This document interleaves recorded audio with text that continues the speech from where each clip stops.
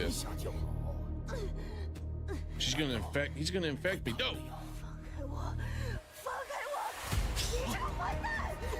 What the hell?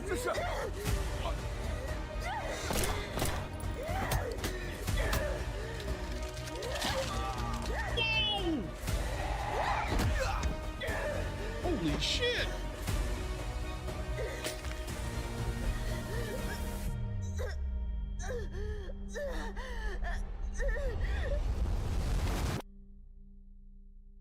Oh, thank you.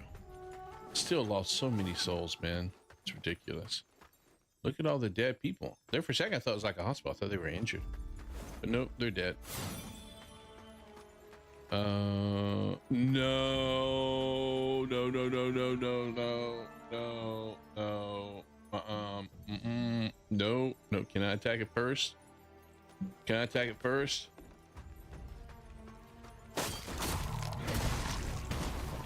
It still got me. What happens if I do this? Hold on.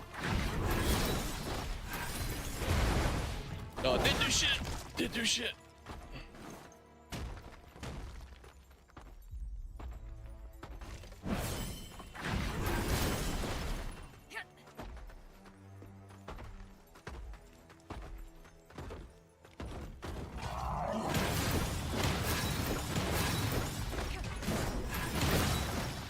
All right, good. We're gonna go with this.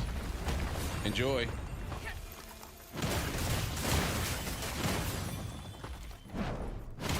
Oh, okay.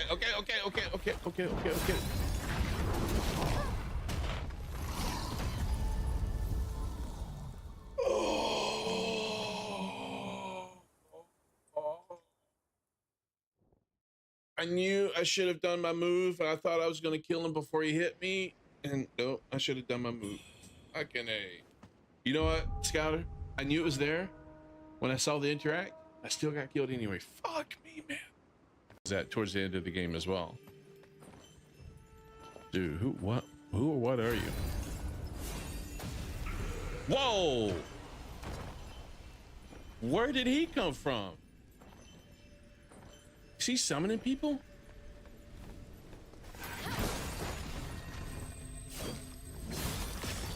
What the fuck was that? What the fuck was that? Oh, ooh, that guy's summoning people. I need heal. Max out. I want to use my big spell. Max out. Give me one more feather. Oh, he's summoning golden lotuses. There we go. There we go. I'm gonna try it on this guy. Hit him. Oh, look at me. It's a shield too. And I stood right behind it. Ha ha ha ha. That's so fucking awesome. Whoa. Who's still alive? Stupid skeleton. Because it looked like his little golden lotus thing came at me, but it got... I played this game. I had this game. It's crazy. Well, you're not missing a lot at the moment, Max. I'm just going through in Elden Ring. I haven't even done any of the main bosses, so I'm going through and leveling up in the main area right now. And look at the quality. It's 720. Okay, somebody didn't do a good job recording.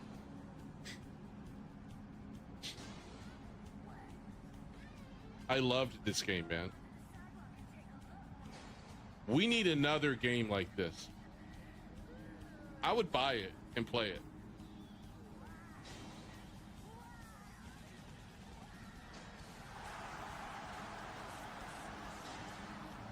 Yeah, it's an Xbox 360 game, man.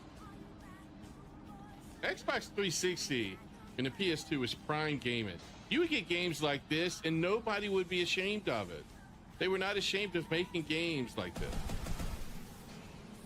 I mean, nowadays, I mean, like you would even see full page like advertisements, articles all about this in gaming magazines. Nowadays they make something like this, you would see nothing but Karen screaming about it, and you know, on Kotaku and The Gamer and all this other stuff. I would not be surprised if that wasn't mimicked after Britney Spears, Zell. I would not be surprised. No.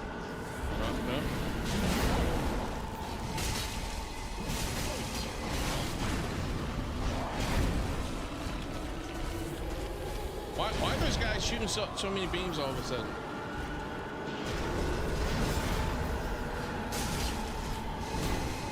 He blocked it! He blocked it! Oh, okay. Okay. Heal. Don't choke. Don't choke. Oh, you son of a bitch, I got you. That's it, right? Disappear? Alright.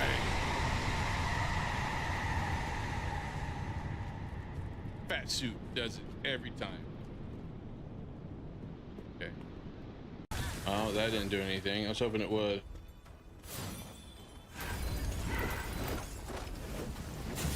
She's doing my move.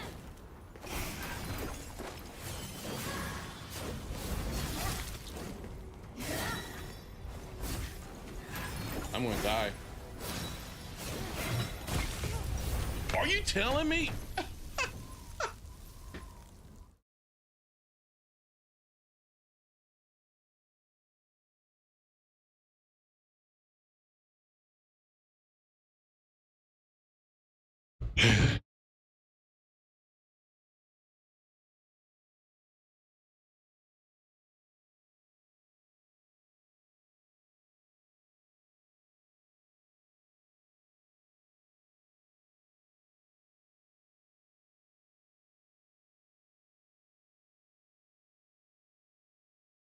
Fucking A, I hit the button thinking it was muted and I accidentally muted myself. Thank you, Power.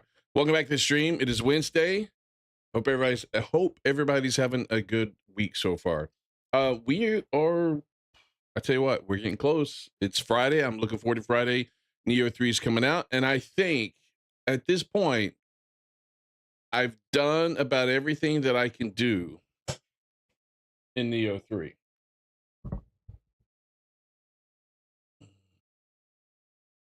Let me just suggest something. Give me 1 second. I think I've done about everything I can do in Neo 3. I could be wrong, at least the demo, but I'm waiting. There's a couple of weapons I want to try. I want to try the, is it called Tonfas or something like that? It's the, in the ninja, now, correct me if I'm wrong, Power, but it looks like certain weapons cannot be used in samurai mode. Like I had Tonfas and there was a couple of other weapons. I can't remember what it was. Maybe it was the fist weapons. And when I was in samurai stance, I could not see those weapons in my inventory to be equipable on my character at that point in time. So I'm wondering if like certain weapons can only be used in my ninja stance. I'm wondering. I could be wrong. There's weapons exclusive to each mode. See, there you go. There you go. There you go. I knew something like that was the case. But I've really enjoyed it. So what I have my wife doing now is I went through hold on. Let me see if I can find this.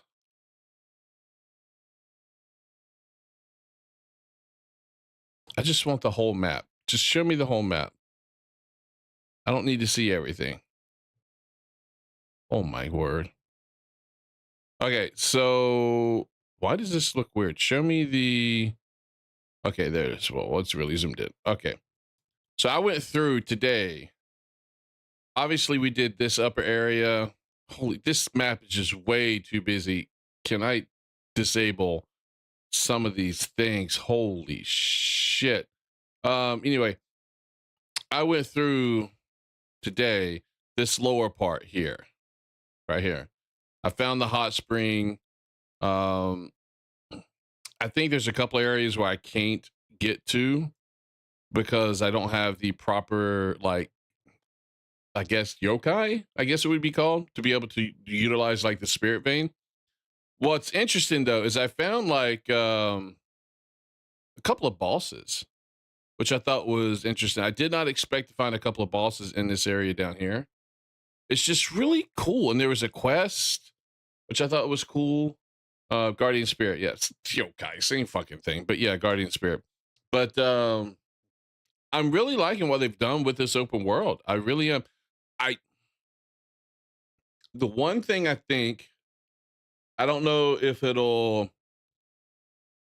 be more of them when we get to the main game, But the side quests, they've been quick and I've liked them. I just wish there were a couple more.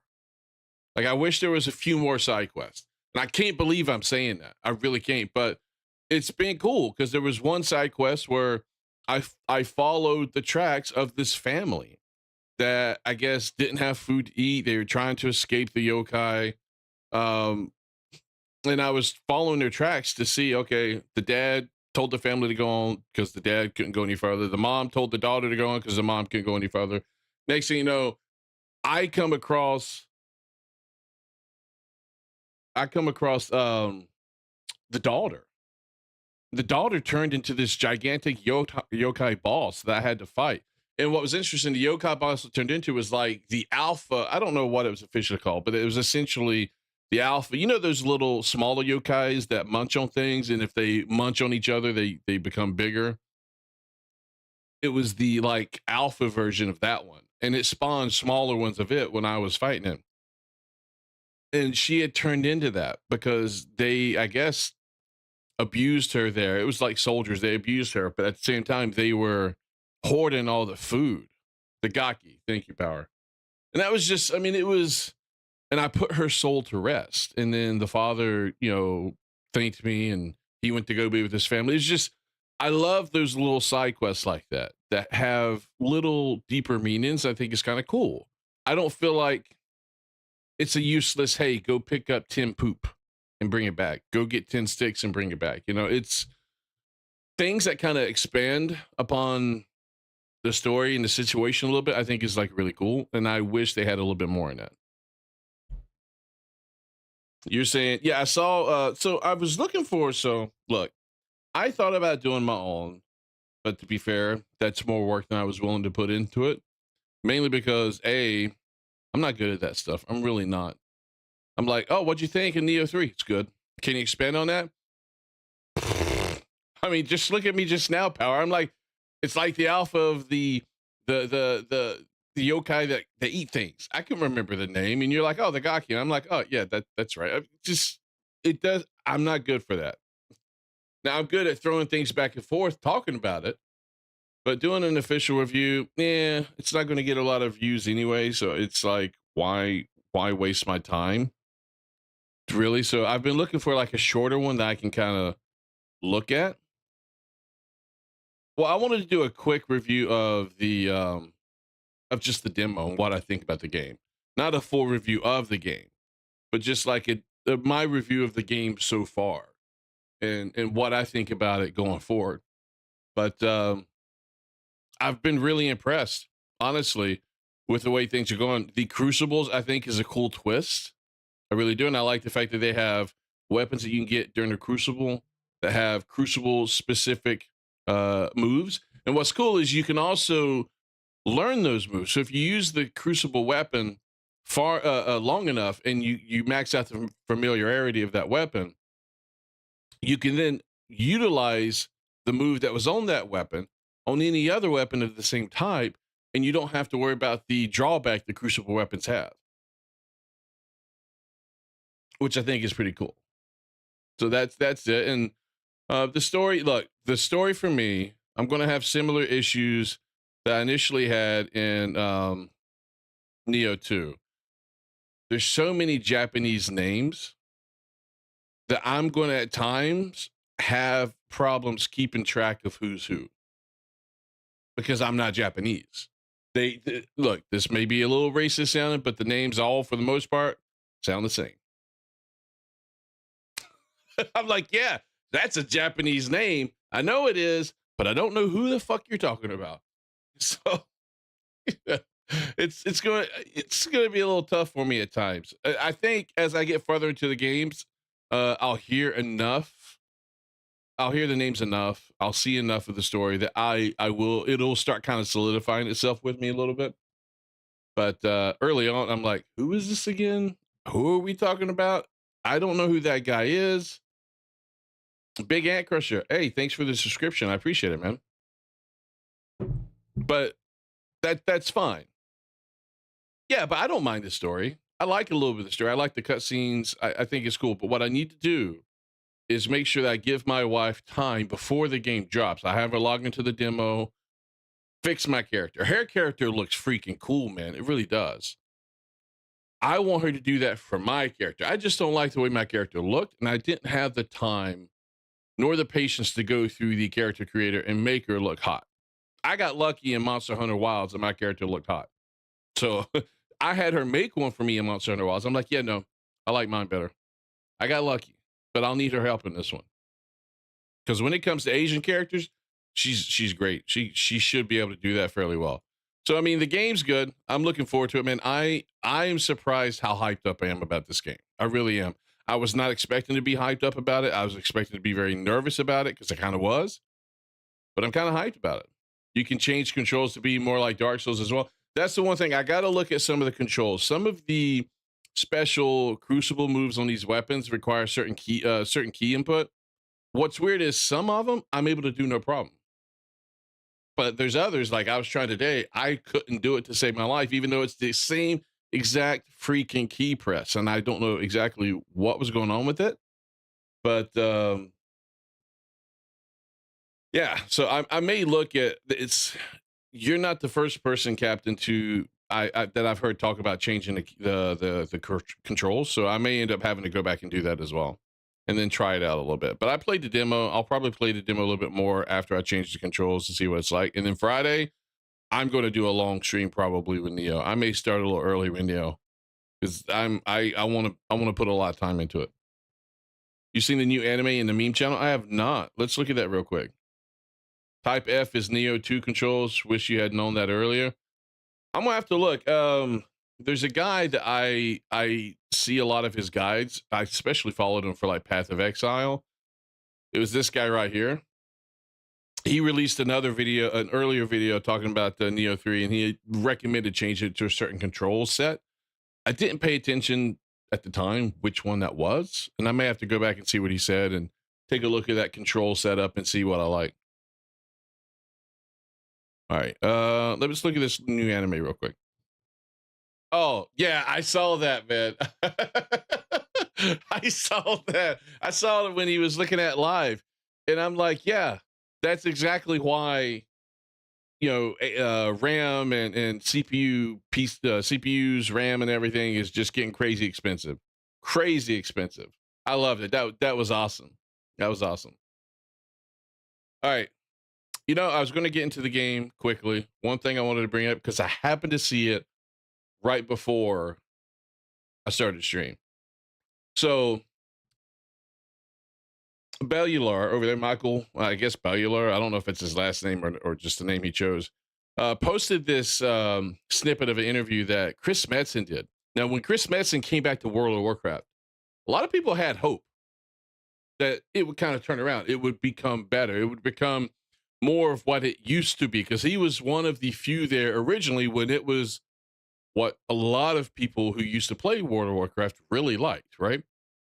So he goes on to say it's a fantastic IP, in my humble opinion. It's been underutilized, and I just want to bring it to as many people as possible. That, to me, that is a warning sign. That's a red flag right there. When you hear that specific phrase, bring it to as many people as possible. It's like chasing the modern audience, which they kind of already are. That means evolving what Warcraft means. Oh my God, seriously, what it is and where it's going. We want it to be approachable. Oh my God, this so far, this interview is riddled with so many red flags for me.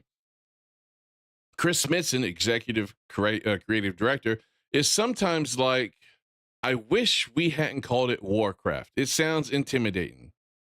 But I'm like, nobody really thinks that about Warhammer. It's an understood name. Well, when you think Warhammer, what do you think about Warhammer? I mean, do you think it's sunshine and rainbows? Do you think it's, oh, I'm going to build my house and hang out with my friends? No, to me, Warhammer is, I think it's a game about war. I think the same thing about Warcraft. It's a game about war. It's in the name. War. I mean, it's and then Michael goes on and says, I haven't seen one positive reaction to this interview. Not one. Don't torch the Warcraft you have chasing a version. Oh, okay. Don't touch the Warcraft that you have by chasing a version that only exists What? I don't understand what he's saying here. Help me, help me. Maybe I'm reading this wrong. Don't torch the Warcraft you have chasing a version that only exists as a 20-year plan to capture as many people as. Okay. I, I. That's how you. Okay, I get what he's saying. Okay, stop with the highlighting thing. I think he's saying basically don't torch the Warcraft you currently have by chasing a version that only exists as a 20-year plan to capture as many people as possible. Okay. Holy shit, man. Okay. And that's how you lose it all. Well, that's what they've been doing. Even if Chris Metzen may be saying the quiet part out loud, but I fully believe that's what they've been doing. I really do. I think that's what they've been doing for quite a long time. I mean, you can look at the expansion trailers as they've come out over the years and see where the shifts started to happen. And I think that's when Microsoft bought Blizzard. I really do. I think that's when a lot of that started to happen and started to turn. People left. You had Bobby Kotick as president, potentially being more involved. I don't know. I mean, I don't know all the ins and outs of Blizzard from an organization standpoint, but all I can say is what it was is not what it is today. Yes, Power. MMOs in and of itself, I think, are on a decline. I was saying that earlier because you had Ashes of Creation that ended up essentially failing before it really came out. And I think what you said is in point true. Ashes of Creation failed. You have a lot of failed MMOs. Throne and Liberty, it came out.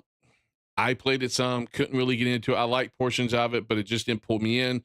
World of Warcraft came out at the perfect time. It was the perfect storm of everything. It captured millions and millions, like 15 million people. That was their peak maximum subscribers at one point in time. And I think that was during the Wrath of the Lich King, maybe. But I don't think any MMO will ever approach that level of success ever again. I think MMOs in and of itself are either going to completely go extinct or they're going to be very small. In other words, you have to keep your overhead very small because your player base will not be large enough for you to do something that's going to be expensive and long term. Yeah, MMOs require long-term commitment. Do you think current generations have that? No, and at the same time, Captain, World of Warcraft got popular and large, well, popular and huge. I don't say, okay, it became very popular with the millions of people that played it before social media, before the internet really became, oh, I'm going to sit on my computer and be on the internet all day and scroll TikTok and scroll Instagram and scroll YouTube shorts. I'm going to be on Twitter arguing with people, 24 hours a day. It was before all of that, before the iPhone came out. So people would sit at home and they wouldn't quite have as many distractions or options to do other things. I think that played into it some. But, because you are right. It is a long-term commitment. It's not like playing a game for a week. You beat it, you move on. Yeah, at the time, it was one of the easier ways to play games with friends. Yeah. Yeah. So I think World of Warcraft was on a slow decline. I think at some point it will level out to a certain degree. But what they're going to have to do is make sure they adjust what they put into it to account for what they get from it, which is why they've introduced all these microtransactions, because their subscriber bases went down. So they have to make up that money in some form or fashion. And that it was the microtransactions. But Legendary Drops, I think, says a lot of this in the same manner that a lot of people have been thinking about when they hear words like accessibility or, evolve in Warcraft or reaching as many people as possible. The term accessibility has been warped beyond recognition. What used to be for actual disabilities has been mangled into softening every edge and watering everything down so it's made for everyone.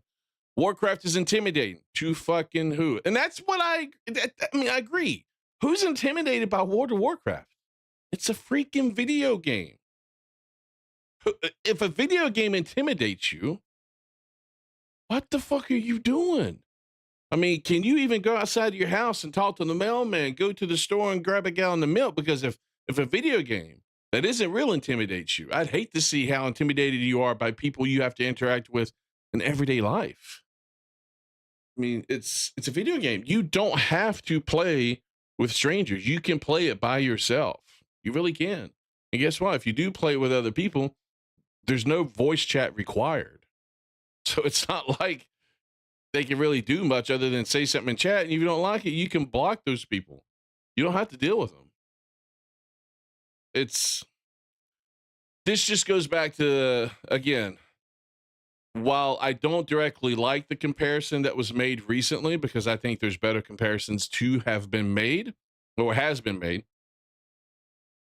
I do still think, based on that tweet, there is a little bit of a viable comparison there that be made. So let's look at this, because they recently released a trailer for the housing, and I like the trailer. I'm not going to lie, but I do think it speaks a lot to the current day of World of Warcraft. Let me get my headphones.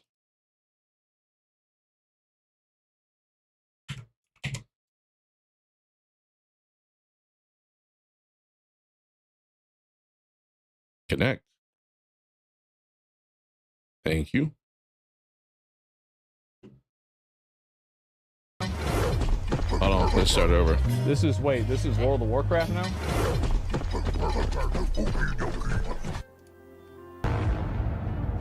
No, not another one, bro. Like, this is what I've done. I've done this so many times. Yep. It's a different world, isn't it? No time for play. Man.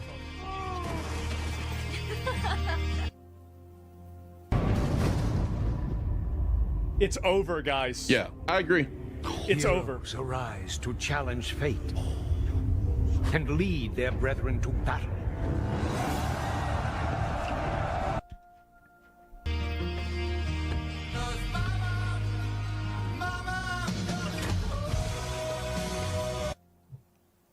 So here's the thing. I'm okay with that I'm coming home video trailer. I really am. They're introducing the housing capabilities they put into the game. I'm cool with that. I understood what they were going for. I like the song.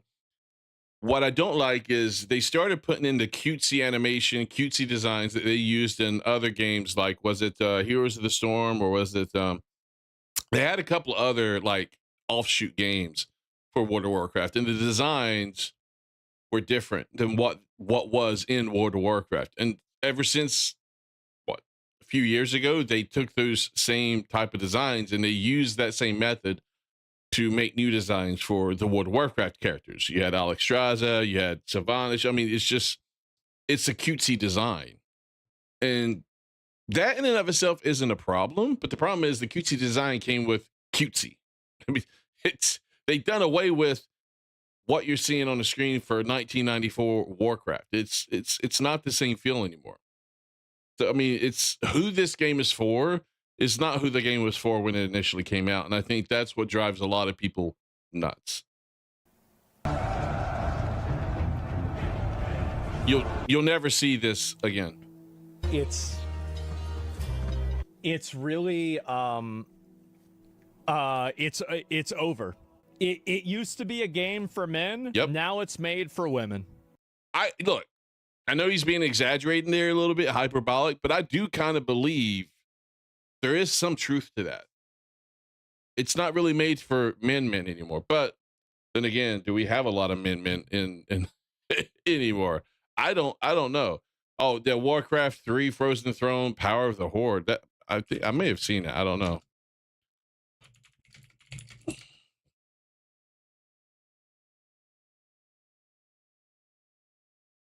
You talking about the music or the ending?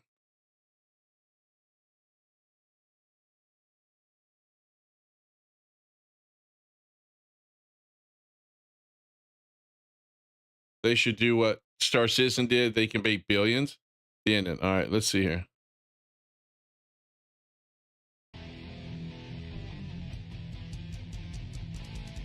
Is this legit?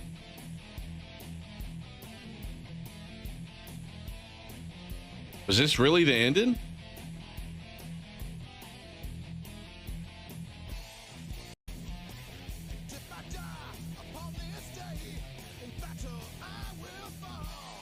Are you serious?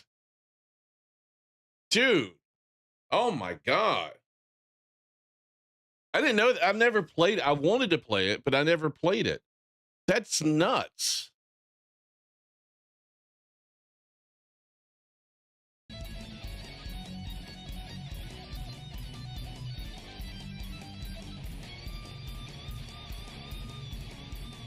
That beats just a scrolling screen. Yeah, that's awesome, man. That's awesome. Awesome. All right. Let's look at this. Before we get into it, let me start restream. Make sure that's going.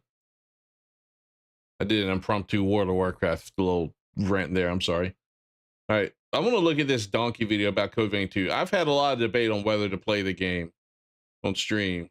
I may actually play Code Vein 1 on stream. I think that's going to be more to my liking because it's rated M for mature. It doesn't have the same level of Karenosity, I guess, to it, you could say, that Code Vein 2 does. Yeah. It used to be such a power metal game, then it lost its balls. Yes, it did. I mean, Garage called Sylvanas bitch in the game, and they removed it. They removed it. It's been sissified. It really has. It's lost its edge. I think Legendary Drops mentions it and says it well. It's been mangled into softening every edge and watering everything down so it's made for everyone. But it also doesn't want to offend anybody. All right, let's listen to this donkey video. It's got to be good. I don't know why how he does it, but the dude is funny as shit. Let's look at this real quick. Oh man, I thought it was Max Payne 2. I don't even know what Code Vein is. Is it like Dark Souls 3? I played that. The Resurgence. Oh, sure, the Resurgence, yep. The Resurgence corrupts everything it touches, Well, of course it does. which we now call the Upheaval. The Resurgence is now the Upheaval, I get it. Do you think you can remember what you looked like? I remember what the last Dark Souls said my voice looked like. Now, since it's an anime, we're gonna max this. We're gonna take this down. This is what Turtle was talking about earlier. This must be where he got the little snippet from. I mean, look at the boob size. Holy shit. They maxed it out, and it's like a B cup. 0. That's gonna go up to here. There we go. And let's go ahead and make her bigger than an average human mother.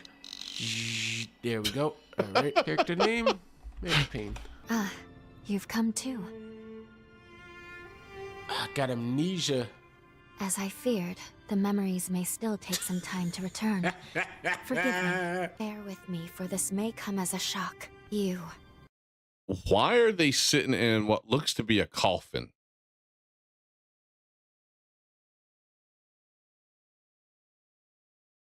That's a little weird. Have died once already. In a Dark Souls? No way. I don't die in a Dark Souls. I know it's all new, but it's okay. So big. I'm bigger than Mother Earth.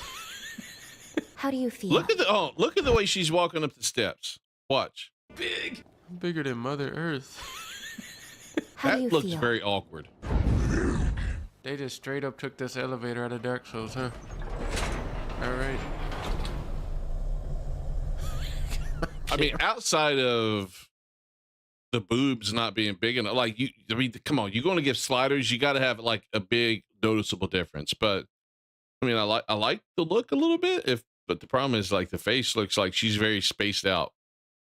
Like she's just nothing. It's like a robot.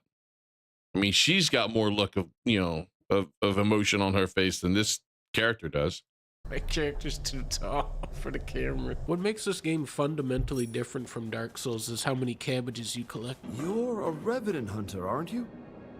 A hunter capable of inflicting mortal wounds on a being that's nigh immortal? Why did he explain my job to me? You're a carpenter, aren't you? You're a human being capable of putting rugs and carpets over a large area? You're a cook, aren't you? A person who prepares food for eating? Wait, hold on. That's not actually what a carpenter is, my understanding, right? So here's the thing. I always thought a carpenter was someone who worked with wood, building things, making things, not someone who actually laid the rugs and the carpet down. That was my understanding. Is this an old-fashioned understanding of carpenter? I mean, maybe a carpenter technically does both. I don't know. Carpets over a large area? You're a cook, aren't you? A person who prepares food for eating? My name is Lavinia. Holy shit. They beat me in my own game. Wait. Why can't he get that same level of breast size? That's what I want to know. Yeah, they put all the size into the NPC woman. Yeah, right there. There you go. What the heck? Her boobies are bigger than an entire human mother. Oh, look at all the markings on her.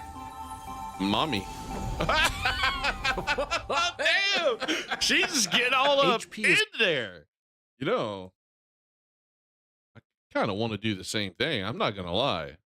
It's called LP. Missiles are called mistles. You have required a blood code. Press RB to assimilate. Alright, so it's a Dark Souls here. I'm just rolling around, and usually you can hit these in a Dark Souls. They're kind of messing up here. Perhaps we could call it something fitting like the confluence. No, let's call this the resurgence, and then let's refer to the resurgence now as the confluence instead. The real fight starts here.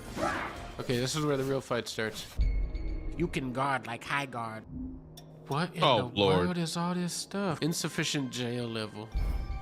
You know, I felt like that in games before, where I first go into a game and I'm like, there's so much stuff. Neo 2. I felt like that in Neo 2 when I first started it. I was like, holy shit, there's so much stuff here. But I eventually figured it out. I'm more comfortable with it at this point. But that initial, like, look at all these different skill trees. What do I do? Where do I do it? Bequeath form I are referred to as confluent resurgence. We're just making this up as we go. Jails are not jails, by the way. They are weapons. LP is HP. Missiles are mistles. Forma. Forma is ogre. Eat the flower. Eat the Yes, Captain. I am. dagger. Eat the cabbage. Come on, you can't eat that cabbage. Sure is dark. Just like Dark Souls. Boosters slow you down. HP is now MP. Traits are not a mechanic in the game. Powering your character up makes them less powerful. Reliability, handling, conversion, conductivity, bleed factor, jail, balance. I'm just not gonna customize weapons.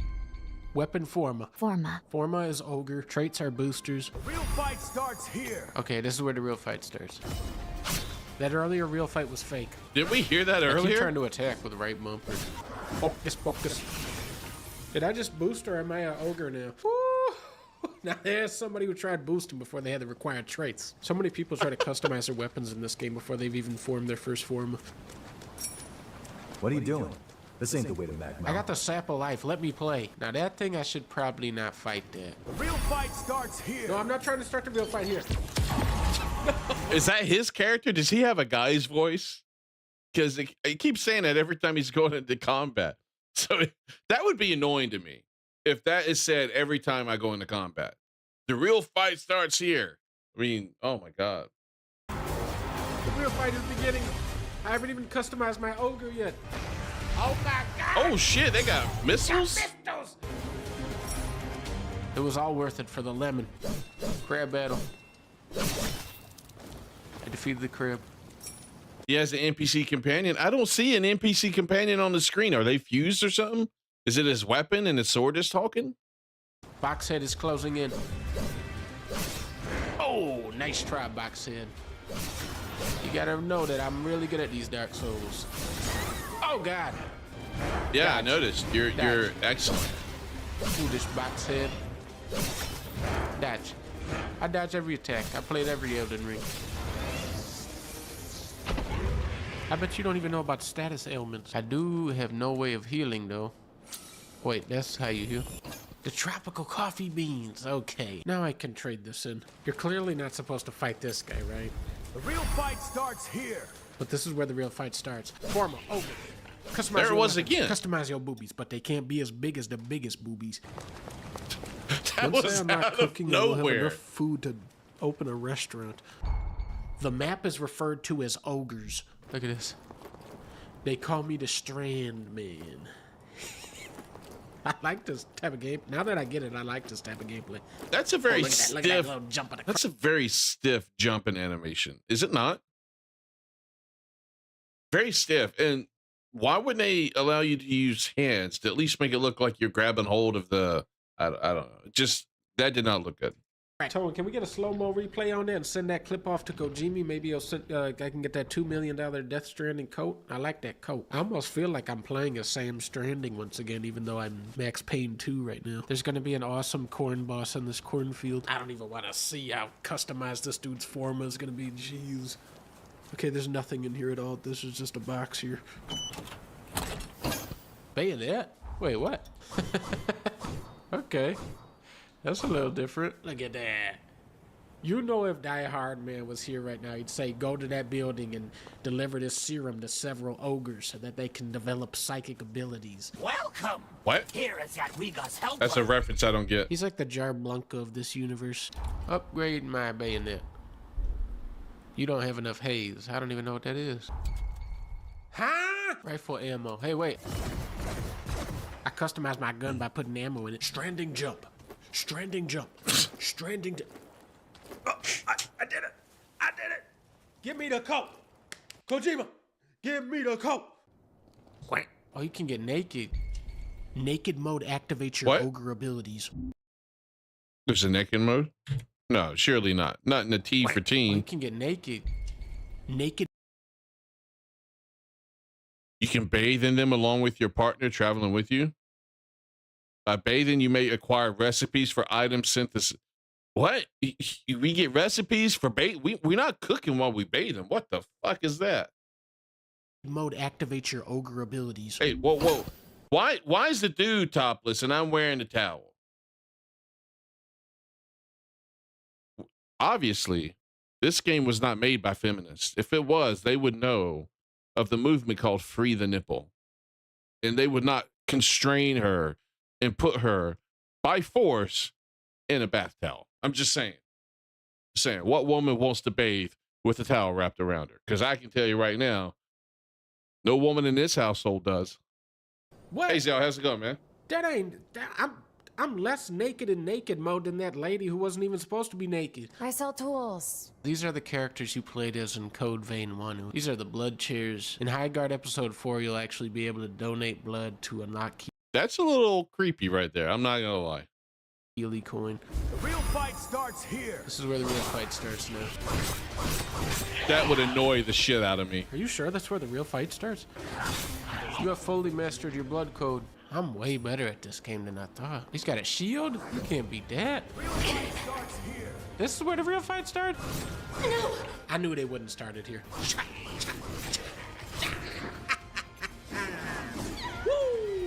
Oh, you die when you go in the water. Dark Souls. Oh yeah, Dark Souls, you gotta do the backstab. Yep, classic. I can't do the backstab, man. But Grinker the other day in Elden Ring, he was backstabbing the shit out of somebody. I was like, how are you getting so many backstabs? But the fight is already over.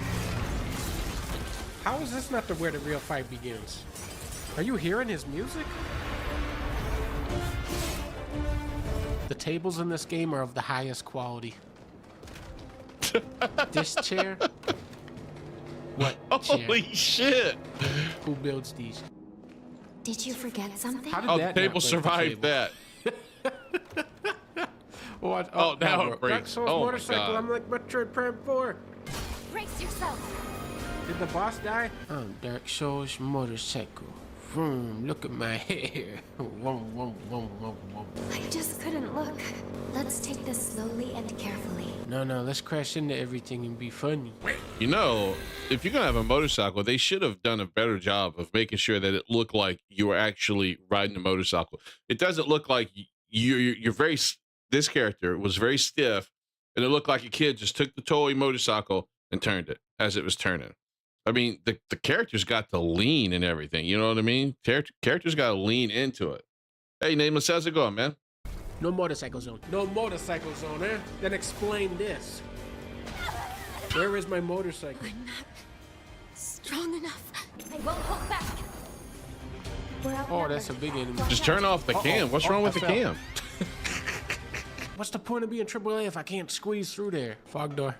Boss fight. Dark Souls. What? Who's that guy? That ring. Oh, no. Who gave you that Elden Ring? Forgive me. I What? hope this isn't gonna be like a Sekiro monkey situation where you chop his head off and he comes back even more powerful. Dude, you're cursing it. You're cursing it. The exact same thing as some monkey from Sekiro.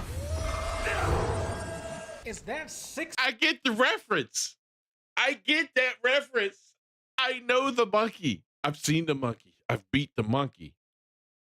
I know the reference. Yay! For once, I get a freaking game reference he makes in this video. Sword Harrow?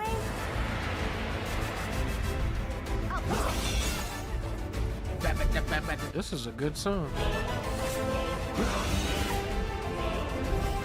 Watch out for I like that music though. I'm not gonna lie. damn it. Ba-ba-da, ba-ba-da. Ba-ba-da, ba-ba-da. Ba-ba-da, ba-ba-da. Ba-ba-da, ba-ba-da. Ba-ba-da, ba-ba-da.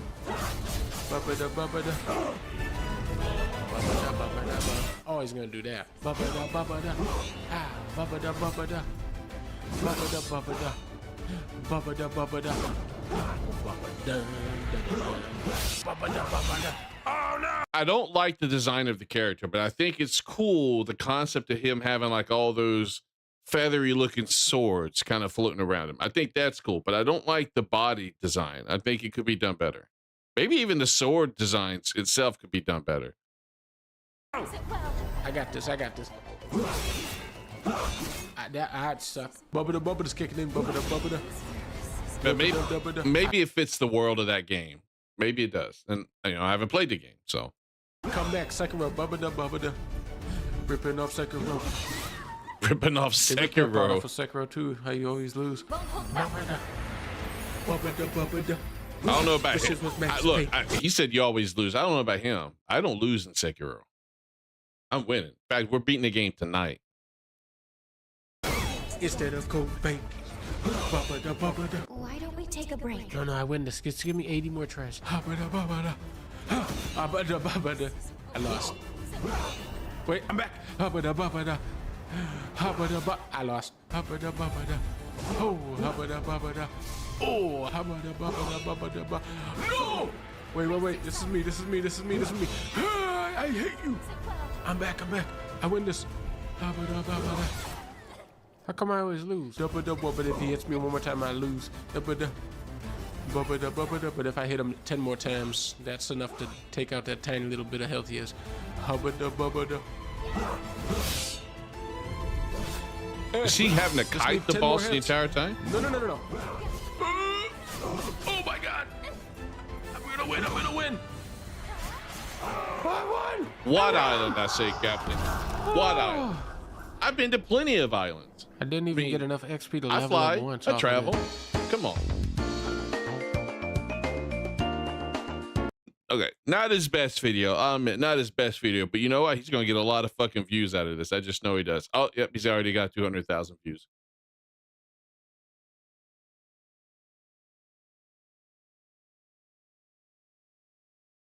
See, I couldn't be a politician. I'd be canceled the very first moment I run for office. They'd be like, let's look in your closet, see what you got to hide. Now, see, here's the thing. I think it'd be cool. I would try to do things. But the problem is, I think the system chews up people who tries to do things to the point where either they get out of it or they conform and become part of the system. That's a problem. It really is. That's a huge problem. I think money has got too much of a hold on it. All right. So we'll like the video. All right. It's time. There was another thing I wanted to look at, but you know what? I think we should get into the game. I want to beat the game tonight. Sekiro. Shadows die twice. Or if you're me, you shadows never die.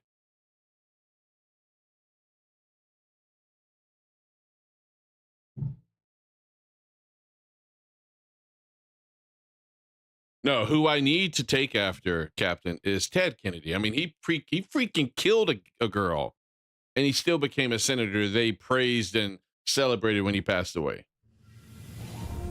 I mean, the worst thing I got is porn sitting right over here to my left.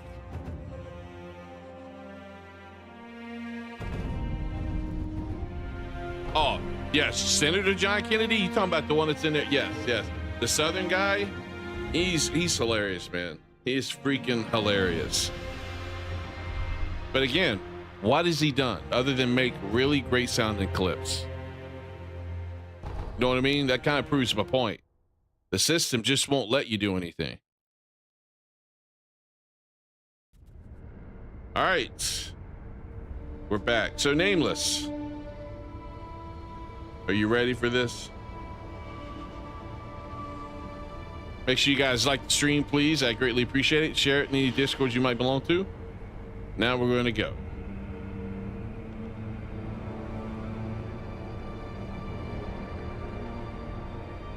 I think this is the way to go, right? I think so. Am I going to go back into the grassy fields and fight the guy there? Is that where we're going back to where we started? Poor horsey. And look at all the horses.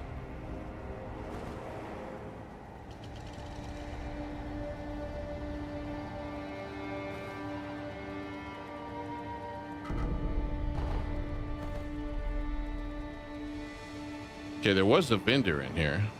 A merchant right over here. Is he still here? He is.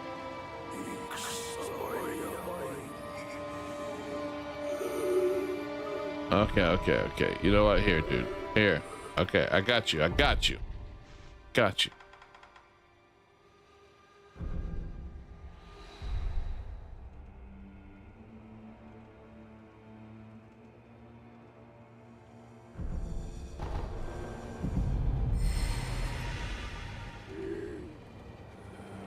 That cleans it, right? No, I guess not.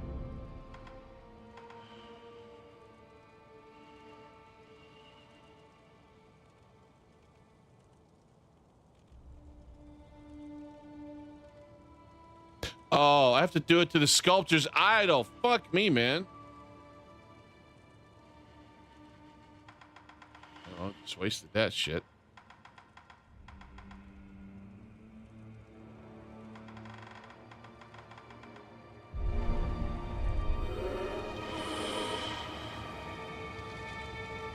Vaj will be devastated from all the horse corpses. Well, it just depends. Is the other body part still intact? Do I have to go back to where those two samurai were? Does that mean the door is open now?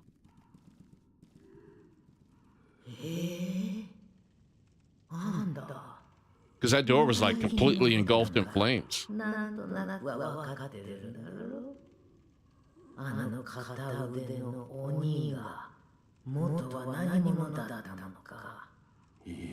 Yes.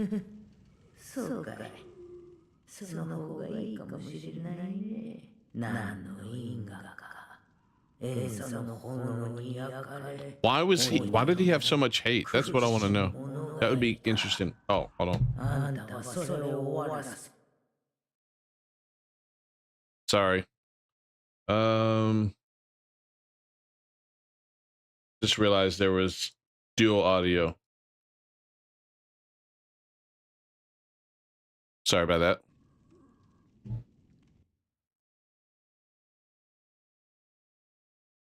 Go back to the game. Let's go. あんた、覚えておきな。遠佐はもう、積もる先を失った。戦が続けば、世はもっとひどいことになるだろう。だからって、あんたが代わりになることはないんだよ。Okay.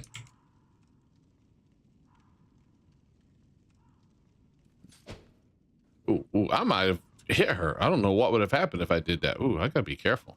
That's how I accidentally killed the Firekeeper in Dark Souls 3.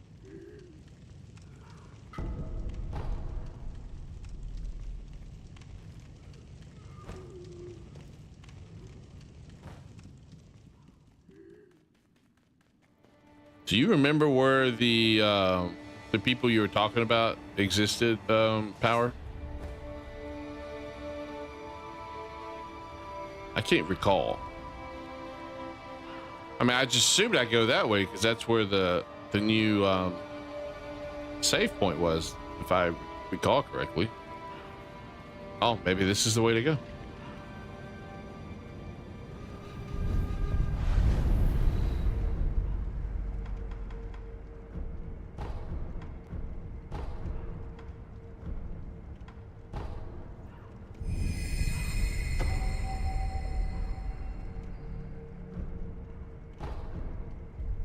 Go to Sheena Reservoir.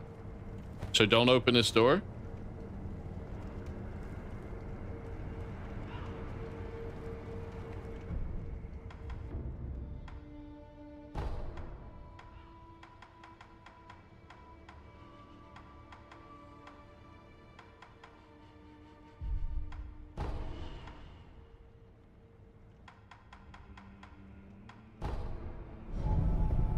It's useless. Okay. Got it.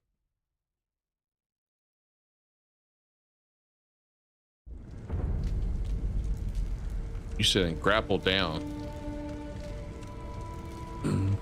Oh, wait. Fine, let me kill him real quick. Come on, bring it on, dude.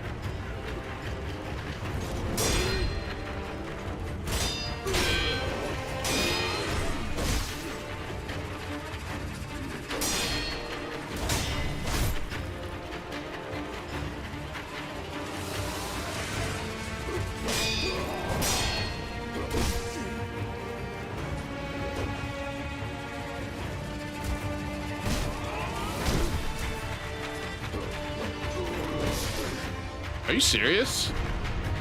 No. Fuck that. We'll just go back to this thing. Can't believe I died to that dude. I mean, that rarely happens. All right, we're gonna go over here. Oh, you know what? I gotta kill you. I gotta kill you now.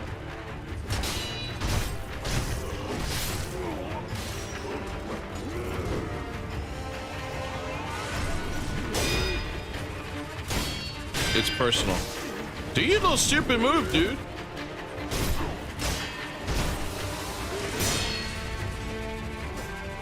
Oh, not that move.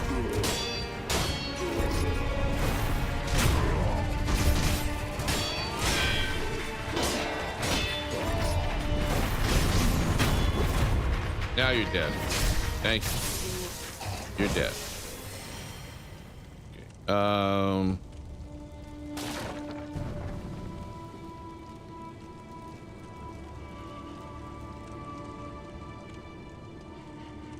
Go down where?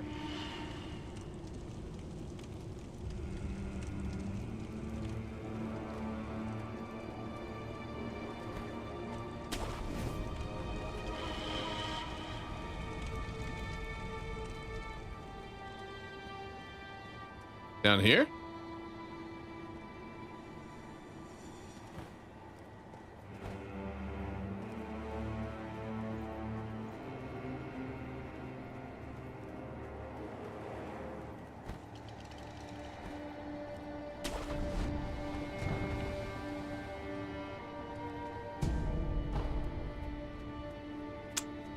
Okay.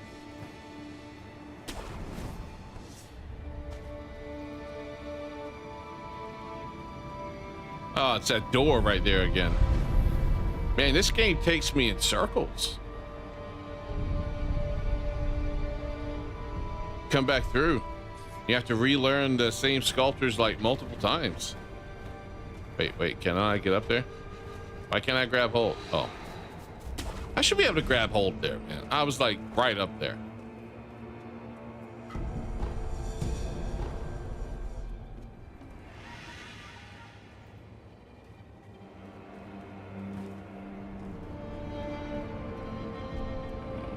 Secret passage key.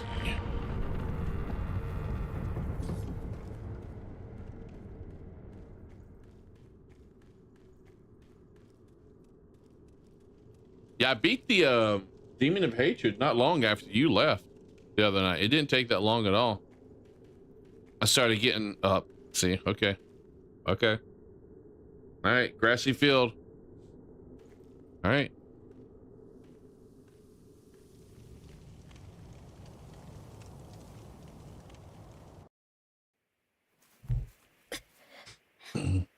Here we go. He's bleeding.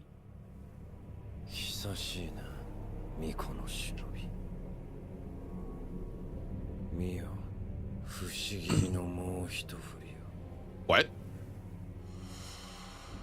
健一郎殿。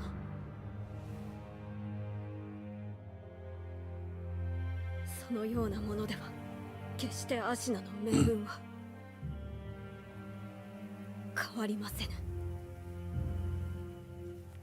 Why are we killing a kid, by the way? Come on now. 誰の手にもあるべきではないのだ。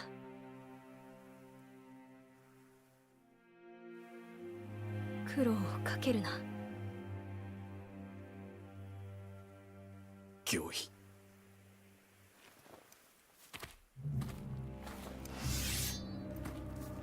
参る。 It feels like it, Power. しまいとしよう。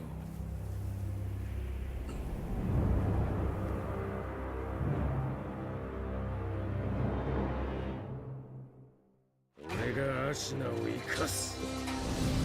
Oh. Whoa, whoa, oh, whoa, whoa. What the fuck is that? Dude.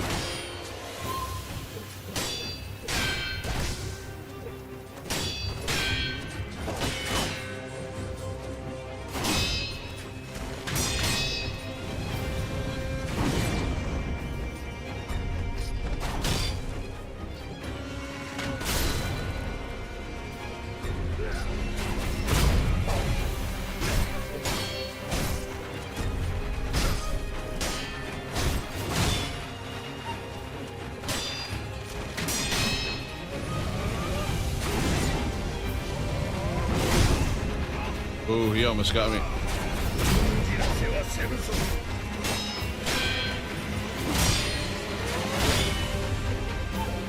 No, whoa, whoa. I didn't know I was still alive. I thought I was dead. I took my hand off the controller. I shouldn't have died there. I mean, the dude's not that hard at the moment. I feel like there's more to this.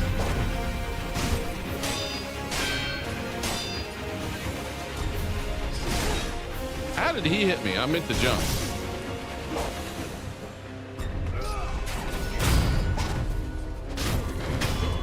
Yeah, there's definitely more to this. Obviously.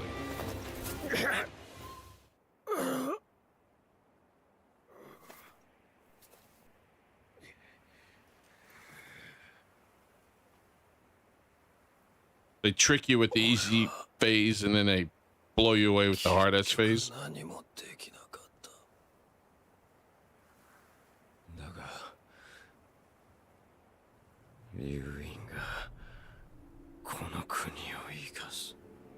Who?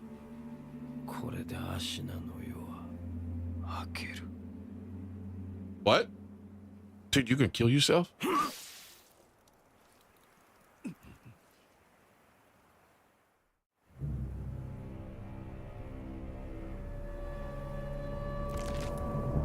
Yeah, man. Thanks, man. Appreciate it. Thanks for joining the stream.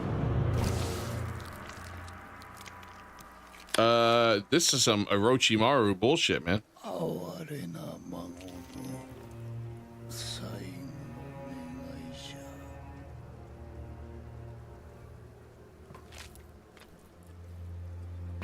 Grandpa? わしはこのアシナをよみがえらせねばならぬ。故に赤炉。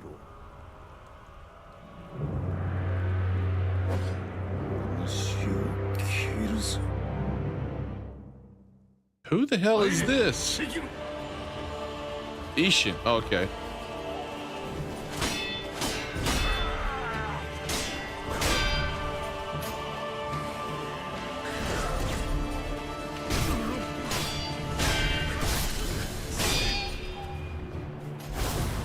What the fuck? Oh yeah, fireworks, go!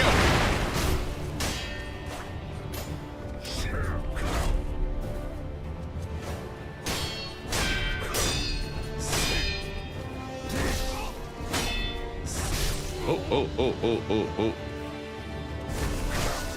Dude, that's just dirty.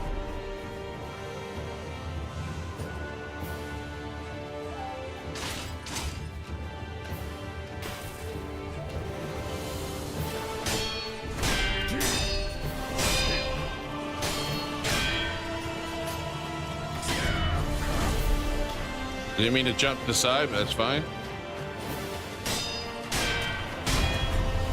Ah!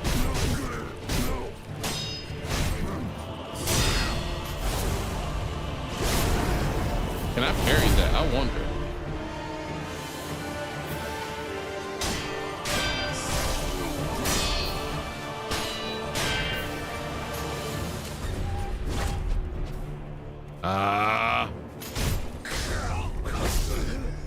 Okay.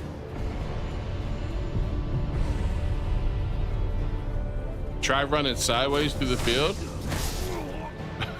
Too late.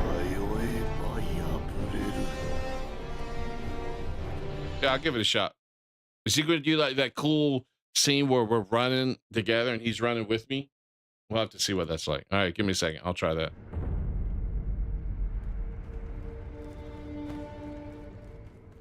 Please tell me I don't have to kill the other guy first again.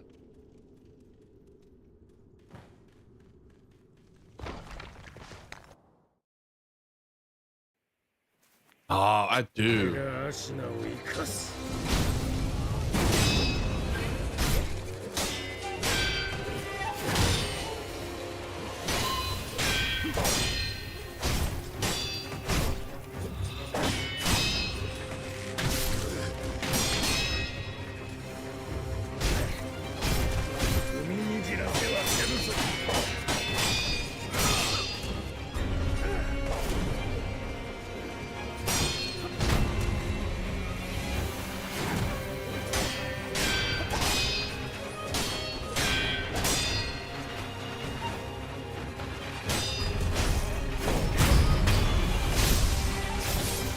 All right, took care of that.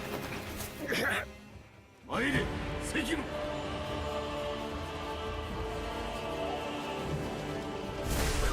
He's not doing it.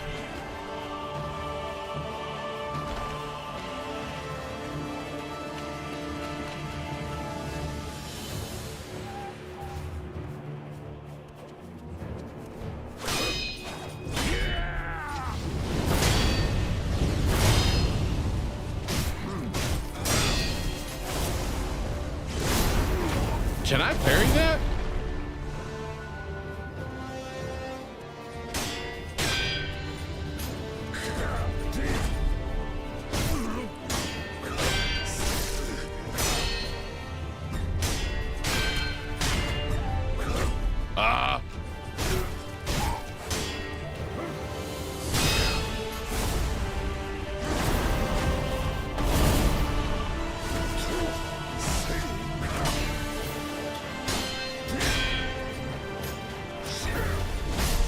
I didn't mean to do that. Dude, come on.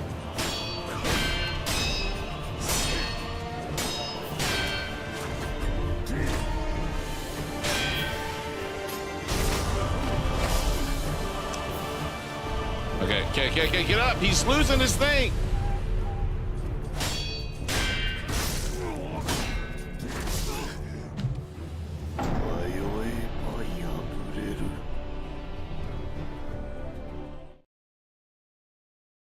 All right.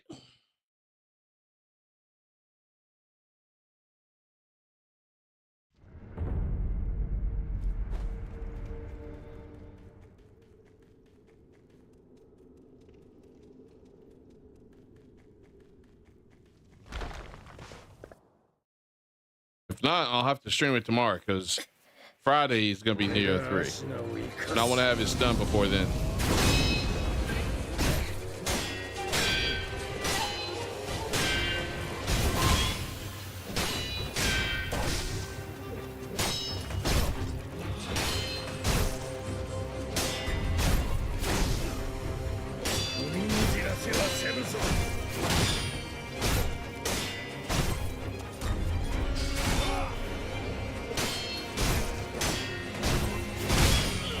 moved, dude.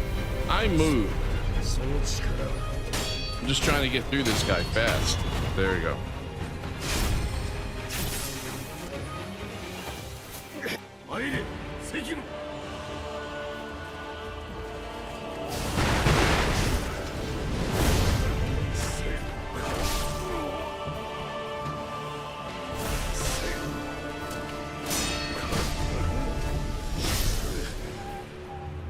Oh my God.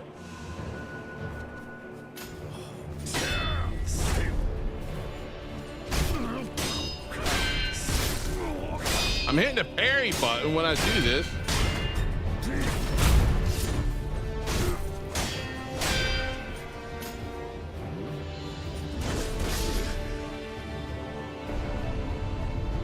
There's no way. I was out of that. That's complete BS, man.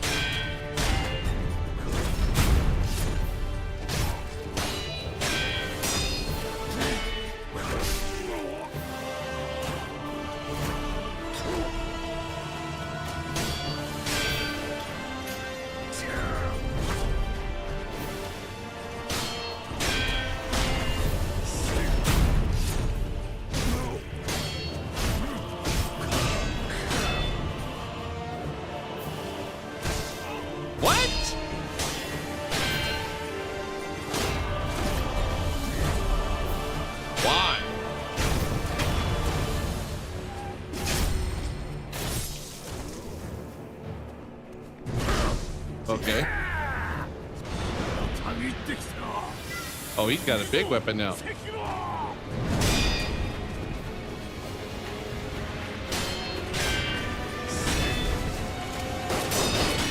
He got a gun? That's not fair.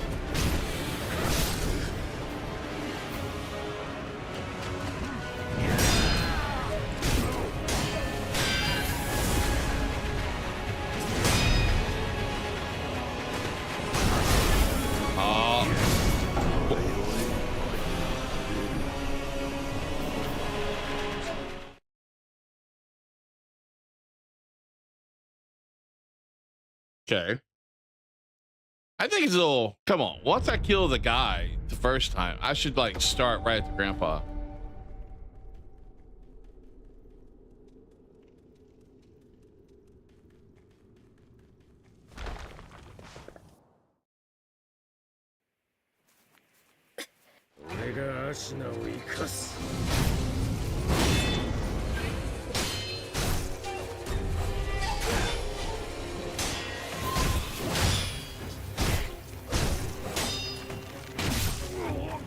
Are you serious?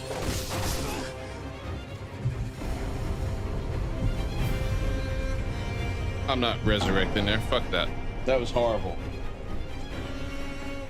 I'm about to go pee here in a minute, man. I've been drinking so much. All right.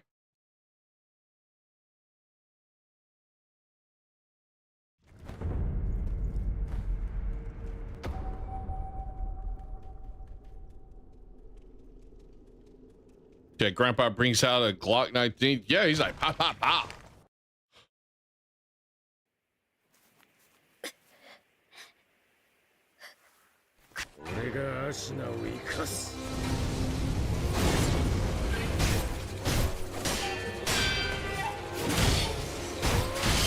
Oh, come on.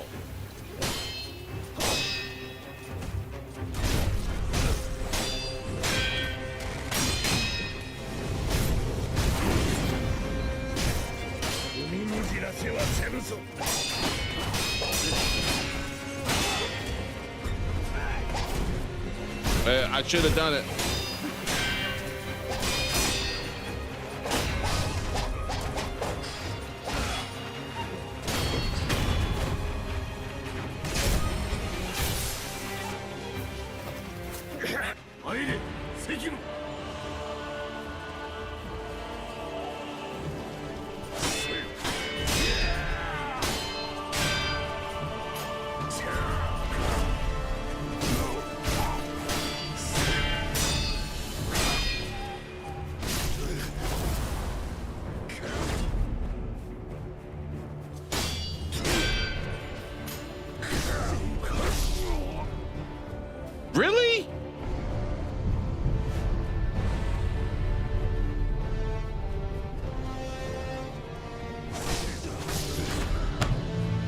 guess my parry button just stopped working there for some reason.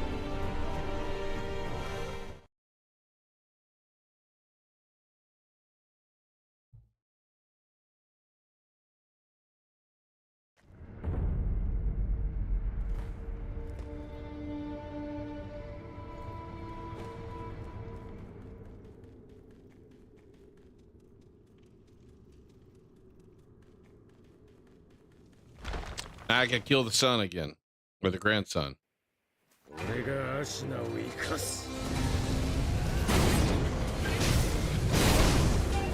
What the fuck, dude?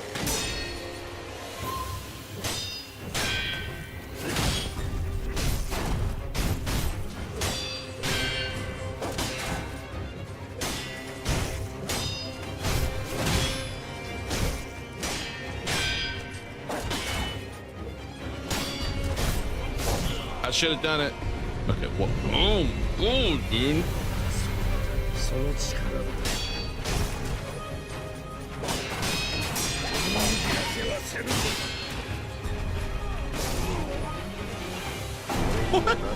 What the fuck was that?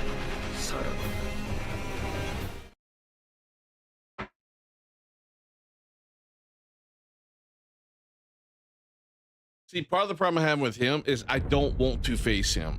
He's nothing, and I don't want to have to fight him. I'm wasting my time fighting him, and I end up just being like making horrible mistakes because I don't want to take him seriously.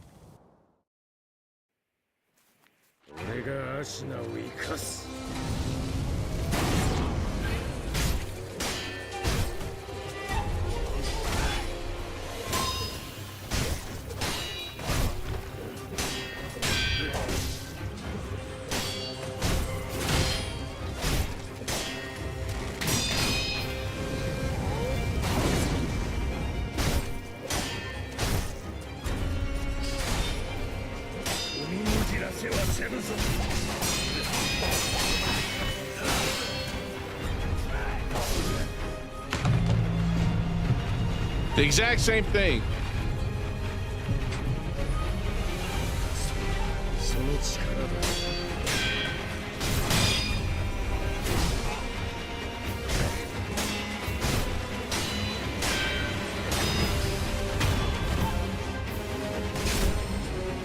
That's horrible, man. Horrible.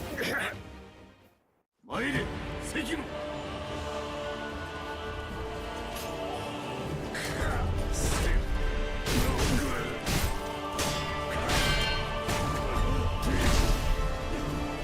Man, I guess my buttons just aren't working.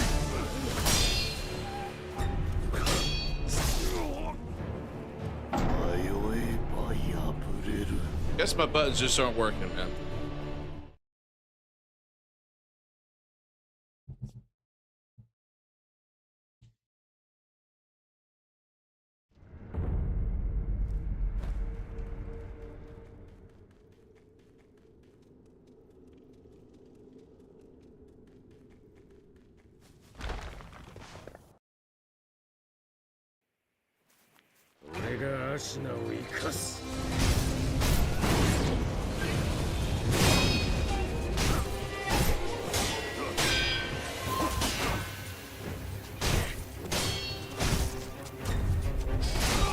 Hit the wrong freaking button.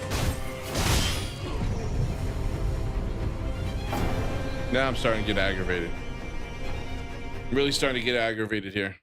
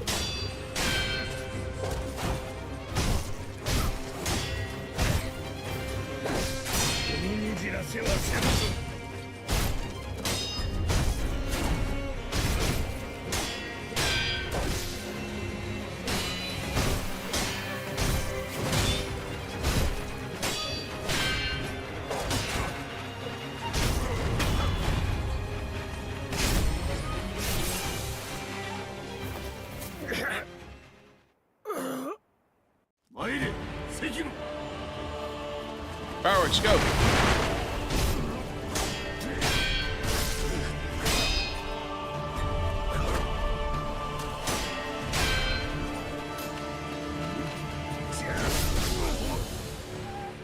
Fuck me, dude.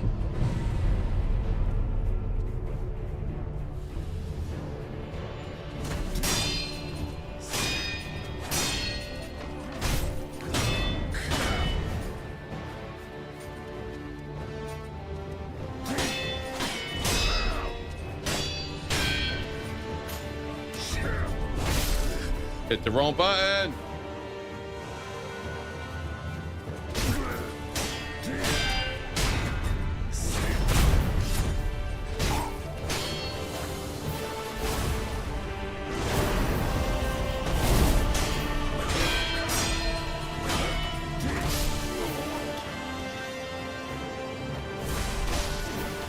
Son of a bitch.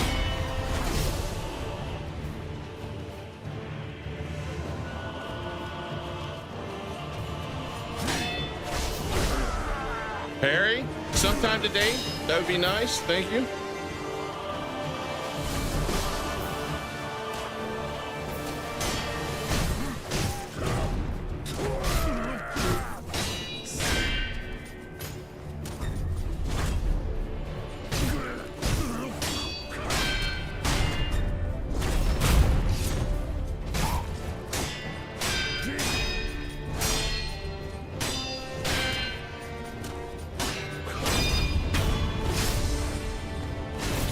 Okay, base two, back it up.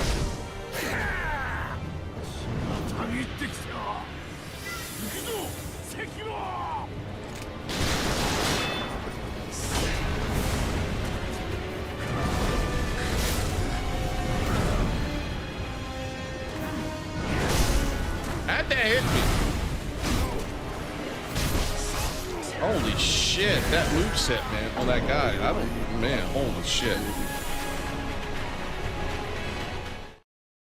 Holy Jesus.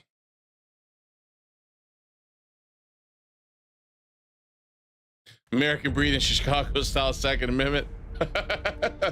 That's in the new Demon Slayer movie there, Nameless.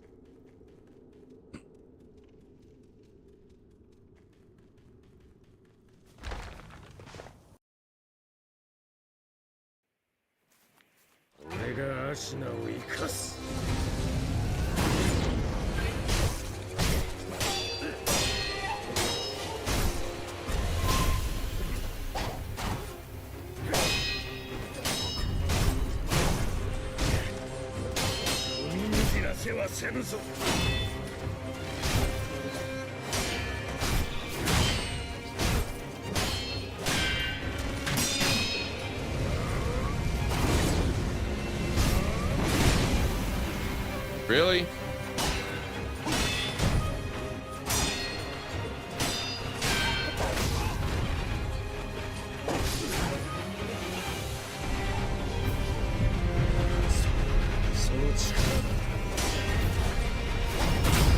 Just fucking bullshit, man.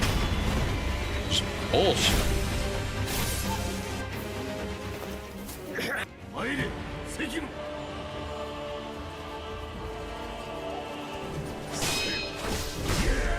Perry, hello.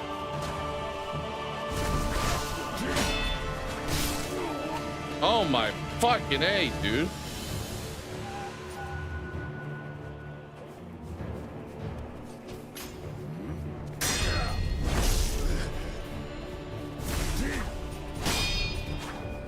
Can I kick you off the edge? That'd be so great if I could. Whatever. Oh my god. So I'm not getting frustrated at him. I get frustrated at my own stupidity. Mistakes I make.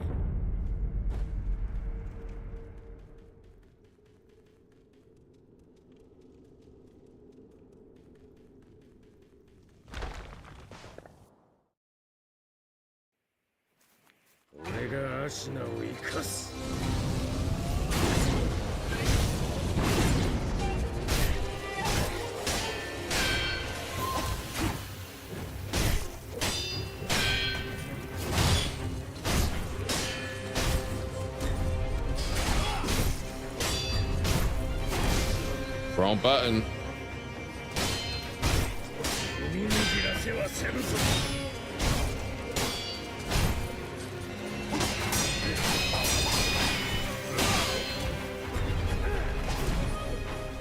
I hit the wrong button again. Or too soon, I guess you could say. Are you shitting me? I'm using my revive on him. That's just bullshit. I need to be able to play him cleanly.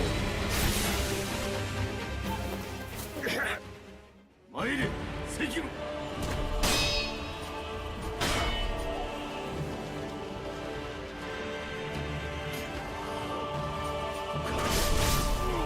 Okay, how do I deal with that?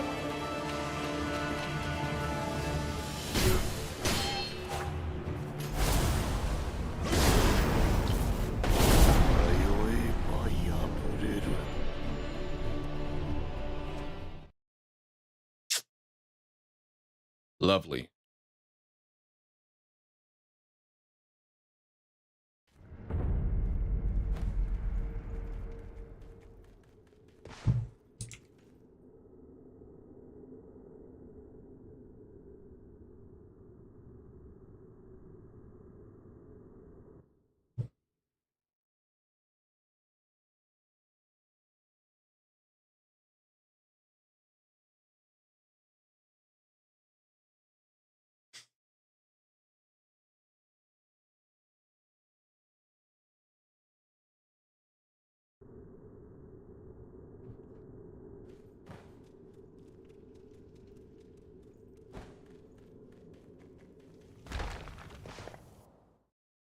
Remind me again, in the grand scheme of things, who Ishin was and where I saw him earlier in the game.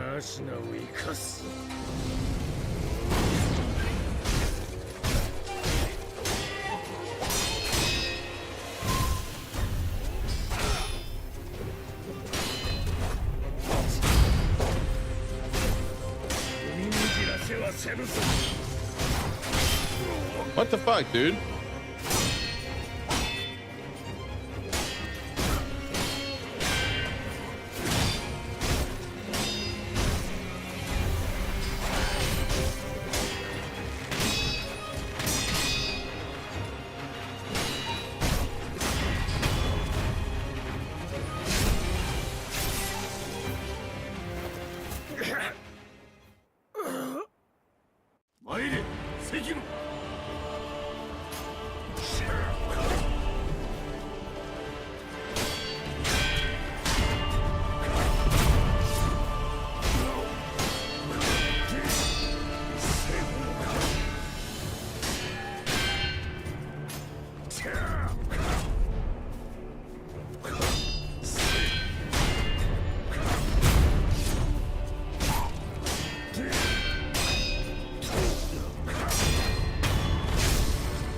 Okay, got him. Phase 2. Backing up for a second. I need to observe his movements here, because it's like, with that new spear.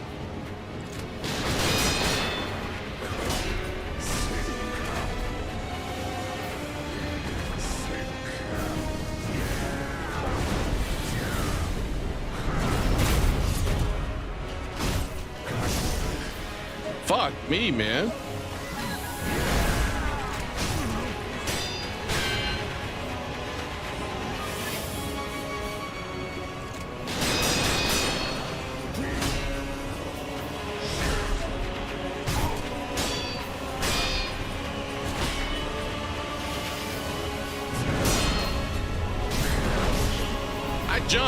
I jumped over that shit.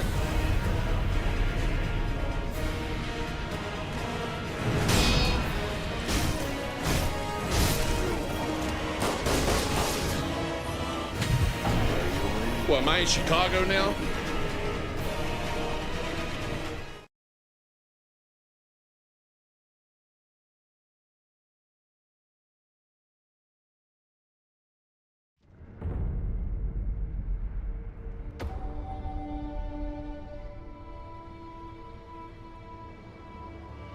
Thank you, Nameless. Appreciate it, man.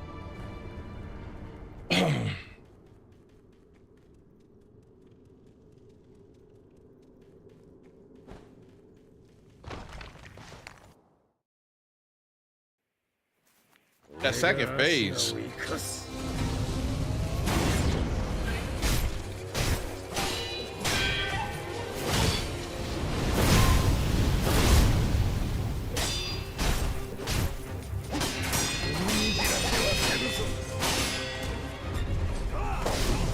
Are you shitting me?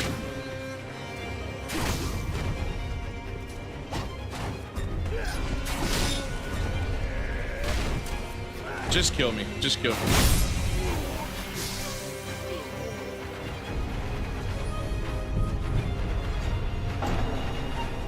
I'm not reviving. That was bullshit. See, I've gotten to phase 2, but I don't feel like I've done well enough into phase 2 to feel like I'm even progressing that phase yet. I'm still figuring out his moveset in phase 2. And then I keep making stupid mistakes on phase 1 and phase 0 here.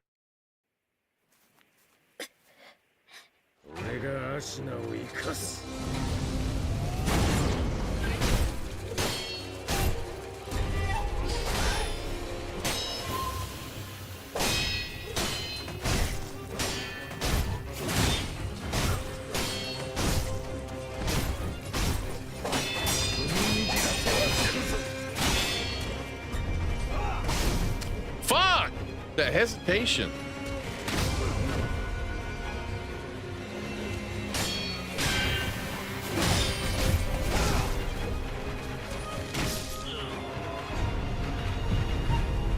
Yeah, I gave up on that one. I'm tired of this. I'm tired of this shit, man.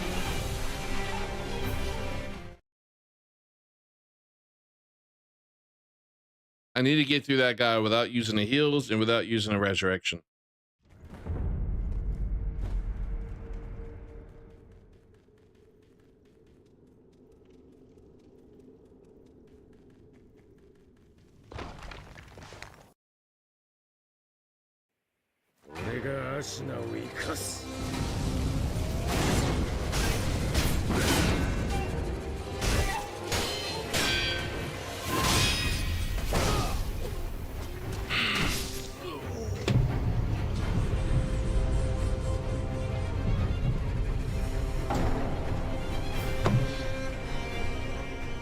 Why am I so bad at the game?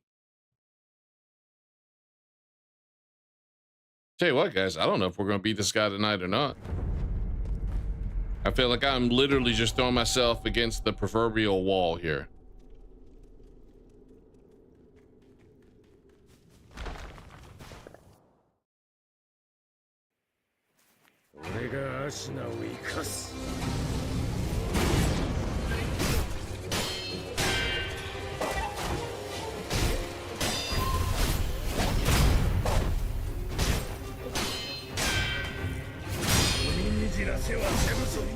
It's the wrong one.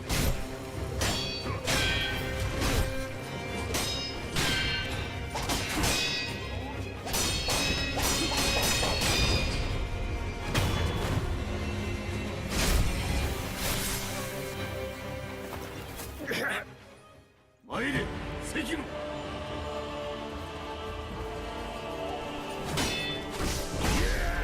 Hello, parry, that would be nice.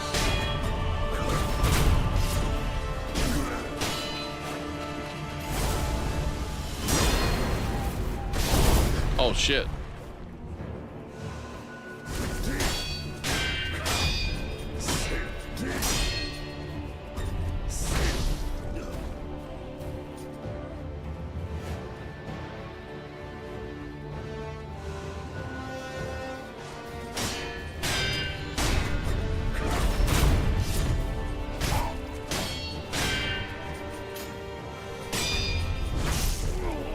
Wrong button.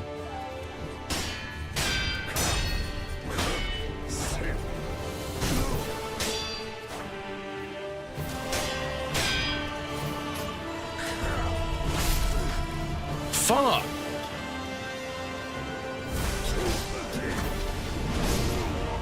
You're out of your damn mind, dude.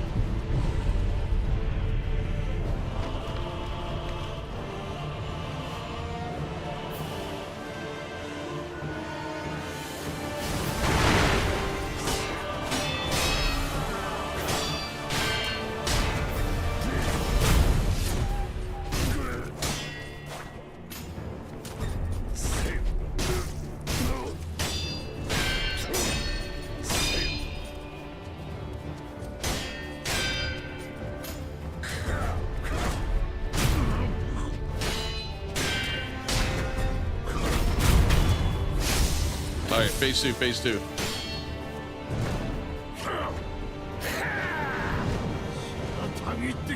I do not like the lightning in the background. I'm just saying.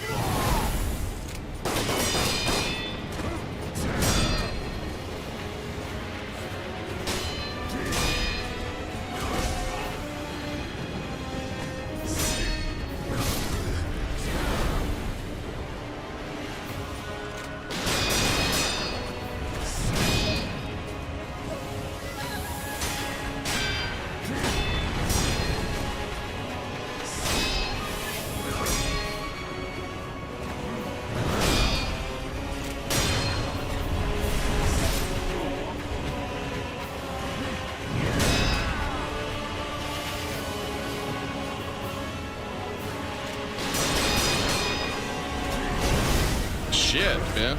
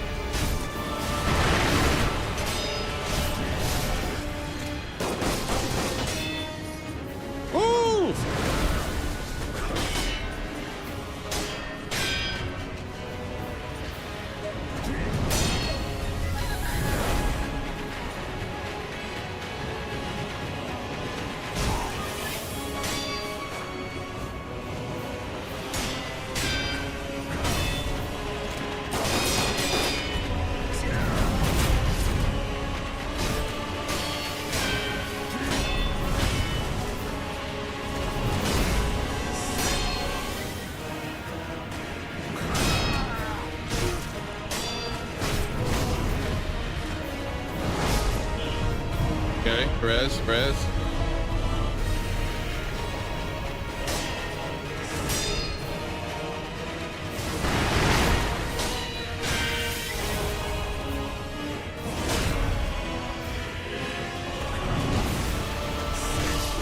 Fuck.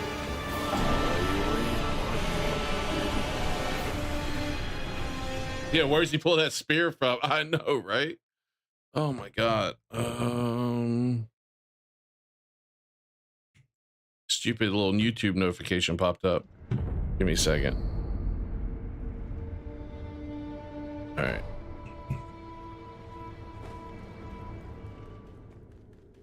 All right, I did a decent. That was a decent attempt in phase 2 there. So that's hopeful. Positive.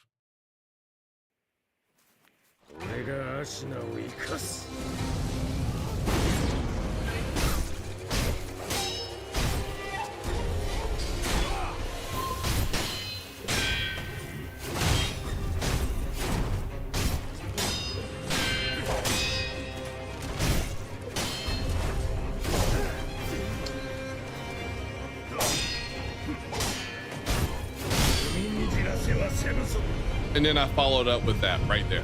I mean, are you joking?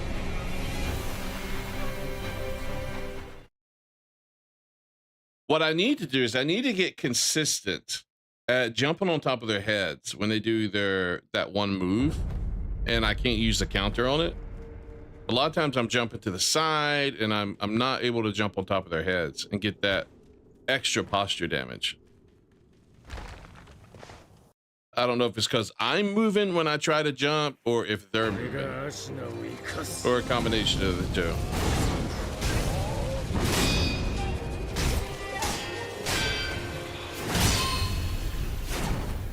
See, that time I didn't do it.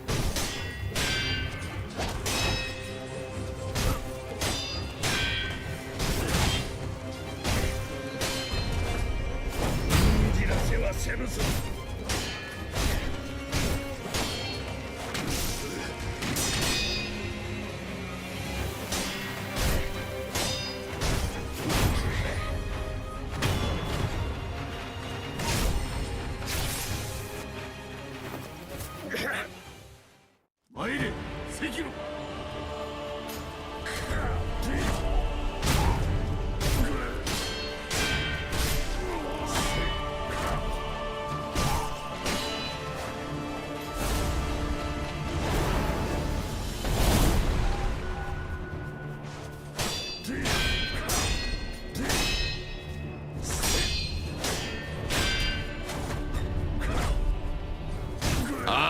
much posture damage I could have got there.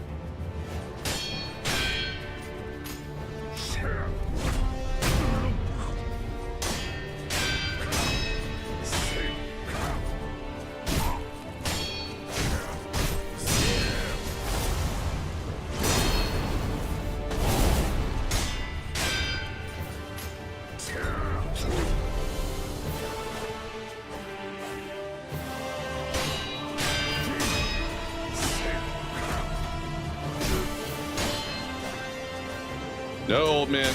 No, old man. Okay, got you. Phase 2. Phase 2. Phase 2. All right, here we go. Here we go.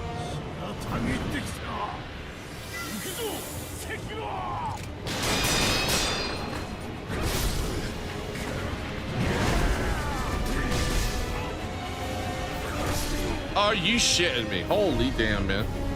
Okay. I would have liked to live a little bit longer before that happened.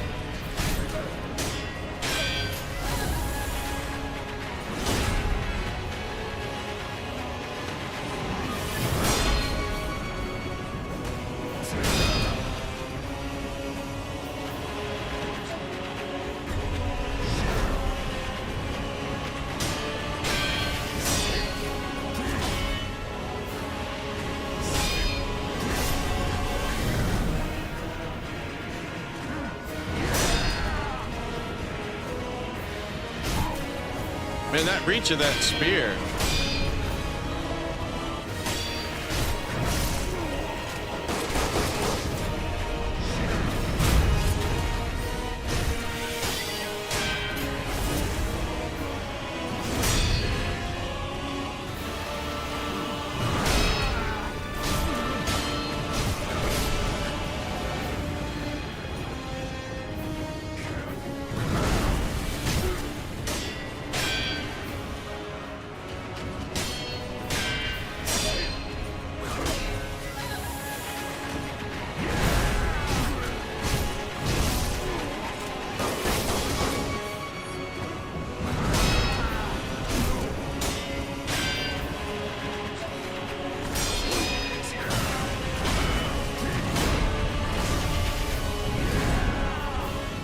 That was it.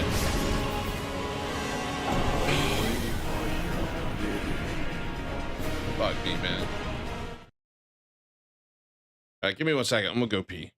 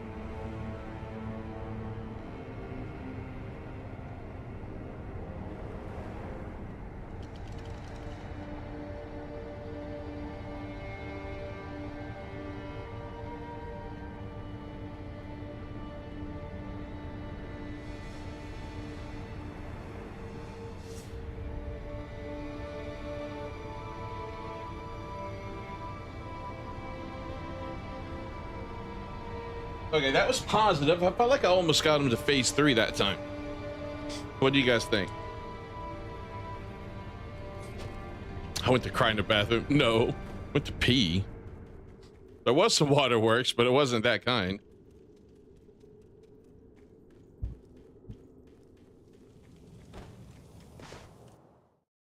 That was the cleanest I got him into phase 2. If I hadn't died so quickly there at the very beginning.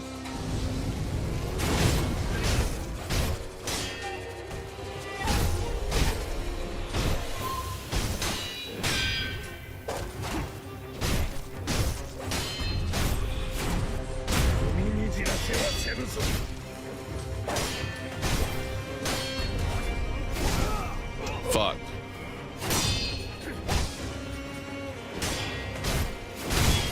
God damn. Dang it, man.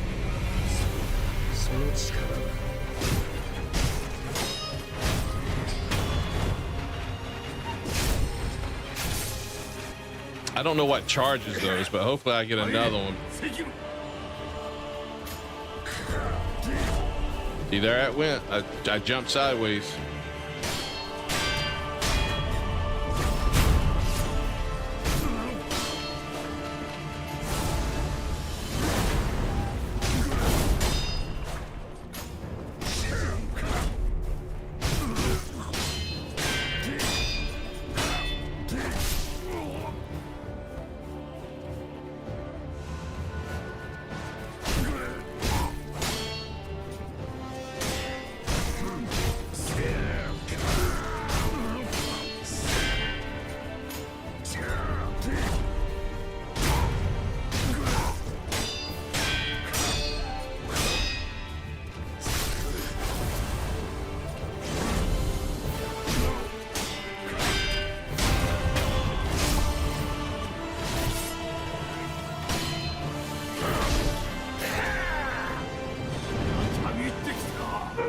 All right, here we go, here we go, here we go. Phase 2.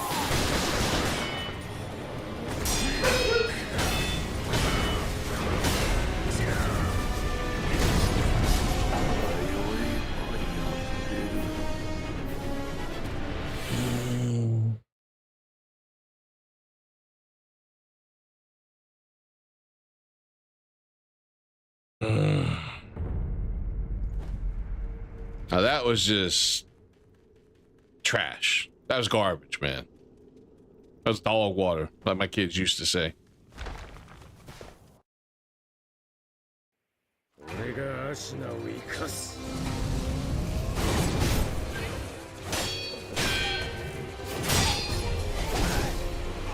Oh, just kill me.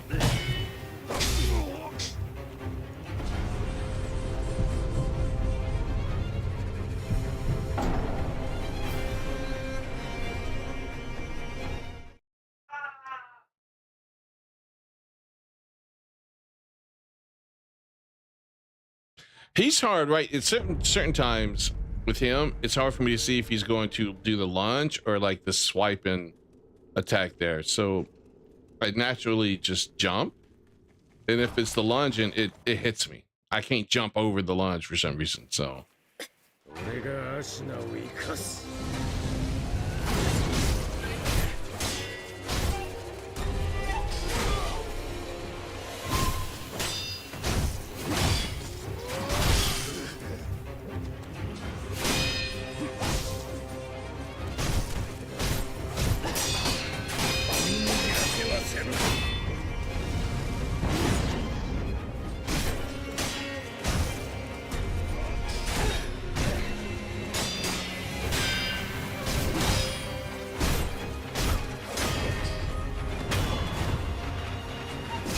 Can I get on a backstab and use them as my ally? That would be great.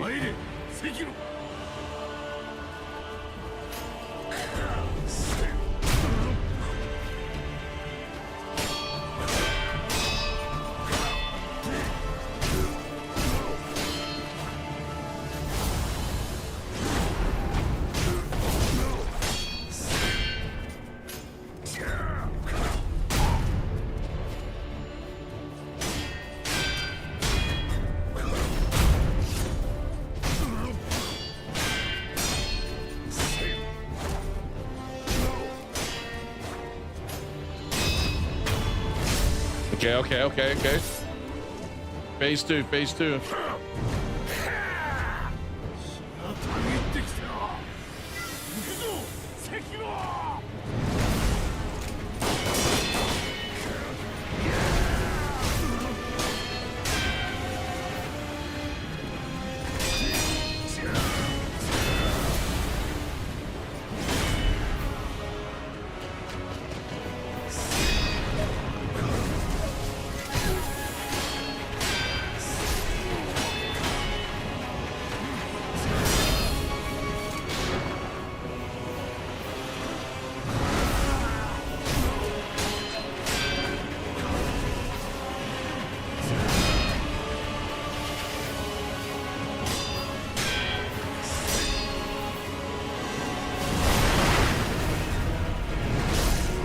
That's bullshit. That's bullshit, man.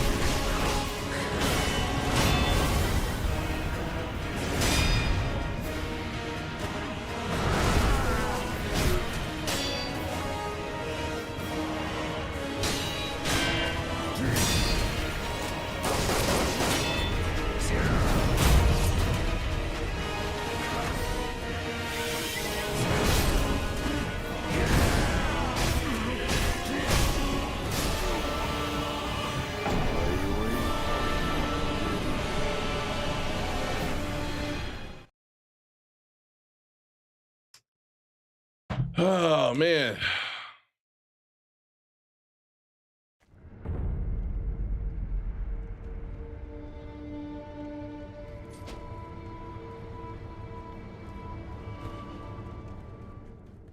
Not again?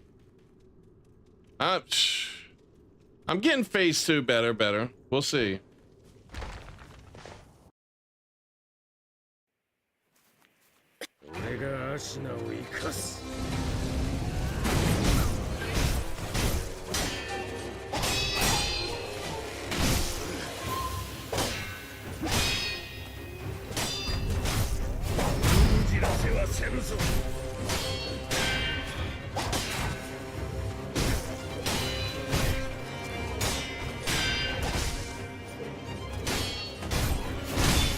Oh my god.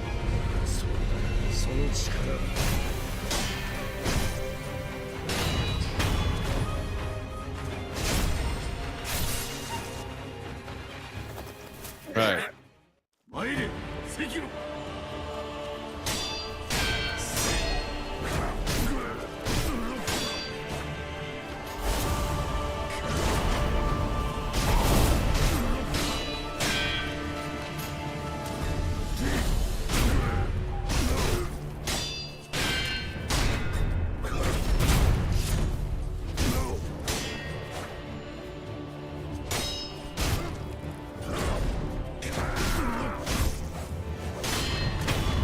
Okay, phase 2.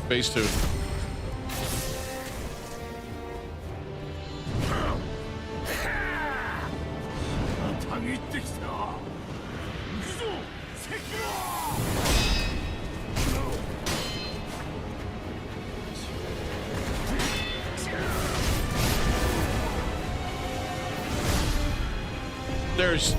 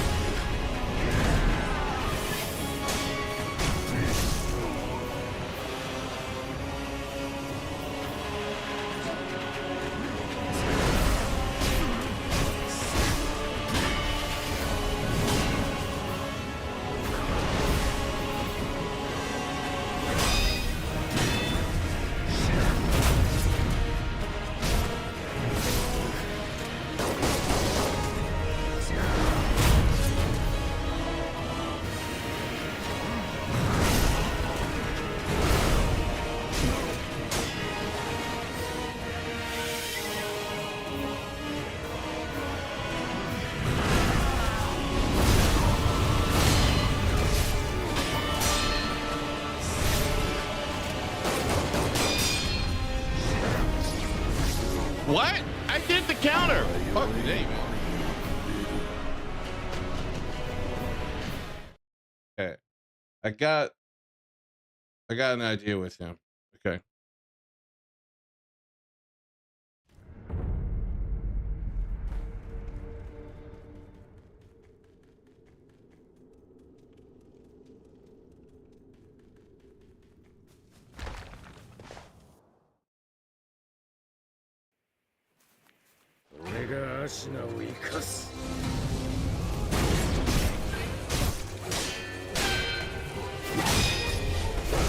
Ah, it was the thrust.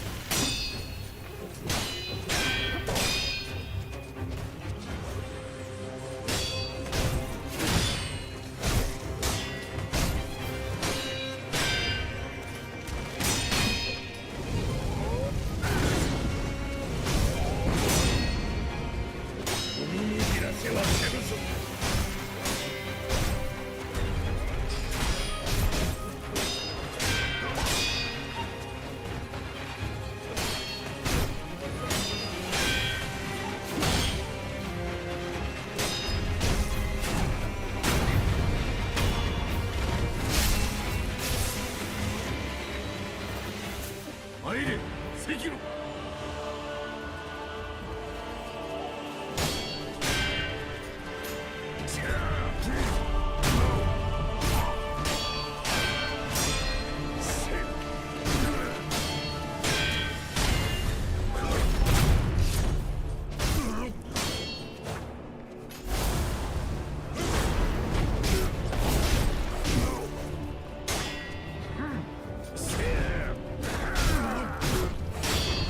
Okay, phase two, here we go. All right.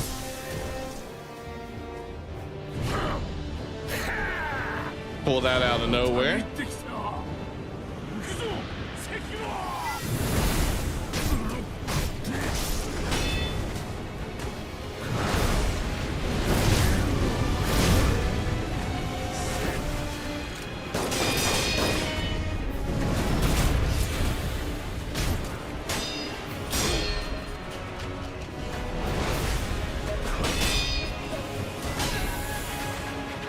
Jump.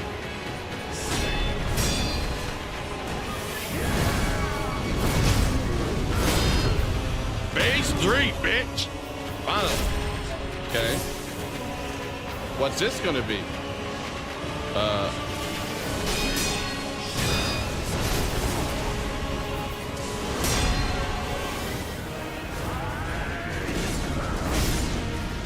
Oh shit, that's new.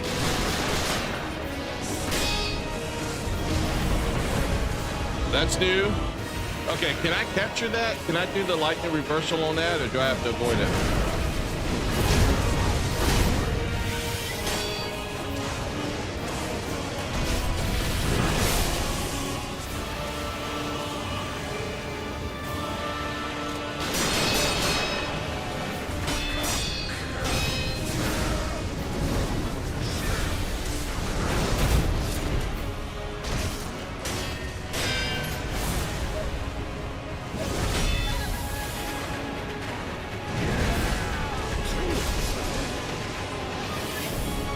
Yeah, but when do I do the lightning reversal, Nameless? Oh, I didn't. I forgot I had a health seal.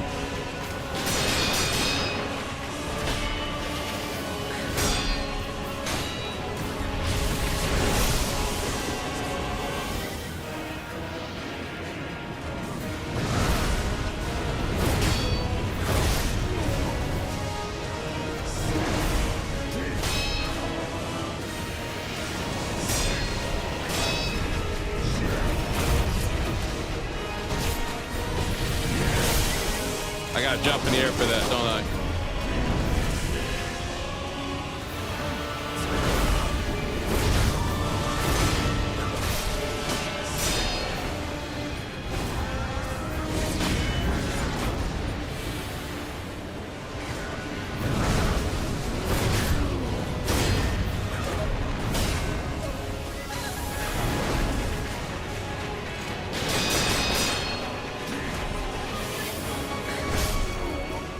How the hell did that hit me?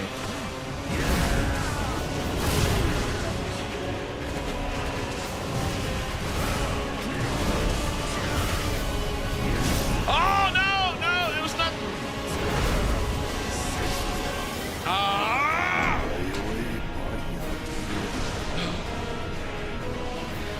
What's up, Pro Bro? How's it going, man? I don't even know who. Not okay. Maybe this is bad for me, especially if it's a Dark Souls boss. Who's Nashandra?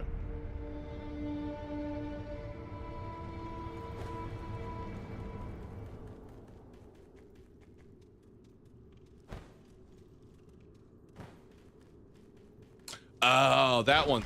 Okay, I remember the boss, but I couldn't remember the name. Okay.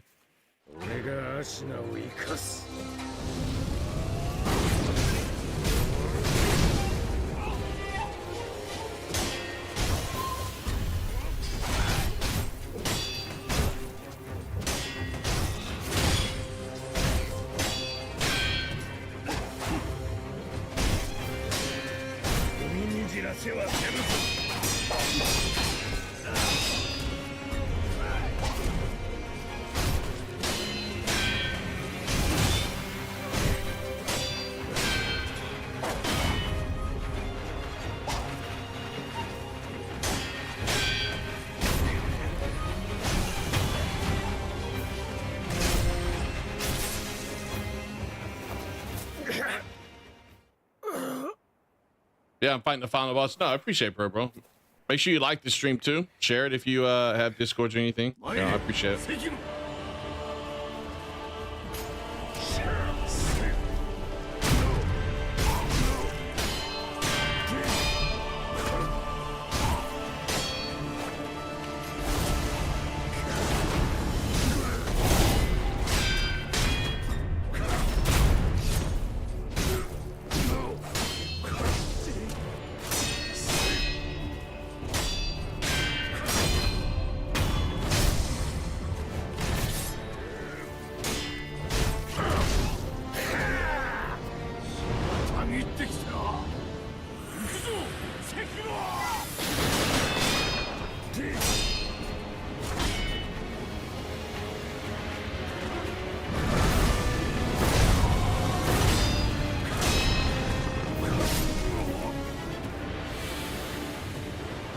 I don't know if I'm gonna get to phase 3 quite as easy as I did last time.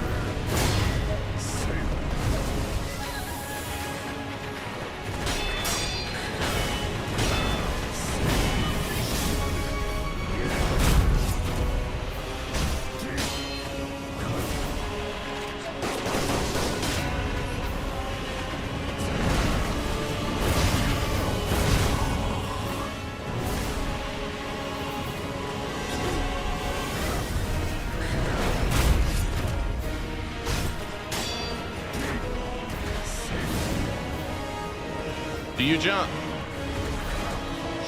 Do you jump? Do the jump?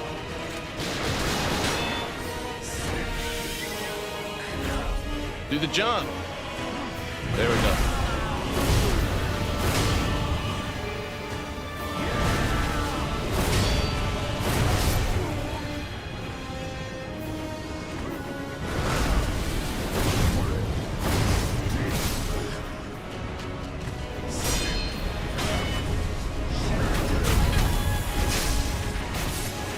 Okay, phase 3.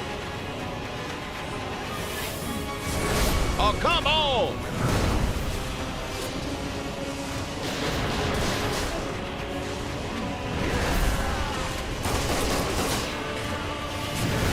Give me a second, crying out loud. You son of a bitch. Okay.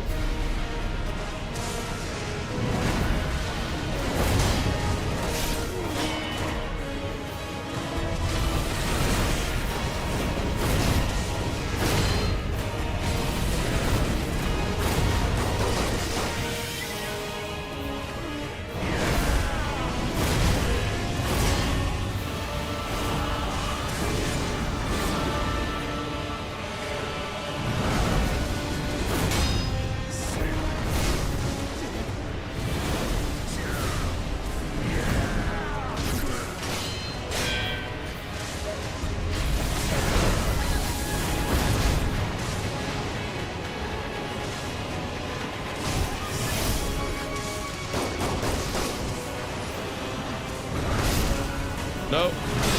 No. No.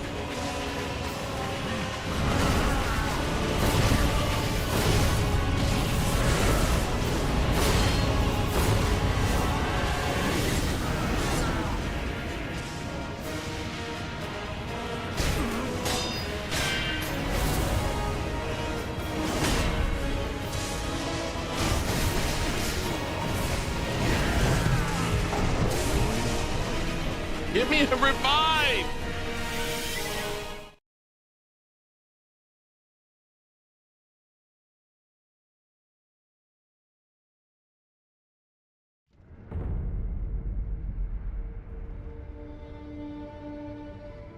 When you say hub, you mean corn hub?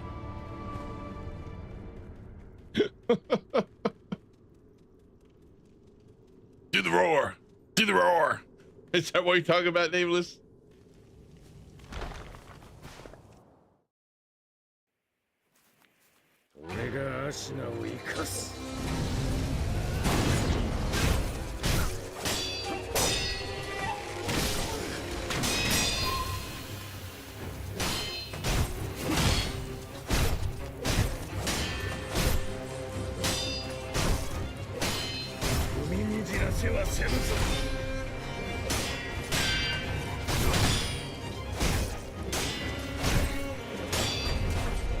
Oh no, that was the freaking...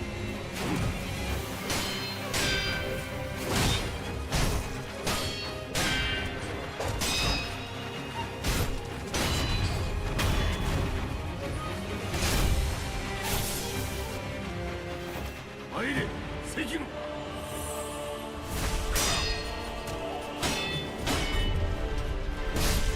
What?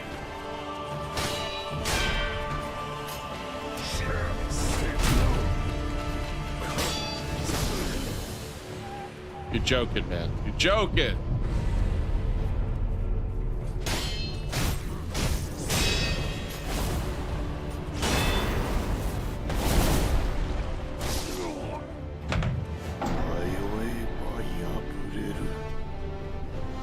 I feel like I'm so close to this guy.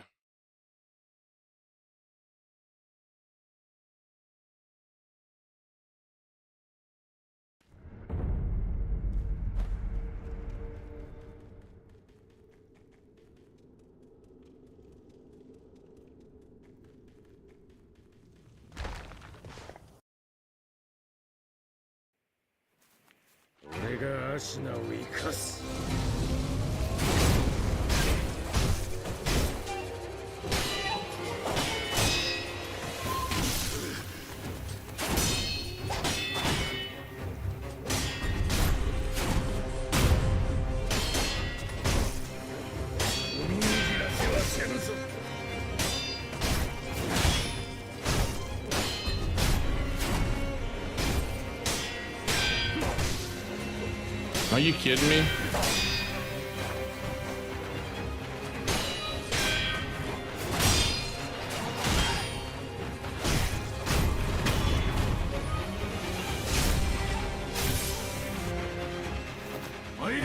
Sekiro!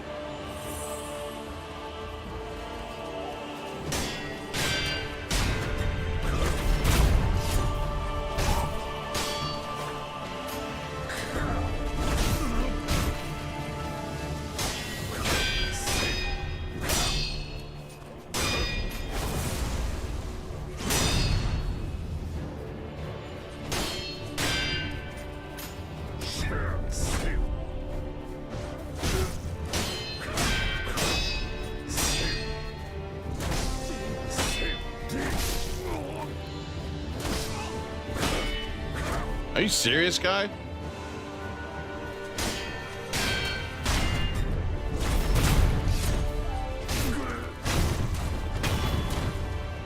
All right, phase 2.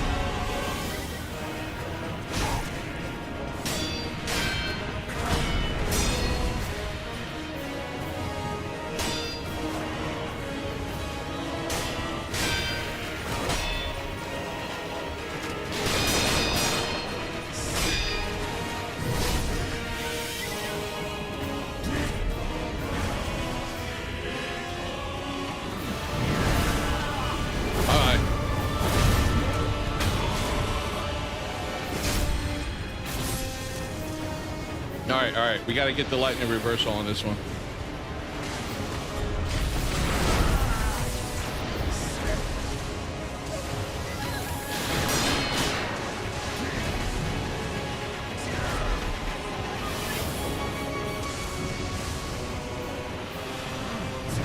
Okay, I thought that was going to be the lightning reversal, but it wasn't.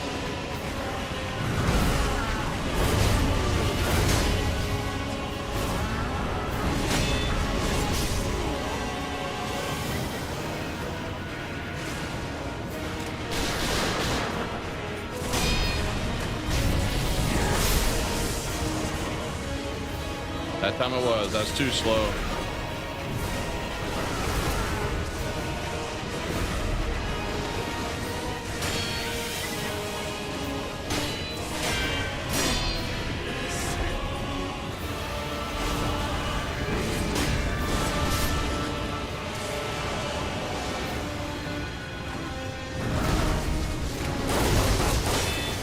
Fuck.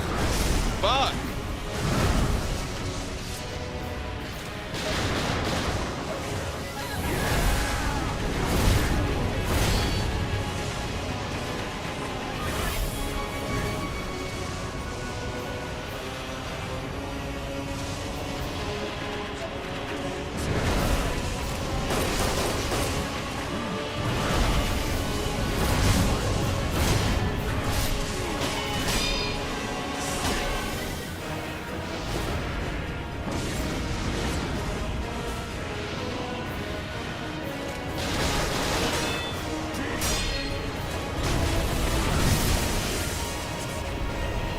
Can't quite get that, man.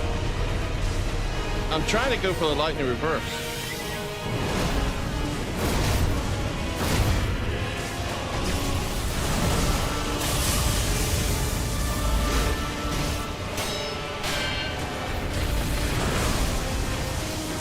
I did it, but what? Okay.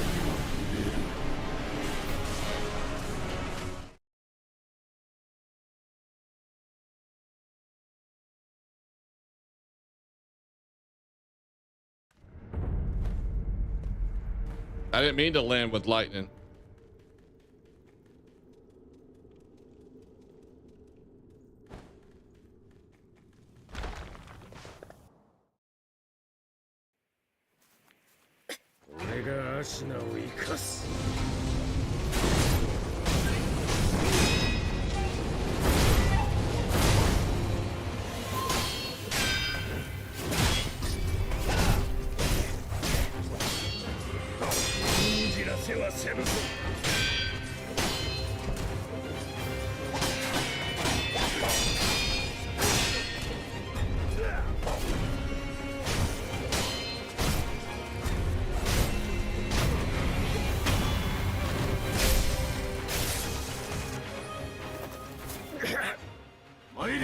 Sekiro!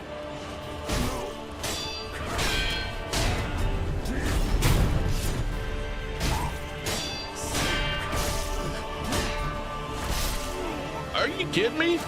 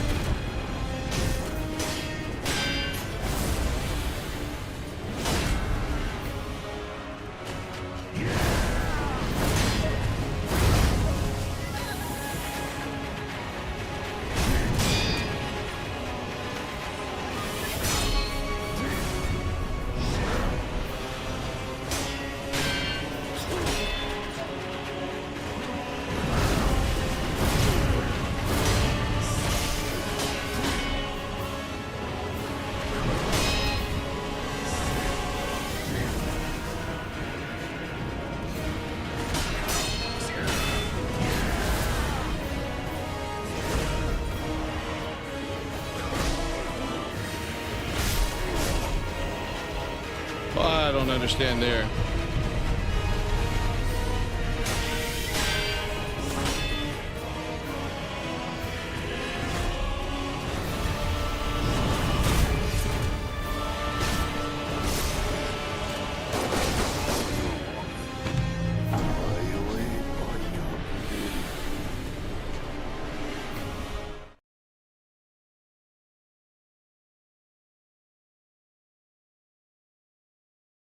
I wish I had a lot more of the emblems, but I don't, unfortunately.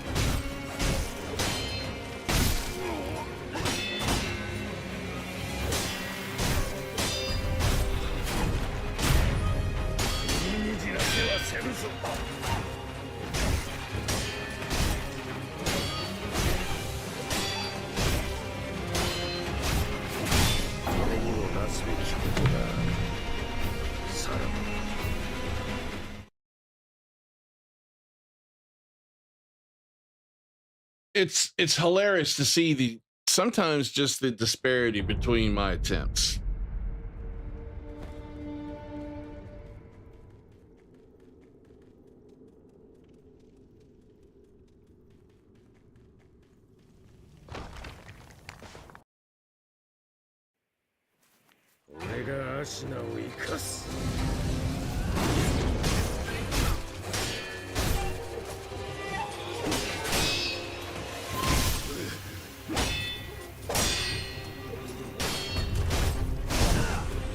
I did it.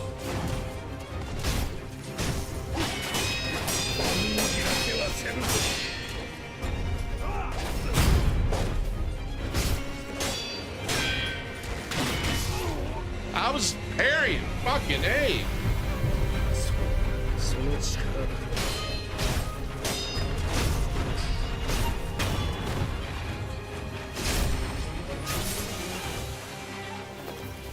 Maiden, Sekiro.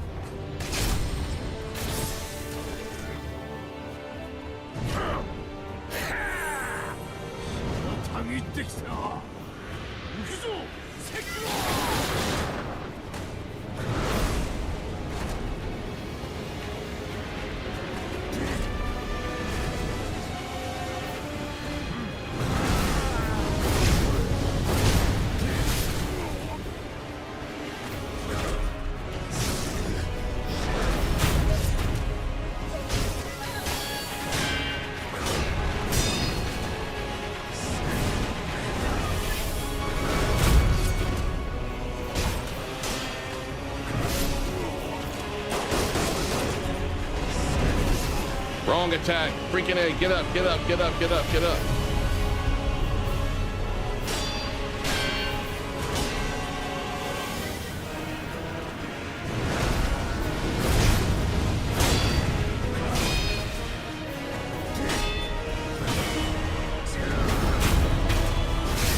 right, phase 3.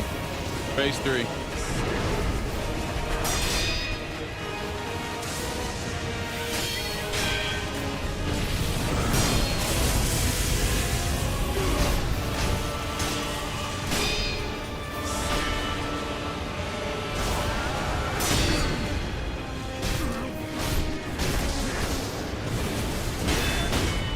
No, get up, get up.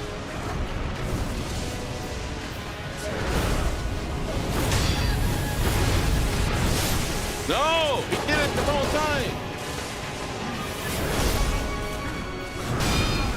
Oh, no. No, fuck you.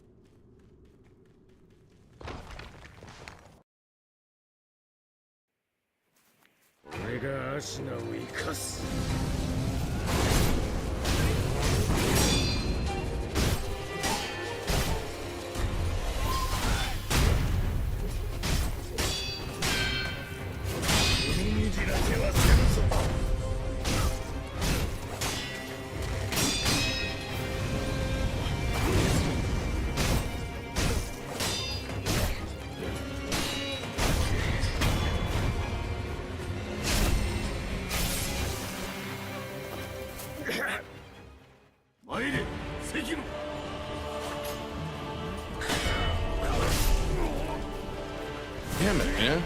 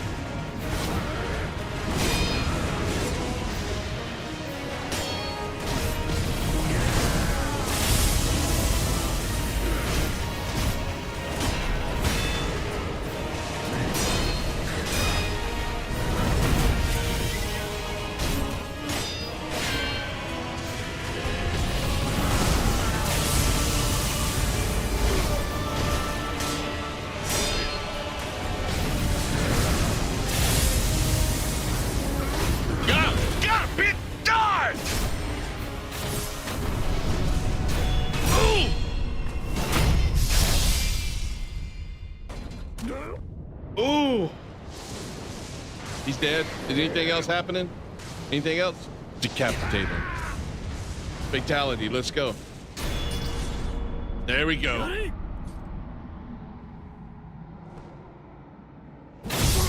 Woo! That third phase, fucking awesome that time. It was Night Wolf. He did it. He came back just in time.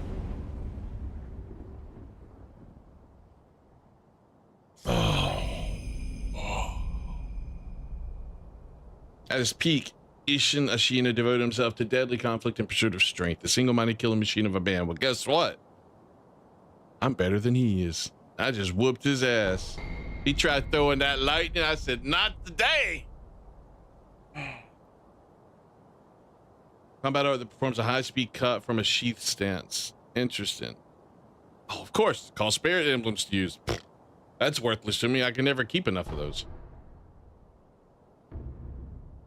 Gauntlet of Strength. Okay.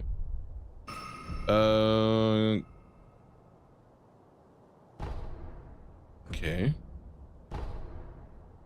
So that's the game. So Friday, Neo 3. I don't know. Do I go across the bridge now? Doesn't look like there's anything here.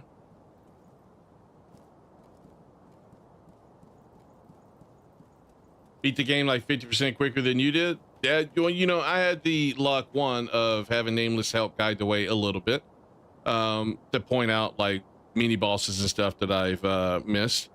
Two, I've been playing a lot of these Souls games, and I guess I'm more used to doing it now. I don't know.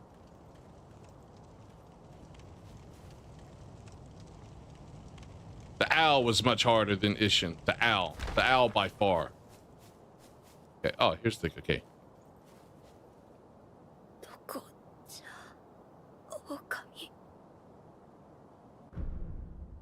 Okay. I don't know which one does what. I can't remember. Does one kill him and the other save him? Refresh my memory here, Nameless. Yeah, no, you're not alone. I think the owl was much harder than this guy.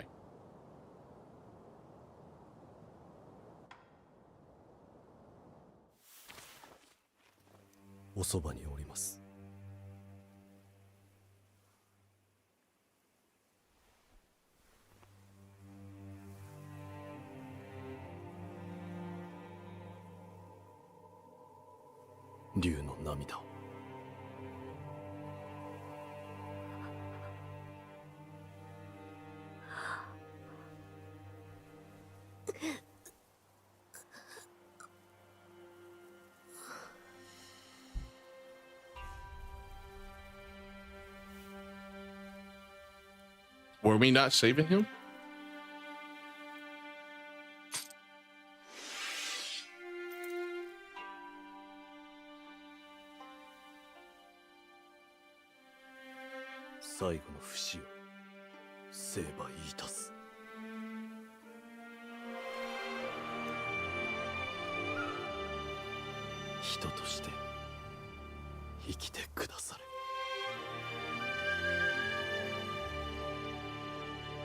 Oh, I'm okay, self-sacrifice.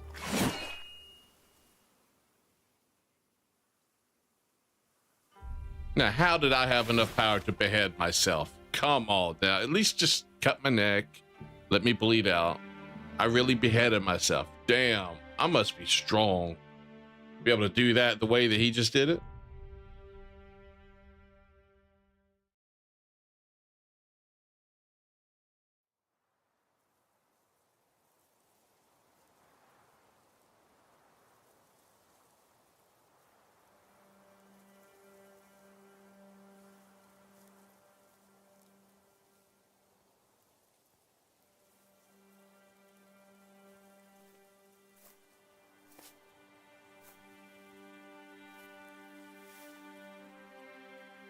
It's a matter of physics, Angel. It's just, you would not be able to put enough force behind your own swing of the sword to cut your head off from that angle the way he was doing it.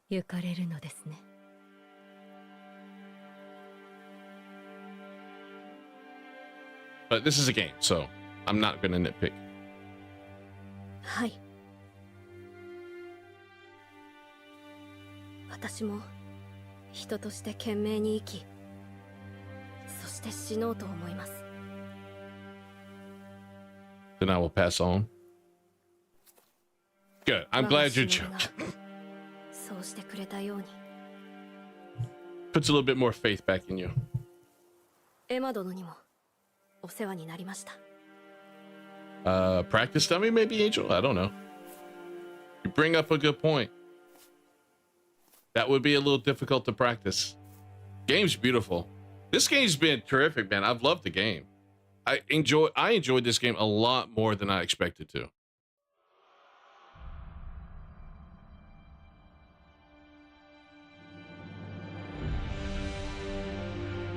I enjoyed the game a lot more than I expected to. So, Nightwolf, you said Lady Butterfly made you invent brand new curse words. You know, same here with Lady Butterfly. She was the second hardest fight for me. But I did Lady Butterfly by accident with the Demon Bell ring. So she was a lot harder than she should have been for me. She was actually on par with the Owl Father for me. Because of the Demon Bell. I got, let's see here.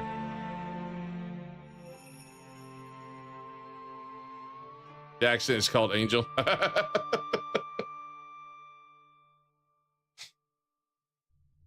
But the good news is we got Sekiro done before Neo 3 officially came out. If I struggled too much tonight, I was going to stream tomorrow to try to wrap it up.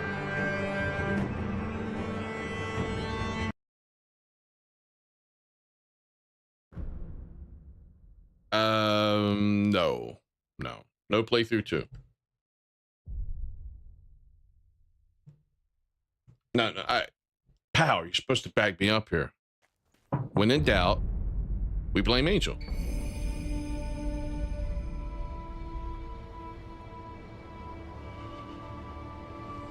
Well, hold on. Memories left behind by another. Concentrate on these inmost regrets or obsessions at a sculptor's idol to change the wolf's appearance. Has no effect on ability. The memory of a shinobi that once served Ashina, it is accompanied by a debt of gratitude to the one who took his arm and graced him with the name Sek. Whoa. Hold on. Was it Ishid that took my arm at the beginning? I thought it was Genichiro, right? It was Genichiro.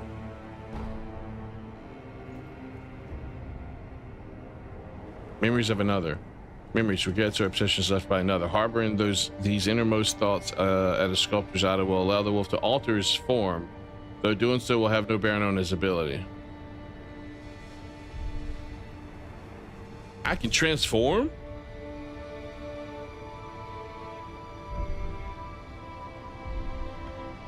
It's kind of cool.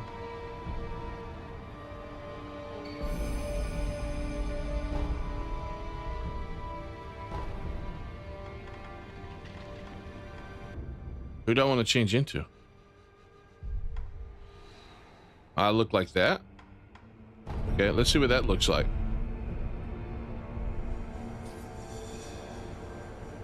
That doesn't look like the guy I just beat. That's cool.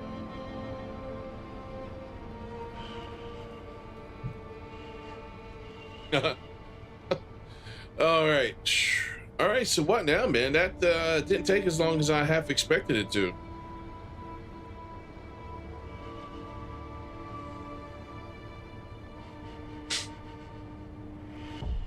We just watch some videos now, or what do you guys want to do? Because I did not plan to beat the guy this early. Boss rush. Okay.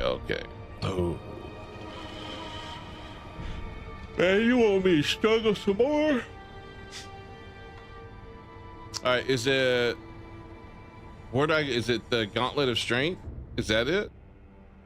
Or is it this one, Reflection of Strength?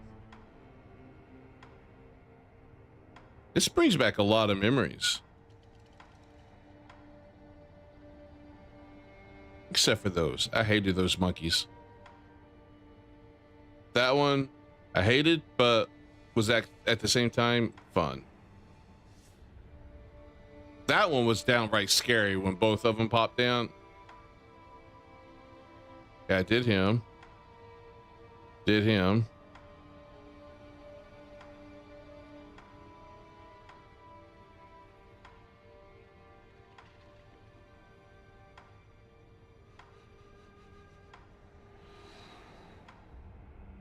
Man, when he did the lightning attack back to back, that's what did it for me. I was able to successfully reverse those back at him.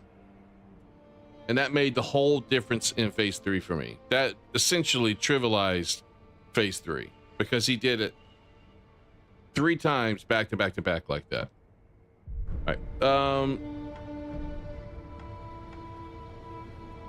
Power. Where's the boss rush? Is it the Gauntlet of Strength?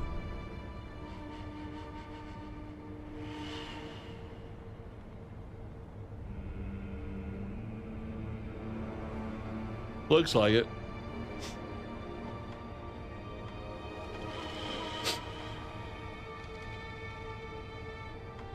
Well, let's see what this is. Oh, man. We'll try this out real quick.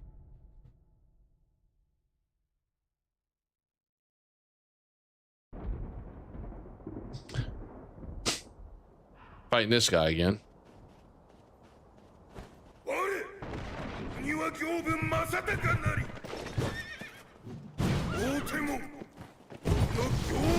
Angel was so upset when I beat him the first time.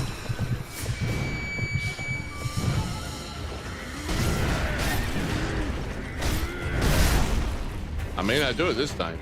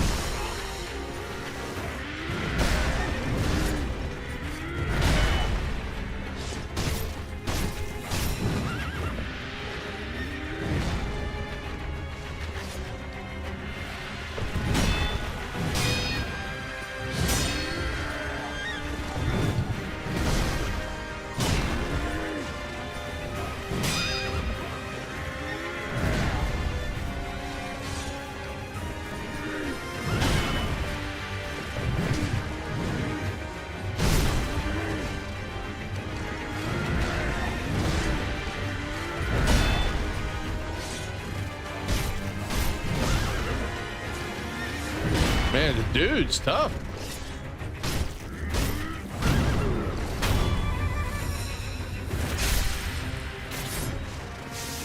Wait. Do I not get new heals after this? I hope so.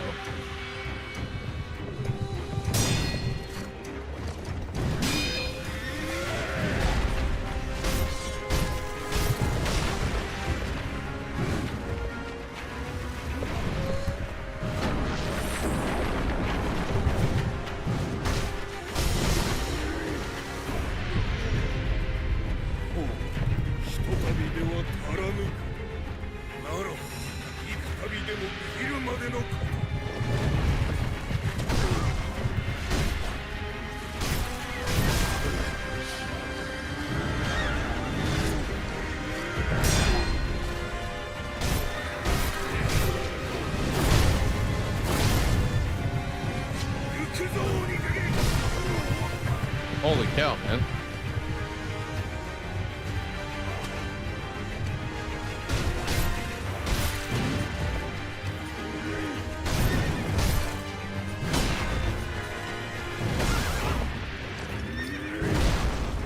Why'd I lose my lock on for?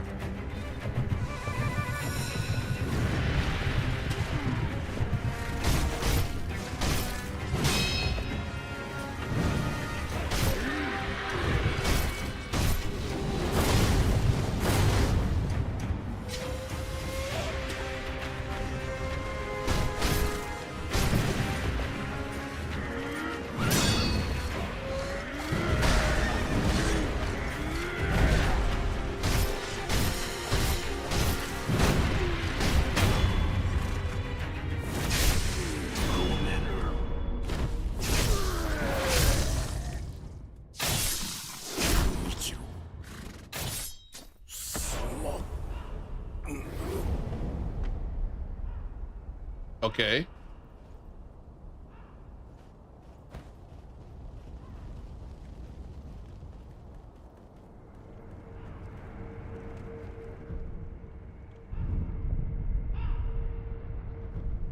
Now what?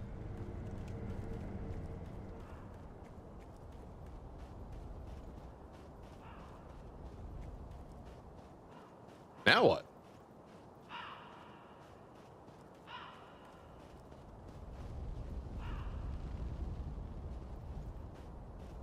The smoke and fog didn't disappear.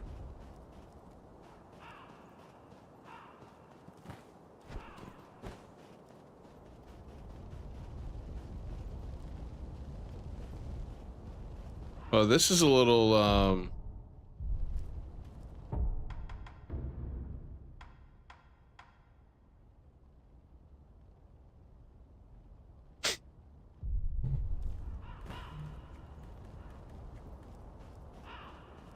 okay.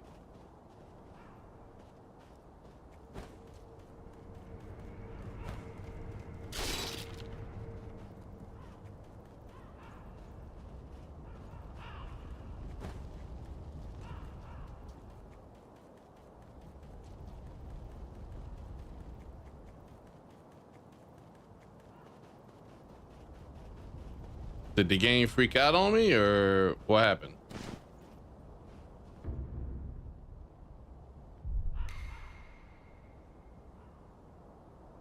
Yeah, I said at the idol. I rested. Maybe I need to do something at the idol. I didn't look at my other options.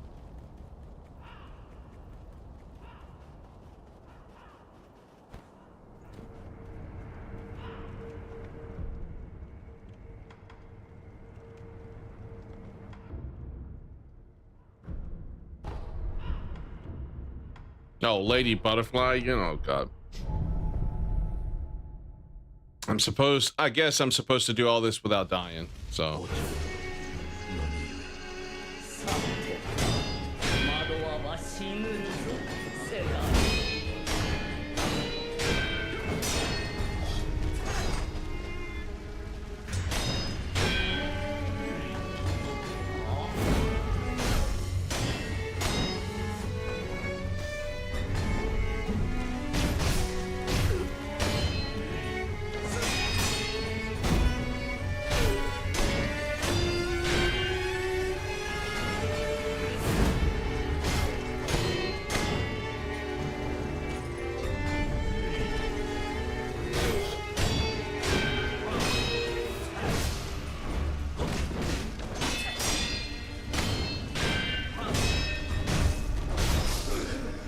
Get up, get up. Get up, you fool, because Mickey loves you.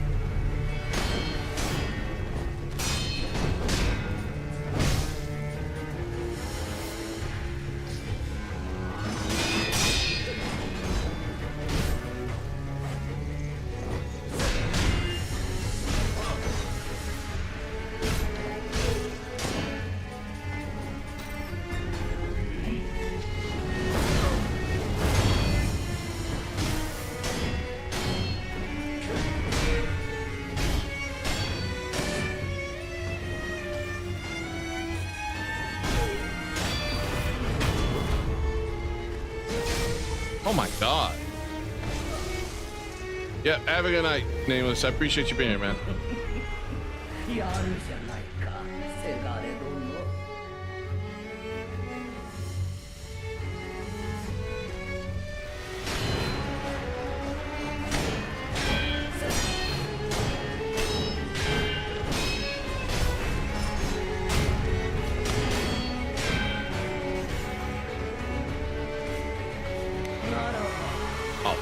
Shit, I forgot about this.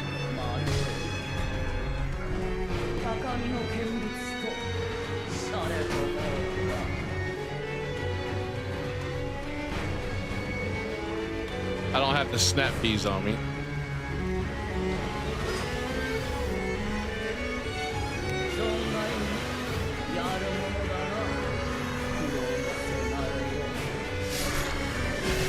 Oh, I forgot about that. Okay.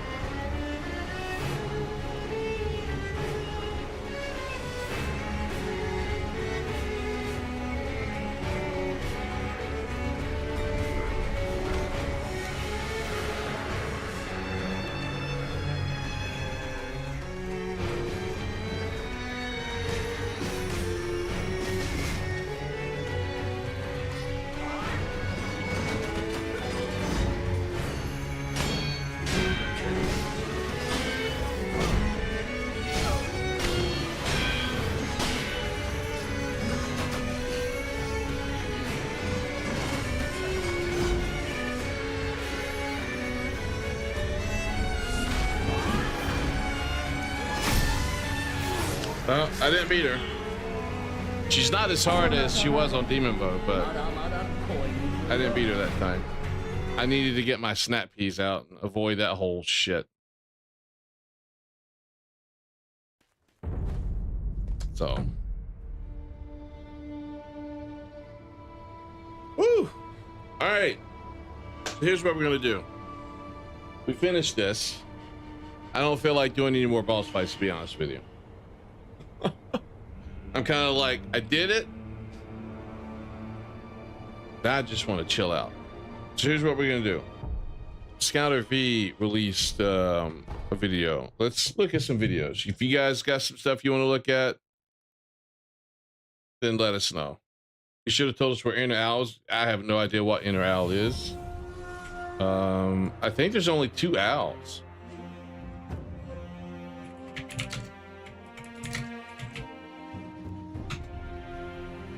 Okay, let's see. How do I get to the Inner Owl boss? Okay, Inner Owl. Inner Owl is the boss of Sekiro. Okay, this complete Inner Father boss. Well, I don't want to. Okay.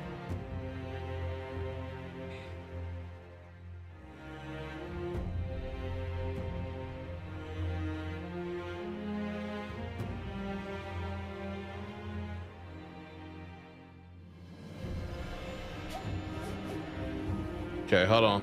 Let's do something.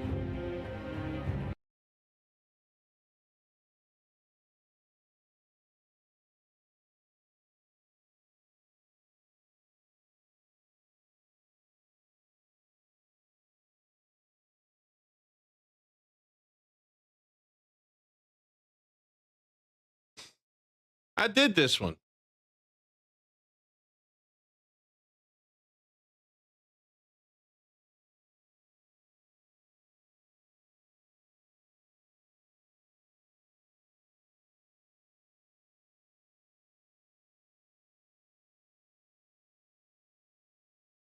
Yeah, it's the same thing.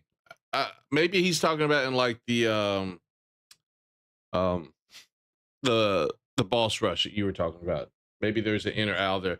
There was one mode where it didn't look like it was a rush, but you could fight like more powerful versions of what it is that you had previously fought and beat.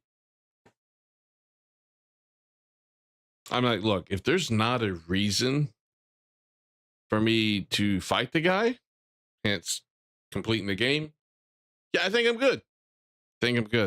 Like, I enjoy it, but I don't want to torture myself. You guys like to torture yourself. I don't know why. I don't know how, but you guys do. You like to torture yourself. Very much so. Was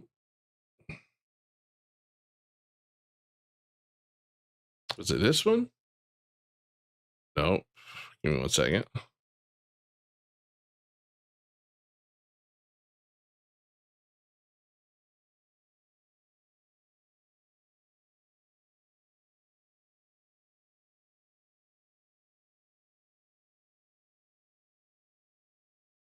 There was another one that I wanted to look at. Where's he at? Let's do a refresh. Oh, I'm on this one. I thought I changed.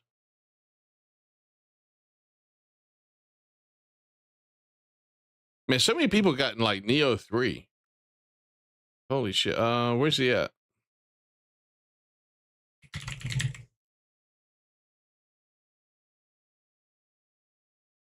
Oh no, what? So Scouter V's putting a little video. He's trying to develop this game.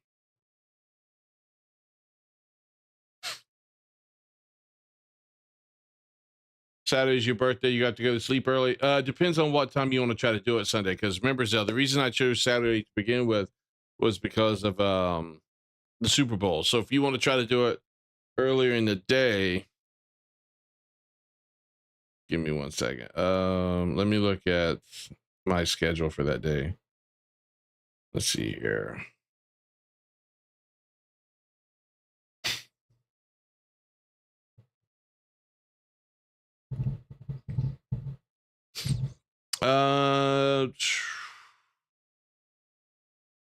It'd have to be earlier on Sunday, like probably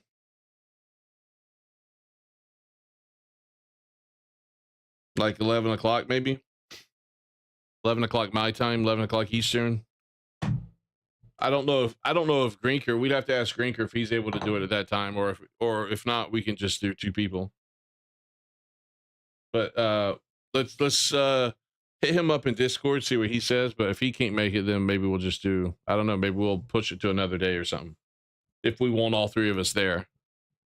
My stream died for a second. Is it fine now?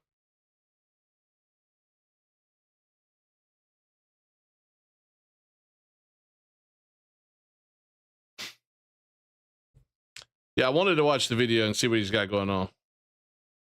Hold on one second. Oh, he's even got a Tinga in there. Oh my god, dude. He is so shameless. My dudes, get your loot. Oh, no. No, 11. It would have to be 11 a.m. my time, Zell. Because 11 p.m., no, that's going to be after the Super Bowl. I may be drunk and I may be going to sleep. It would have to be in the morning for me. Oops, did you miss me? Bring it in, boys. I'm sorry. I know it's been a while, but like I said in my last video, Hold on. I didn't give a good intro for this because we're talking. Hit me up on Discord. We'll iron that out, Zell. If we can't make Sunday work, then we'll push it to maybe sometime during the week next week. You know, I can make that work too, or next weekend. Because if the weekend doesn't work, you know, Tuesdays are usually a day I don't stream, and since Neo 3's out, my normal stream days will be probably Neo 3. But I can, like, on a Tuesday or Thursday, we could probably do the seamless co-op randomizer stuff. So it's gonna be your birthday, man. How old are you gonna be? You gonna be like 29, 30? Happy early birthday, by the way. So. All right, so Scouter V is putting a video together, not a video, a video game. He's trying to make a JRPG that he's always wanted. It's going to be probably a mix of all these different things. So this is like his first video kind of talking about his game. So let's see what's going on here. My dudes, get your loops. Did you miss me? Bring it in, boys. I'm sorry. I know, it's been a while. But like I said in my last video, we're going big. And instead of just complaining about the gaming industry, I'm gonna make my own game. And like a wise man once said, there ain't no getting off this train we're on. Well, it's been almost 2 months, so here's a small dev update. The game is called Runekeeper, The Shattered Realms. That looks pretty good.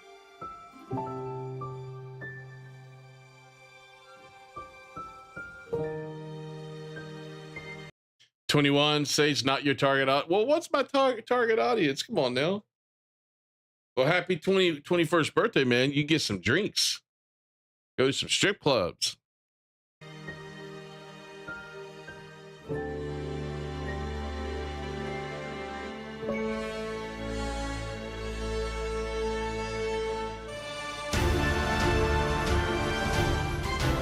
Now, before you get excited, this is very early on in development. And while I've been busting my ass like a kid making bricks in India, what you're seeing here is mostly visual and lacking gameplay. I think most games do this backwards, but to be honest, I feel a lot more motivated working on something that doesn't look like some demo. And also, I can take breaks from stuff that's a lot less fun, like coding, and just zone out while building the world. It also lets me replace things over time that just don't look right.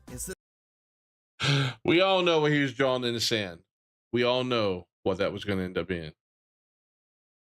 Of just throwing all the art together towards the end, meaning we can get the art direction figured out early. Runekeeper, The Shattered Realms is going to be an open world sandbox RPG with a focus on monster taming. And before you tell me in the comments how difficult it's going to be making something on this scale is, trust me, I am well aware. But you either go big or go bust. So we're going big bust. I know a lot of my viewers are fans of... That's a very good combination, by the way. Big and bust. Put them two together. Just wonderful. Some of the best things God created on this planet. JRPGs, and so was I. But honestly, after Final Fantasy X came out, I kinda lost interest in the genre. And that's because they started becoming more and more linear and focused mainly on graphics instead of exploration. You already know it, but my favorite game of all time is Final Fantasy VII. And while that game isn't... See, for me, I didn't play JRPGs for exploration. I play JRPGs for the story. I mean, for me, I didn't even know they were known for exploration. Like with Final Fantasy stuff, I thought it was all about the story. Final Fantasy 1 through whatever. I mean, the whole point of Final Fantasy I thought was to tell a good story. So, okay, cool. I like linear games. I don't mind exploration games if it's done right. The problem is there's a lot of games out there that don't do it right. Open world, because of its world map, vehicles, and hiding secret items in areas all over the place, makes it feel larger than it really is. It just has loading every now and then. But hey, even Bethesda games have that. So here's the game plan. I'm taking inspiration from 3 of my favorite games of all time. World of Warcraft Vanilla? No, not this soy body type A and B version out today. We were just talking about that. We were just talking about this thing specifically. And then there's another MMO that only the OGs know about. Ultima? Dark Age of Camelot. And Okay, lastly, yeah, a game I never did heard a of it. video a while back on called Ultima 7, and a little bit from its online version called Ultima Online. Now from World of Warcraft, I am borrowing heavily from the fluidity of movement, Oh camera man, control. I miss those days. Being in World of Warcraft, raiding, doing Naxxramas, being in a team. It was cool. You'd be on what we called Ventrilio, which was short for, we call Vent for short. Those were the days, man. I'm not gonna lie. I miss the nostalgia hitting hard with this. Combat, sense of exploration, and the talent system, which was awesome. What sets RuneKeeper apart from it is that our talent system is going to be completely classless. You're going to have the option to be a jack of all trades, or hyper-focus on a certain build like magic, melee, archery, and monster taming. Now when I say monster taming, I don't want you to think I'm making some kind of Pokemon game. Instead, you're going to be able to fight alongside your monsters, and their abilities will be a part of your toolkit. Think of it like the hunter pets in WoW, but instead of being locked into a ranged character, you're going to be able to build something like a tank that has a healing pet that heals you and gives you buffs. Or you can do the opposite thing and make a healer and let your pet do all the work. It's up to you. That being said though, you're not forced to tame monsters if you don't want to deal with the system at all, and then just go full magic or melee. But you're gonna be missing out, trust me. Now from Dark Age of Camelot, what I really liked from that game was the setting, story, and world building, with its 3 factions at war, and you could choose to be a part of one of them. I'll talk more about the lore in a later video, but right now I'm gonna just be focusing on one faction based on Arthurian lore, which is my favorite fantasy setting. Who doesn't like badass plate armor, shields, and swords? And no, unlike those cowards at Square Enix who bent the knee and censored the cross of their cleric class, I'm not gonna be doing that here. If your game's not I saw that shit, man, and that's ridiculous. What is so, look, here's the thing. What is so wrong? Hold on. Unlike badass plate armor, shields, and swords. And no, unlike those cowards at Square Enix. What is so wrong with the cross? I don't get it. This reminds me, like here in the US, I don't know if you have this in Australia or anywhere else, like in Europe or whatnot, but here in the US, you can say and do certain things towards Christianity. And the media does it, politicians will do it, normal people will do it. But if it's another religion, like Hindu, Muslim, or a religion that might be something that a minority group would be part of, yeah, I know Christianity has minorities, but that doesn't count for them. They won't take the same aggressive stance. They won't say the same negative opinions about that religion. It's like it's okay to be disrespectful to one, but they won't to the other. And it just, the Japanese tend to do it to not offend the religion. Well, this isn't offending the religion. What offends the religion is changing it to a pitchfork, which honestly, look. To bend the knee and censor the. This looks like a pitchfork because what in Christianity, what character has normally been drawn with a pitchfork? I think there's a lot of underlying messaging potential that's being said here with this design.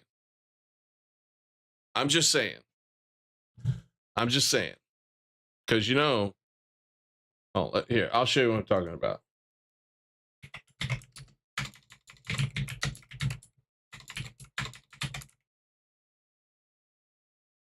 Why are you pulling up your stupid fucking Gemini? I don't want it. God damn it.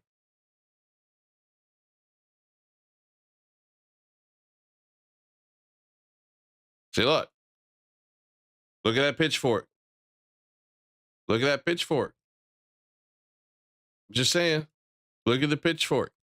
The pitchfork is not a religious symbol from the good side of things. It's a bad side of things.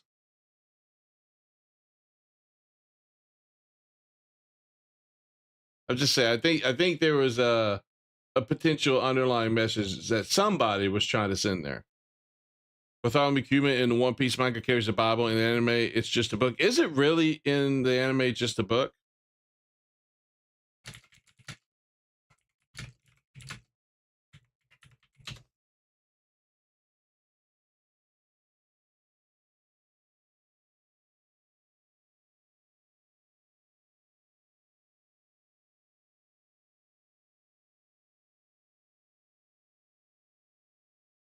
Well, let's look at this. Trying to find. I see clips where it looks like it says Bible on it, but it's kind of covered a little bit by his hand. So maybe that's why they didn't change it. I don't know. Maybe I have to go back and look at some of the stuff, but what I'm seeing, it looks like it says Bible on it.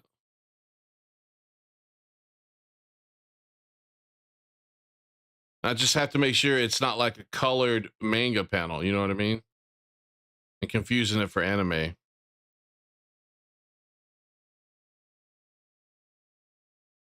Maybe was he in the 4Kids potentially? I mean, maybe that was it. I would be surprised if they changed it. I really would. All right, let's keep going. Cross of their cleric class, I'm not going to be doing that here. If your game's not offending somebody, you're doing something wrong. Another thing I'm borrowing from Dark Age of Camelot is the armor and weapon system, which lets you change weapons mid-combat, and also a bit of its UI elements. In my opinion, the more item slots you have, the better. None of this dumbing down gameplay mechanics like Bethesda has done to its games over the years. I also don't like it when games pause because you open up the inventory, and the inventory takes up the whole screen. So as you can see here, the UI is going to look simple, but have a lot of mechanics built in. Now this brings us back to the last game, Ultima 7, which is what I'm taking inspiration from the most. This is a game that came out in 1992, and no joke, it has more freedom than Skyrim. You can interact with almost everything in the world, put shit wherever you want, go wherever you want, and to get items, you actually have to move them from the world and into your bag. The reason I'm doing it like this is because I think it's going to be actually fun to loot things. I can't stand it when you're just running through a cave and all the items are shiny things on the ground, or just the words pop up on the screen. Come on, Japan. I'm also gonna let you kill anybody. That I can understand. You have a tendency to have a lot of stuff in the inventory and you don't really fully understand what you have. So that I can understand a little bit. That you want. None of this invincible NPC shit. Why won't you die, Mufasa? It's Musa from Mali. Who gives a shit? He's the worst part of the game. So if you guys find an annoying NPC that you don't like, you can just take care of it. And when you do, they're gonna drop all the gear. Not just some leather scraps or an apple or some shit. Anyways, we're working on the inventory and combat systems right now, and I should have a lot of that to show in the next video. But right now, it's looking good though. I can't wait to try the game out. Now a lot of the UI work is finished and being adjusted as we work on the game. So what's this game being built on? Well, there is one other person helping me right now with coding that works in the games industry, and he's been helping a ton with things that would just take too long to figure out. And to be honest, he's also been getting on mass to make sure things get done right. The thing is, while I've been called many things on my channel, one thing I've never been called is a coder. I'm a pro gamer, not a programmer. Look at me go! But seriously, I don't know a damn thing about coding. So to get this project started, I had to pick an engine. The biggest options are Godot, Unity, or Unreal. And while I thought it was Godot, not Godot, but anyway, I don't know, maybe. I would have loved to go with Unity or Godot, I would have to heavily rely on getting help from somebody that can code. And since I don't own a daycare center in Minnesota, I can't afford to pay. Damn! Okay, he's shooting his shots there. For a full-time programmer. So that leaves us with Unreal, which happens to be the most popular engine for AAA studios. And that's because it's the easiest to use with its blueprint system. So we're going with that one. And hey, if all these purple-haired weirdo devs on Blue Sky can learn it, I figure I got a chance. And look, I know what you're thinking. Unreal? The game's gonna run like crap. Well, here's the thing. I'm gonna be building this game mostly using low poly assets and pixel sprites, which is just not gonna put a lot of stress on the engine, allowing us to push it further with lighting and visual effects. I mean, not to mention, there's a lot of Unreal games out there that have come out that have run very smoothly. It's more of an optimization issue and probably less of a Unreal Engine 5 issue. Look at this. Bam! Lightning strike, bitches. Unreal also has a ton of tutorials on YouTube that I can watch to make this dream come a reality. I started off by taking this short course which taught me the engine basics and how to use sprites in Unreal by this dude named Cobra Code. And while his course was more for JRPGs that have a fixed camera like Octopath Traveler, I don't think I could have gotten started with Unreal without this guide. And I know that some people just don't like pixel art, like this dude here. Come on, man. I don't know what to tell you. I got the idea after playing Star Ocean 2 Remake last summer, and that game slaps. I know I shit on Square Enix a lot, but they didn't mess this one up somehow. Check out these bazongas. I also considered going with a low poly art style like in Mega Man Legends, which honestly would be pretty badass. But even if I found somebody to make 3D models that don't suck, having to animate them with multiple animations, it's probably going to be more expensive too. I would imagine sprites is going to be cheaper to be able to draw and animate. I could be wrong, but I would think it would be cheaper. Is just too much. Now that doesn't mean pixel sprite art is easy, nor is it cheap if you want to hire a professional sprite artist. You see, one thing I want in the game for sure is a fully rotational camera, as you can see here. But since this isn't the standard in sprite characters, not only has it brought on a ton of challenges with coding, it now means that we need to make omnidirectional sprites instead of the standard 4, which most companies have gone with since the Nintendo era. But this allows us to have a camera that rotates smoothly around your character. And if you don't think this is a big change, you'd be wrong. You see, with 4 directions, you only need to make your animations for 3 directions, and then you mirror the left or right one for east and west. But with 8, we need to animate 5 directions and mirror 3 of them. And these sprites aren't simple. Each one needs to have these animations: an idle, a walk, a run, get hit, a death animation, and either 1 or 2 attack animations. Having to do this for 5 directions is a ton of work, and you get sprite sheets that look like this. That's It crazy. kinda makes you think though, with how much money Square Enix makes from their HD 2D games, them not putting running or attack animations into Dragon Quest 3 Remake when they only had a couple of directions is a bunch of bullshit. So What? Hold on. What? There's a remake? Hold on. What? Square Enix makes from their HD 2D games, them not putting running or attack animations into Dragon Quest 3 Remake when they only— Are you serious? Look, I can forgive the running, but there's no attack animations? This is 2026. What? had a couple of directions is a bunch of bullshit. So anyways, I started learning sprites when I started the project. Hell, I even made this rabbit. It took me a couple hours, but I did it. But I soon realized that it's just too much work to learn. So I did some Googling. There's a lot of pixel artists on Fiverr that looked promising. I paid this one dude to make a horse, and I gotta admit, it's the lamest thing I've ever seen. Check out the walk animation. What the hell even is that? I just canceled the order. You get what you pay for, I guess. What we need is a man with principles. One that can pay— Yeah, Fiverr is very hit or miss, sadly. It really is. You have a lot of the very basic people who just try to do the very basic stuff for money. They don't always give you what you ask for. I tried to do something on Fiverr before, and I think I went through 3 people before I could finally get somebody to do what I wanted them to do. Attention to the finer things. So I did some deep searching and found some dude that makes a lot of, you know, questionable sprite art. I don't know what the obsession is with putting man meat on everything you make, but hey, if you can pull off memories on a raptor— Oh my God. Oh my God. Oh, that's like some furry bullshit, man.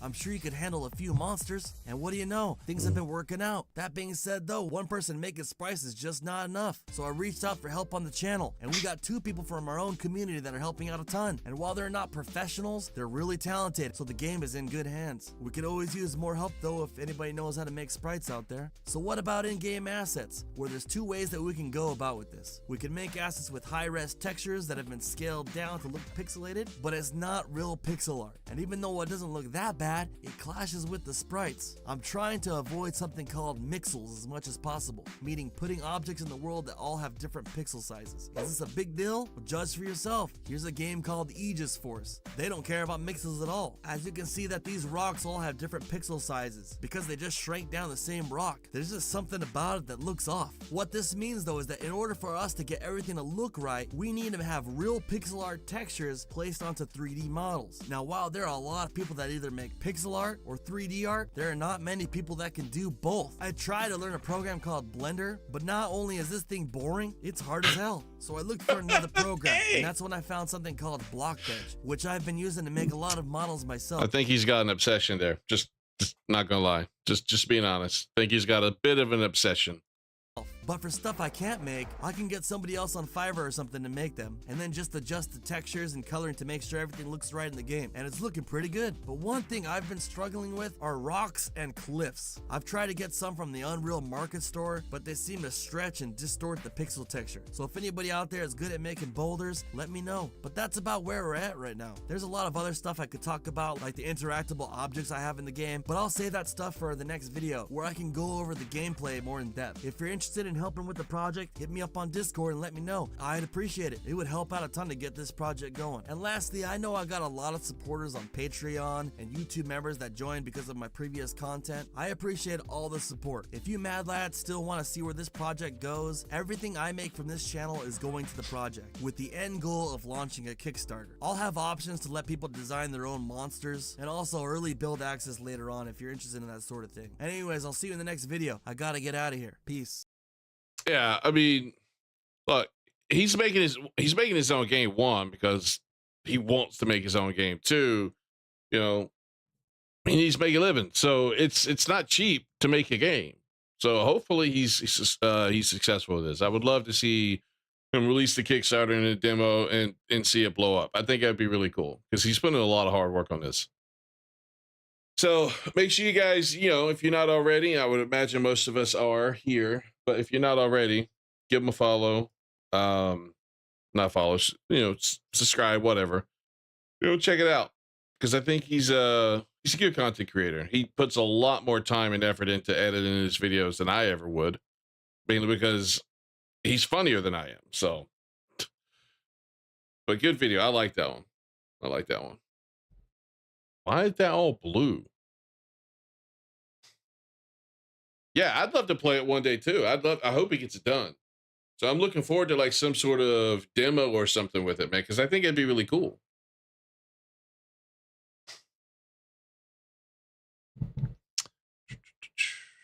Is it here or the other one? Hold on. There was a lolly video. I had to see what it was. Hold on. He made it. Let's see. Lolly situation almost got me killed. I gotta know what this is. Bear with me. We gotta zoom in on this real quick and really analyze. Hold on. I want to know what he's talking about because lollies is one of those subjects that people get really touchy about. We gotta zoom in on this real quick and really analyze this character design. These straps right here are doing so much for this character. I gotta say, this is amazing. I want more of this. Give me more of this ZZZ. What I just said there was enough for people to advocate for my murder. You think I'm overreacting? Yeah, he got swatted, and it's nuts. Yeah, someone did swat his house, and it's ridiculous that it was over this. And I would almost be willing to bet that the people who swatted his house over this also probably have a certain ideological lean in. And you know, because look, those people are becoming increasingly unhinged and radical on a daily basis to the point where they've like, I've seen clips where you're talking to them about certain things and they think if you disagree with them, that gives them the justification to be violent towards you because what you're saying. And it's a scary world that's starting to really become reality. I'm not. 2 days ago, I had police show up at my household saying that I was acting crazy, waving around a knife, threatening myself, threatening others. I was a danger to people around me. And this false call that was called in was obviously an attempt to end my life. Literally 2 days ago could have been the last day I was breathing on this planet if the police officers went into the situation without being calm or understanding that most likely something feels very off about the entire situation. If it was someone that was unprofessional, not trained, and didn't handle it right, I legitimately would be dead right now. And the reason for that is because of my opinions on anime characters, drawings, censorship, and just my personal beliefs. Apparently, me talking is enough to make someone so angry that they will have police come to my doorstep with a false call and potentially try to get a situation to where I either am thrown in prison or I die. Well, yeah, because to them, words are violence. It really is. Words are violence to these people. Here, let me move my camera because he's up in the top right corner.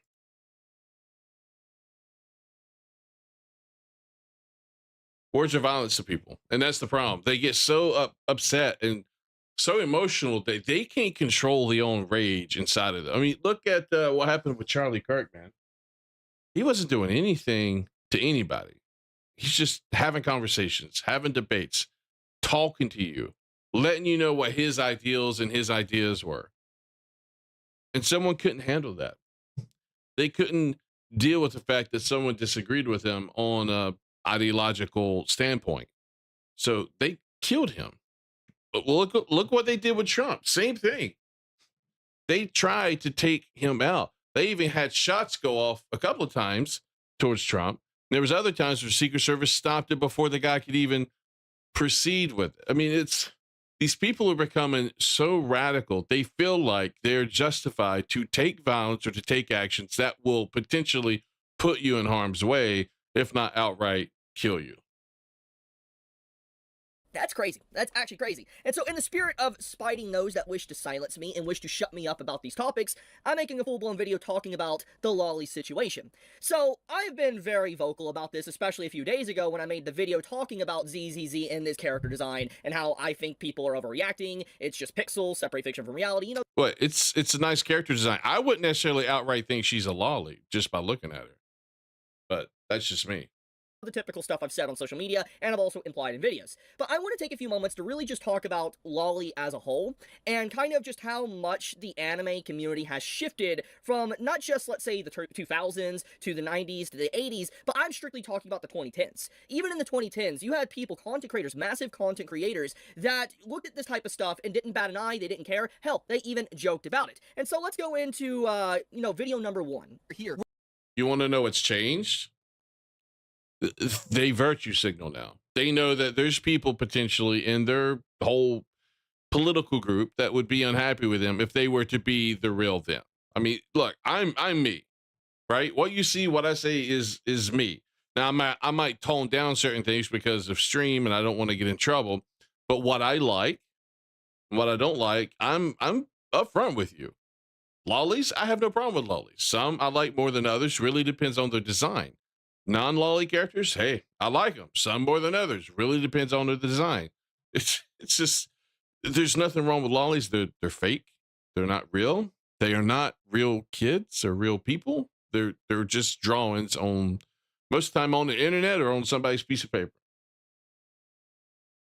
We're doing the math now, and nothing, not even that lolly on the other page, is sexier than math. This is a real clip from MatPat that he uploaded on his channel in the 2010s. Hold on. What? Than math. This is a real Hold on. What did he say? Hell, they even joked about it. And so let's go into video number 1. He's talking pretty fast. Let me slow the speed back down, because I thought I heard something. I want to make sure I heard it correctly. Here, we're doing the math now, and nothing, not even that lolly on the other page, is sexier than math. Did he say map like M-A-P or math like M-A-T-H? That, okay. If it's map like M-A-P, then this guy's got a problem. I'm just saying. This is the problem right here. Not lollies, this dude, whoever that is. This is a real clip from MatPat that he uploaded on his channel in the 2010s. And I will have a link to this video actually in the description for those that don't believe me or think this is AI generated. But MatPat was covering Sword Art Online, and he threw in this joke about lollies in the video. And if he was to make this same type of joke in the 2020s, the overall blowback, the slander, and harassment would be insane. And I'm willing to bet you, if MatPat was still making videos like front and center videos, there's no way a joke like this would be put into one of his videos in the 2020s because of just the conversation around anime and manga. And I think we all know this. I've already talked about it, so I want to get around this very quickly. But the 2020s has led to a lot of people that really don't understand anime and manga culture, people that can't separate fiction from reality, infiltrating the culture, trying to change the culture, try to censor the culture, and also not being able to separate fiction from reality. And there's what it was is it became mainstream.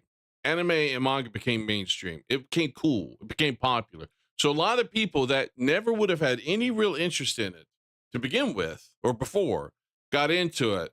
And when they saw that everything, when they saw what all was actually in manga anime, they wanted to change and do away with the stuff that offended them to suit their sensibilities. They weren't real anime fans. They weren't manga fans. They're tourists, right? They like the high level, safe for work anime, which is fine. If that's what you like, there's nothing wrong with that. But there's a lot of really low to the ground, etchy, comedy anime that, High School DxD, my sister, what is it?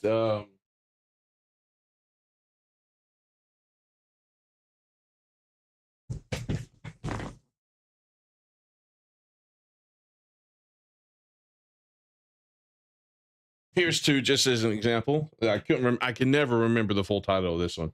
The Testament of Sister New Devil, right here, right, and then you have Destiny Lovers is another one. I mean, there's a lot of very etchy, pushing the boundaries manga and anime that is out there. Now there's more etchy and pushing the limits in manga than there is in anime, because usually anime you can only do so much because they'll censor the shit out of it. But that's the stuff that, if you don't like it, leave it alone.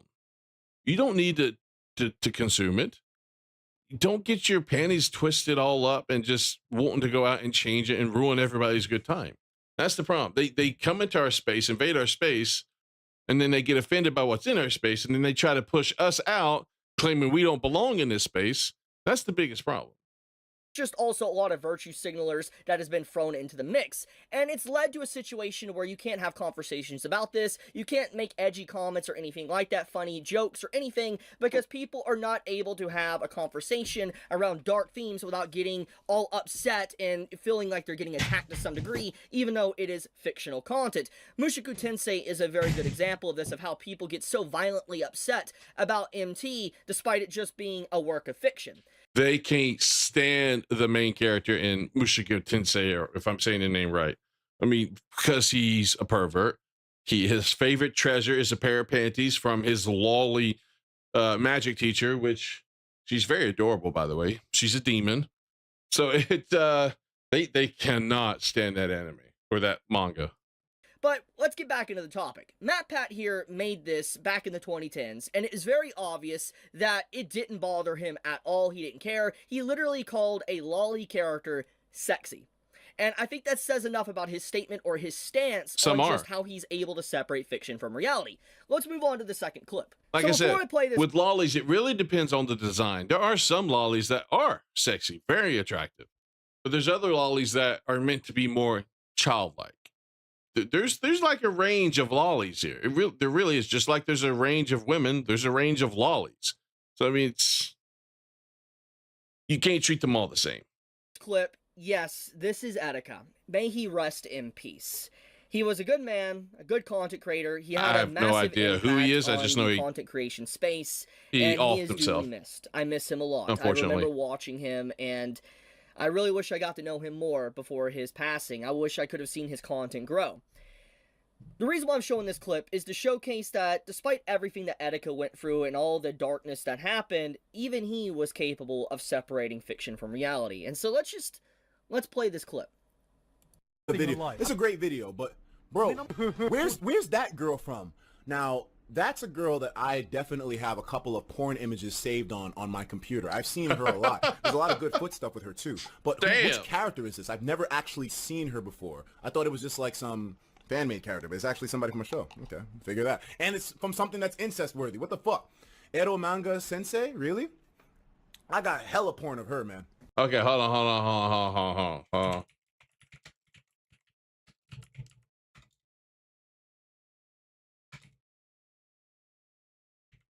Hold on.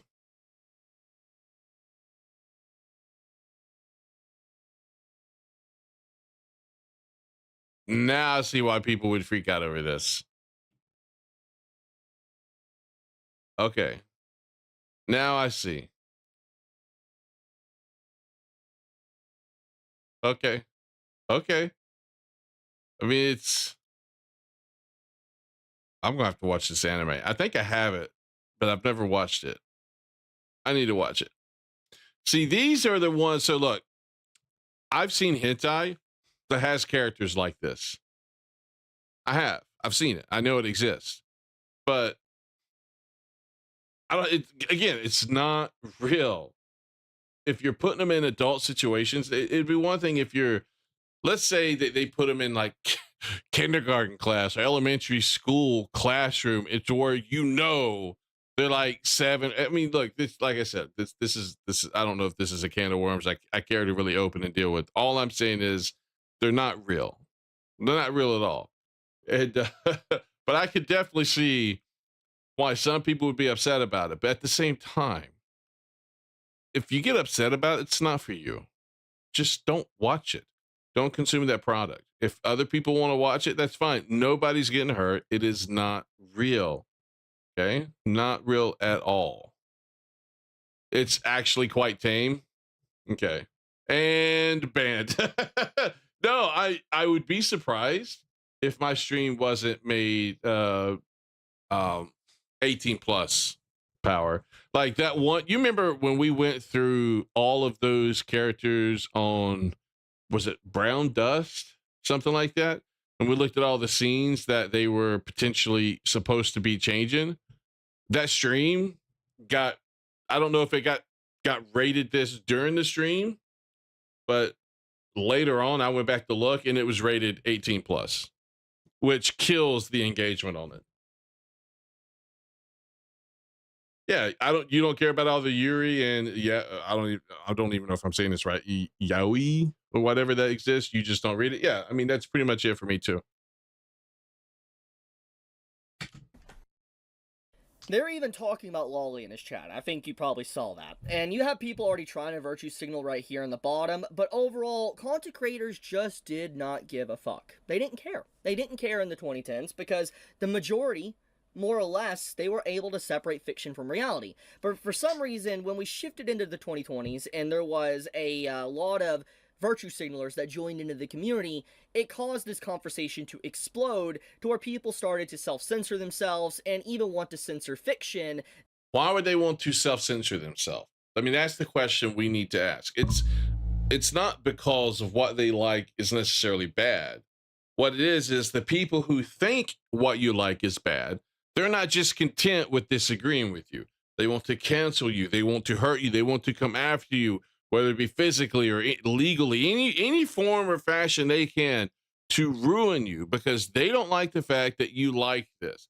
They try to call you all sorts of names, especially the PDF name, right? Even though it's fake, you could have never done anything to even come close to being considered a PDF. But because you happen to like a cartoon character, they freak out and they call you PDF. And like I said, over the last 20 years, a certain ideology group has become more rabid, more radical, more extremist, and they are more willing to go to the extremes against people that they don't like or people who disagree with them.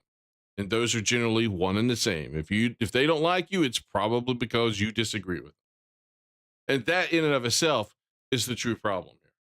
Not lollies, not liking or hating lollies, but the fact that people feel like they're justified to try to go after you. that doesn't harm anyone, just pixels and everything, and it's very clear the conversation around it. And I really do wonder what would have happened if Etika was still around. Would he still make comments like this, or would he have been canceled for comments like this? No, he probably would have bent the knee. He probably would have bent the knee. I don't really know, but I wanted to show this clip just to showcase even Etika. He was able to separate fiction from reality. This right here is XQC. You might have seen this drama that popped up about 2 weeks ago. I believe Hirohe and even Rev covered this. But this clip showcases XQC himself playing a straight up a lolly game in VR, and I think it speaks enough. Why are you blocking it out? Are you blocking it out, Chibi? Like, who put this video out there? Does the game by default block it out? I mean, why? I don't get it. It's just, there's no need for the whole censor bar there. He clearly is also someone that is able to separate reality from fiction, but thanks to the time period, thanks to the 2020s and the conversation around these topics, his stance obviously is very different. I mean, look at his stance right here. Pause the video and you can read it. It's very clear. Whoa. Was he playing this game just a couple of weeks ago? And then he posted, I remember him posting this. Why a lot of anime has childlike themes? How come a lot of anime, have a lot of voices and songs that sound like children, lullabies, and people love that? Feel like it might be fueling a part of them that's generally a threat to society, validates them. But then he goes and does what he just did. It's the hypocrisy here. If he really felt that, he wouldn't be looking up this. Shit, he wouldn't even be playing this game. Wouldn't even be playing that game. He's just virtue signaling there in that first post. The real XQC is the one playing that game, looking up the skirts of those characters. I'm just saying, that's the real XQC.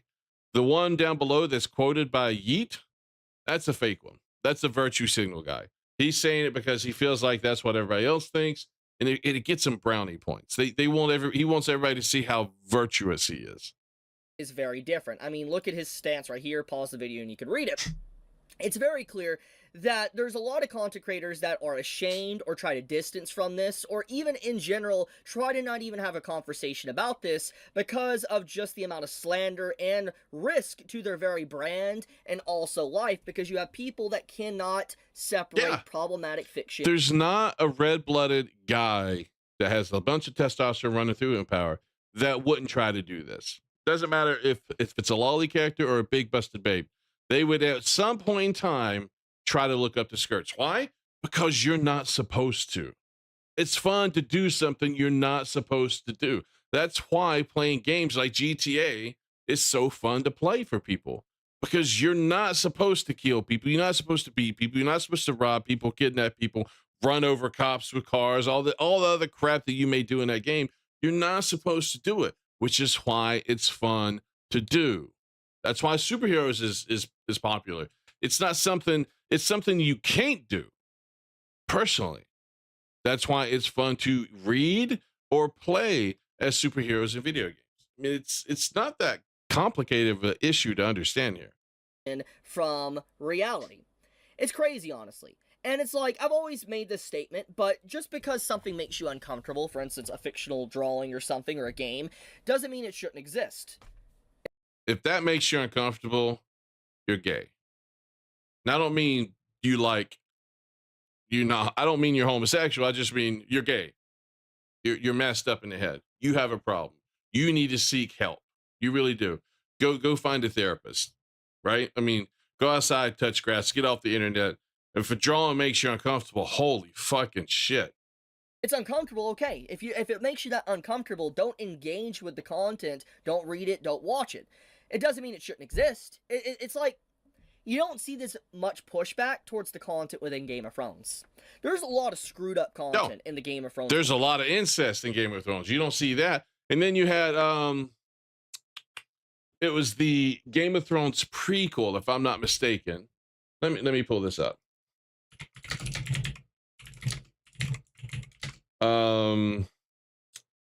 It's the new female protagonist in Game of Thrones. Uncle, brothel, niece, is that it?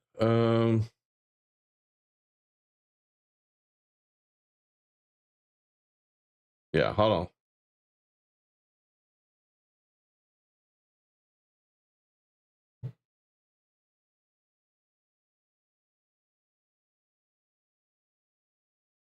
She was a young girl. Let me find the. Let me see if I can find the video.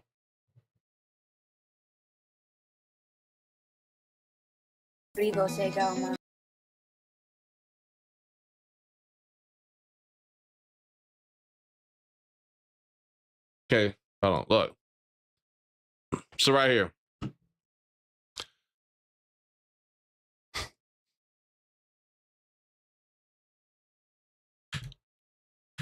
This guy is like the brother of the king, if I recall correctly. It's her uncle.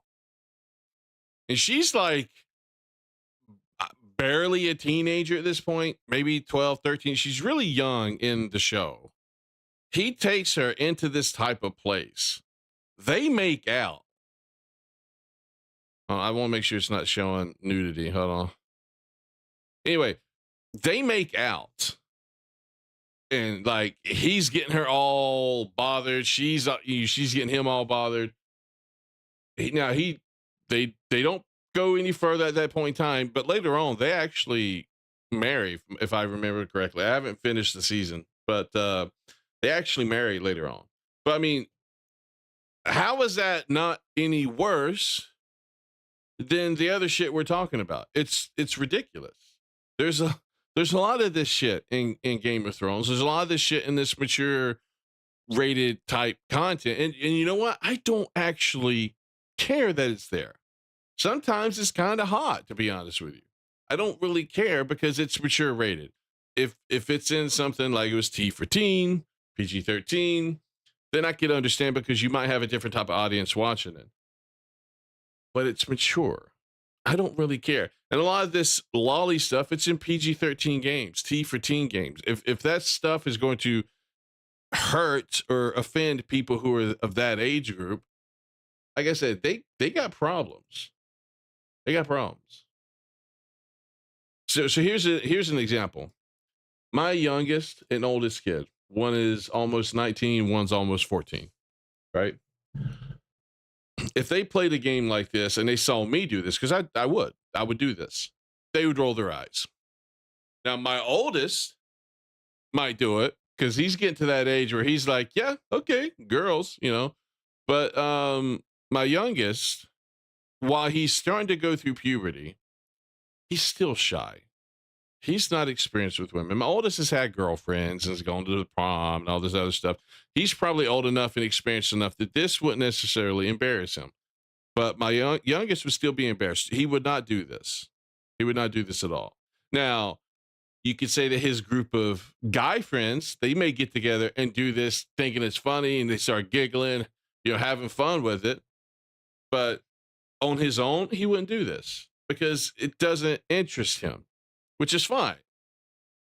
But when he gets older, he would do it. I know he would. A red-blooded American guy would do it. I took them both to a gentleman club. No, I offered to take my youngest, not my youngest, oh God, my oldest to a gentleman club for his 18th birthday, but before he went off to college.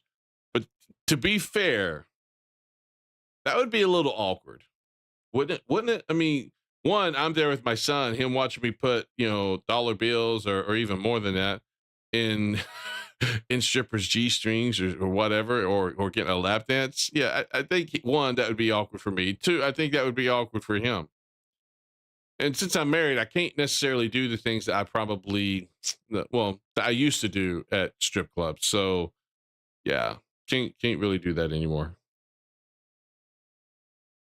Books, by the way, not just in the TV shows. And for some reason, that gets a complete pass. Completely A-okay. But when it comes to anime, no. You can't have lolly characters or anything like that, or you need to be canceled, harassed, and potentially killed because of it. It's actually insane, the amount of virtue signaling around this topic, and how many people are trying to distance themselves from it to try to appease these individuals that are already schizos, that have, I'm going to just be blunt, if you see a real person in a fictional draw in your game, I think you have a mental illness. Thank you. I was just saying the same thing. They definitely have their own problems. They need to seek help. Just gonna be honest, I think you do. I would also like to remind everybody, back in the 2010s, almost every massive content creator was Boku no doing Pico? live reactions to Boku no Pico. What? Now, if you don't know what that is, recommend someone that's ever watched anime to watch that. That was a typical meme. Wow. If someone was asking for recommendations of an anime or manga, someone would recommend them Boku no Pico. And here's the crazy part about this entire conversation. PewDiePie reacted to it. I know, like, a bunch of different ones, like Giga reacted to it, Anime Man reacted to it. There was a lot of, like, massive... I wish I was streaming during the time where you could do things like that and not get copyright or get in trouble for it. Now you try to react to something like that, bam, copyright. Shit's taken down. Strike your channel. I have not watched the full series. No. Of content creators in the space that I know think what it have is, privated their videos since then. They might be archived somewhere, but there's a lot of content creators in the 2010s that were just straight up reacting to Boku no Pico. It was trending. It was a cultural phenomenon. It was like a big trend in the YouTube space to react to that or talk about it. And here's the big thing about this. It's very obvious that, once again, these content creators were able to separate fiction from reality.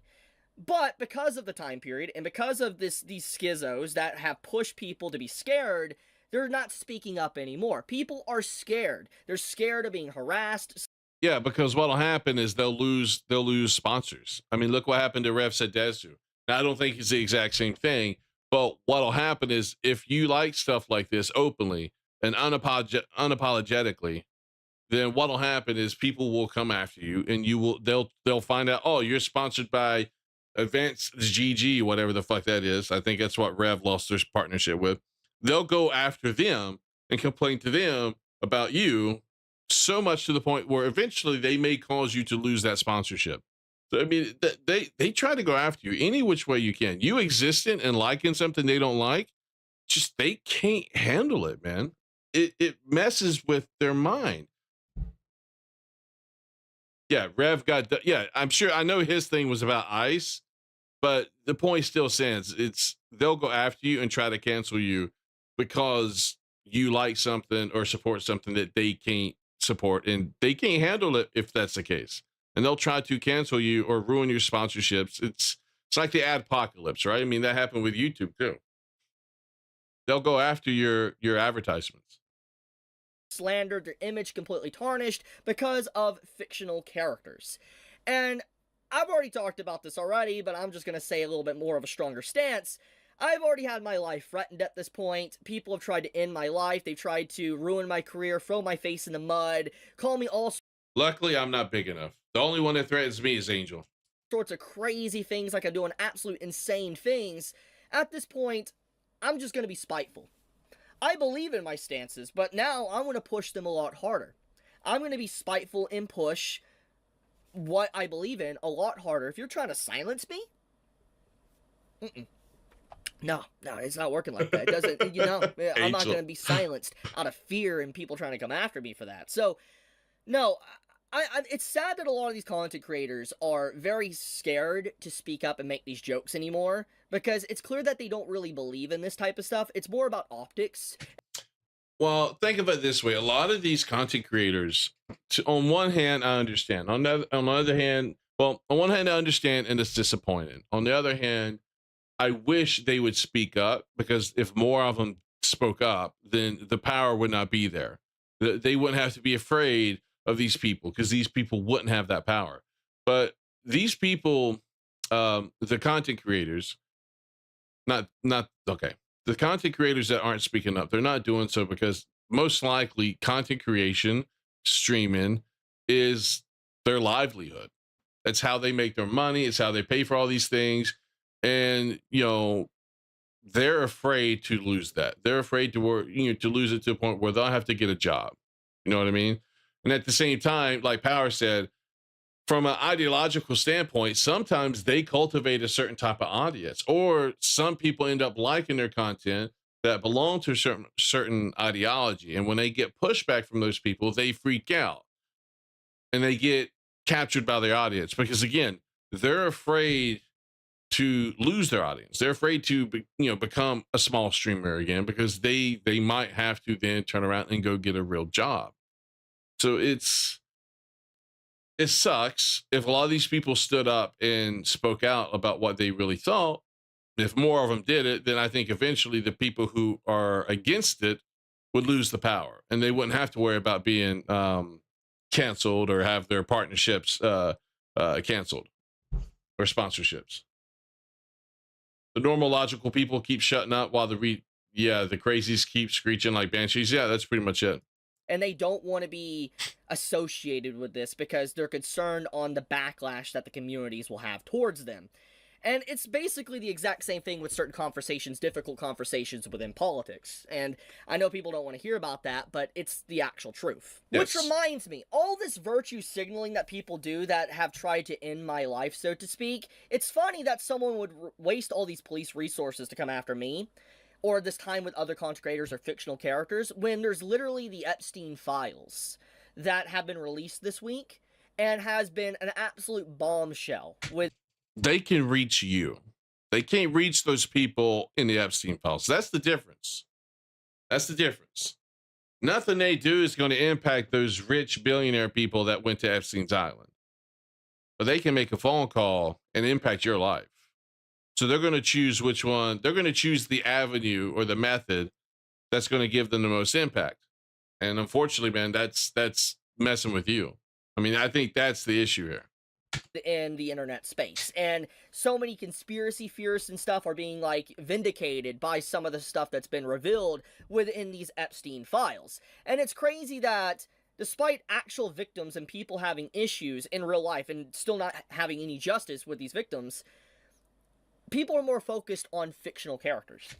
There will be no justice for those victims. That's why, honestly, at this point, I don't really care about it. I'd rather focus on other things that's a higher priority to me, because I fully believe, I'm convinced, that no matter what comes out, nothing will happen. The only thing that potentially would happen would be if it was proven in all these files that Trump just wasn't just an acquaintance of Epstein, but actually did something. Then, Democrats would do everything in their power to nail him to the wall. But outside of Trump, nothing will happen to anybody else, because they will ensure that never happens. They just won't let it happen. Too many powerful people involved.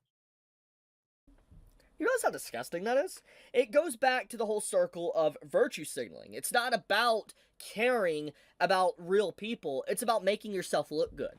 That's it. Yeah, pretty much. That's it. And here's the thing. My image has already been destroyed. It has. People, already know what they want to think about me online, and the people that are here already know how I am. They know the truth. And that's the matter. The point of the matter here is that, like, why would I want to do optics and censor myself for people that want me dead? Nah, not happening. But also showcasing that they don't even care about the things that they try to fight for, because they're not trying to advocate and talk about what's going on in the Epstein files. They care more about a fictional character from ZZZ than anything in that. Really goes to show where our society has went. And this is why I fight back against this. And I am a voice. I try to be a voice for people, because... Why is Natsu trending? Is this the Natsu from Fairy Tail? I'm kind of wondering about it. Because I'm not getting scared off of this. Yeah. Anyways, I will leave it at that. I just wanted to talk about this. If you enjoy my content, please subscribe. It does help me out a lot. All right. Leave a like on this video. So yeah, I mean, it's ridiculous what's going on with this. It's nuts. People need to calm down. They need to stop getting so radical, so rabid over this stuff. It's not real. If people disagree with you, that's fine. That's just called reality. That's people have been disagreeing for all of time. So the thing is, we need to actually act like we live in a civilized society and just learn that, sometimes we need to agree to disagree and just go our separate ways and keep going on.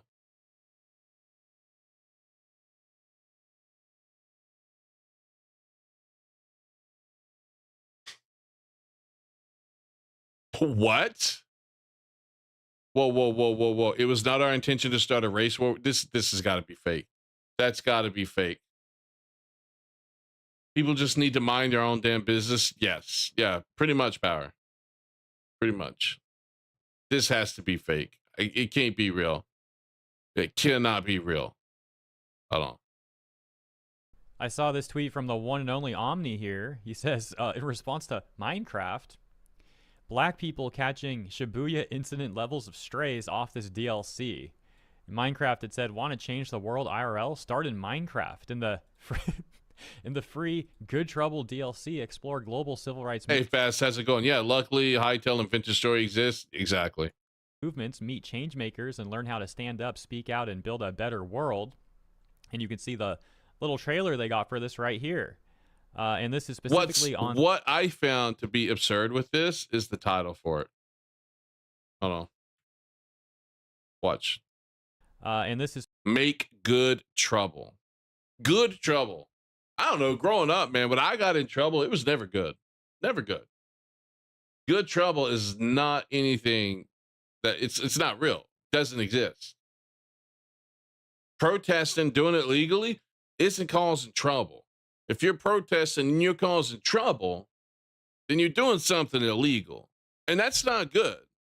There's no such thing as good trouble. I'm just sorry. This title is absurd. Specifically on the Education Edition of Minecraft. And so stepping away from the Good Trouble DLC for a second, let's get some specific information about that Minecraft Education Edition. As we have this video of very fine people here explaining what the Minecraft Education Edition is all about. Engaged, and they want to deliver something that is worthwhile and meaningful to them, and they exceed the... I can promise you the people who will play this DLC are not the people who play Minecraft all the time. I'm sorry, it's not. The kids that play Minecraft all the time don't fucking care about your Good Trouble DLC.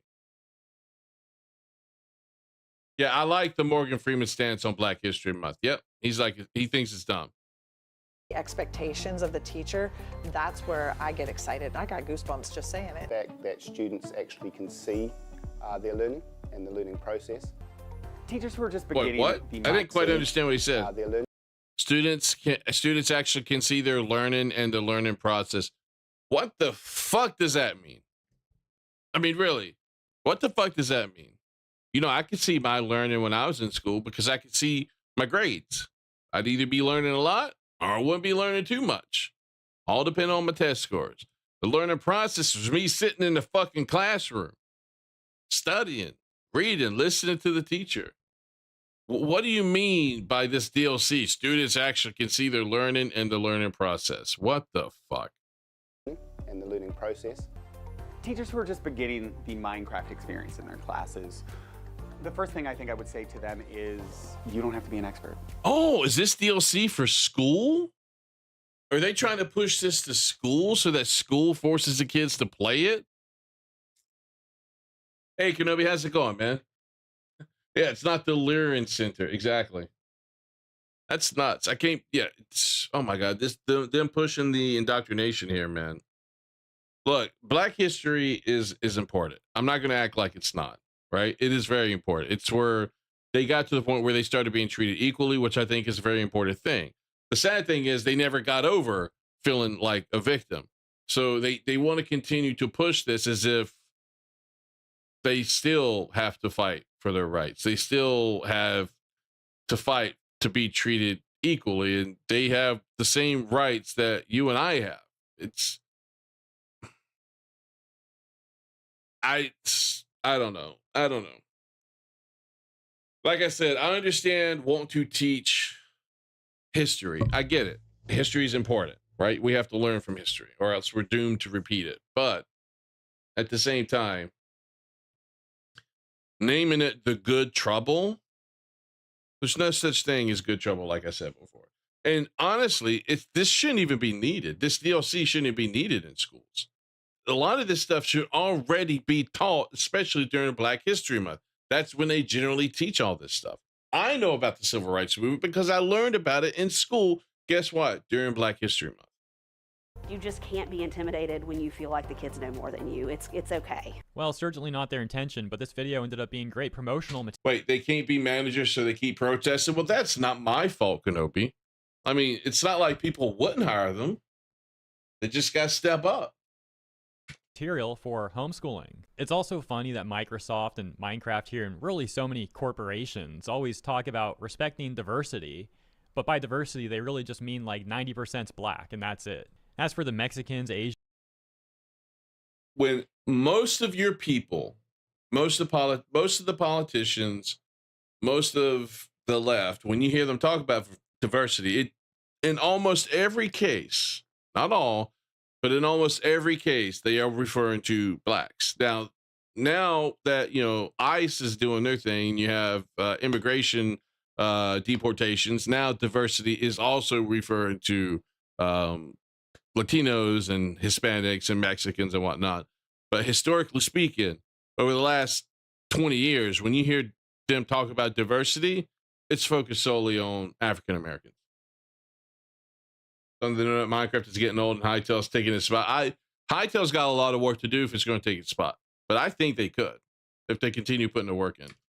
Middle Easterners, Southeast Asians, Europeans, Indians, etc. I mean, just to say everyone else, really, well, they're always put on the back burner for some reason. And so going back to this tweet from the official Minecraft account where they talk about this free Good Trouble DLC for the Minecraft Education Edition that they specifically market to children, or rather to educators to use for children, well, the whole thing's backfiring on them tremendously. For example, top responses like, get this political propaganda out of Minecraft, had to double check that this was the real Minecraft account, and as much as I like this idea, people are going to mod this and make incredibly offensive videos that go straight to Instagram Reels. And yeah, I want to see those Instagram Reels. If you guys see those Reels that are offensive and modded, send them my way. Because look, I did send this one thing to my son. I thought it was freaking hilarious. Hold on, let me see if I can find it real quick. Hold on.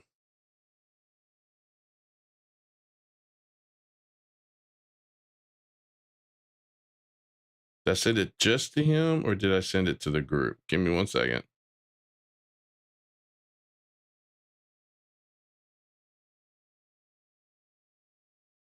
Hold on, I'll find it. Hold on. This is hilarious because it's kind of falls in line with that.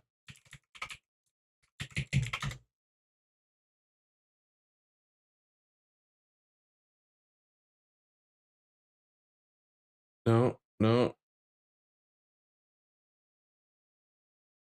Hold on, I gotta find it. Let me. Oh man, it's midnight, so I can't call my son. Damn it. So anyway, so I can't find it at the moment. But there was this Instagram reel I came across where it showed Roblox, and in Roblox, people were actually, I don't know if it was a mod, if it was a game, they were playing the role of ICE, and they were like rounding up and arresting people, and I guess they were deporting them. I don't know what they were doing with them. But it was so funny to see a bunch of them come out of this one building. They had like riot shields. They said ICE on them. They were like surrounding this one person, pushing them, shoving them out. It was funny because I was not expecting to see that in Roblox. So if you guys see reels that are considered offensive based off of this Minecraft stuff, yeah, send them. I think it would be hilarious. Yeah, spoiler alert, that's been happening, just not on Instagram Reels alone, but elsewhere too. As the replies continue to cook the Minecraft account, they ultimately they disabled it, because I responded to this too. I'm like, dude, what the fuck? What are you guys doing? This does not belong in your game. Decided to lock the responses entirely. FaZe Connect VTuber Jelly Hoshiumi would also make a couple tweets here criticizing this Minecraft. Screw it, man. I think pushing politics in my children's sandbox game is disgusting, especially when it's disguised as education. True.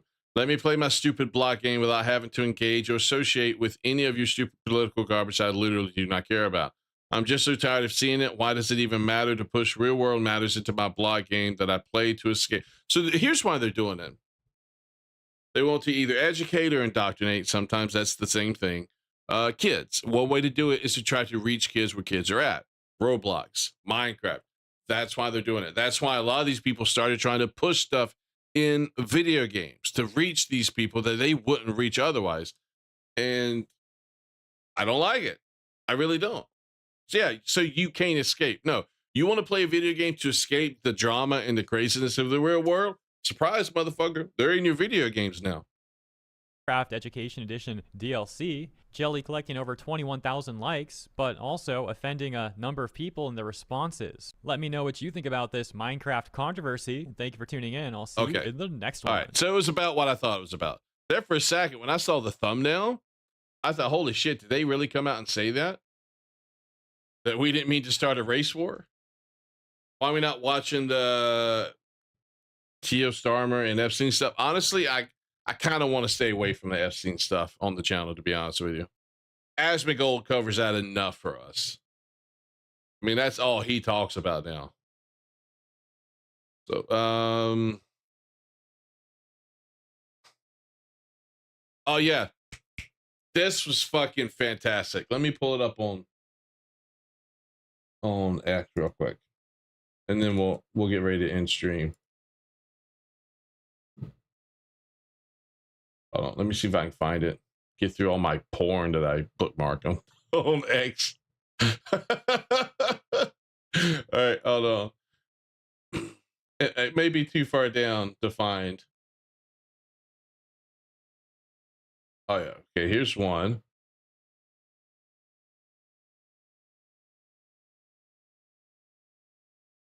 Okay, let me find the other.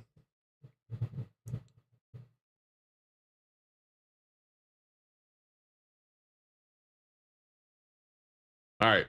So Billie Eilish, I think that's her name. She's like some sort of singer. I don't listen to her songs.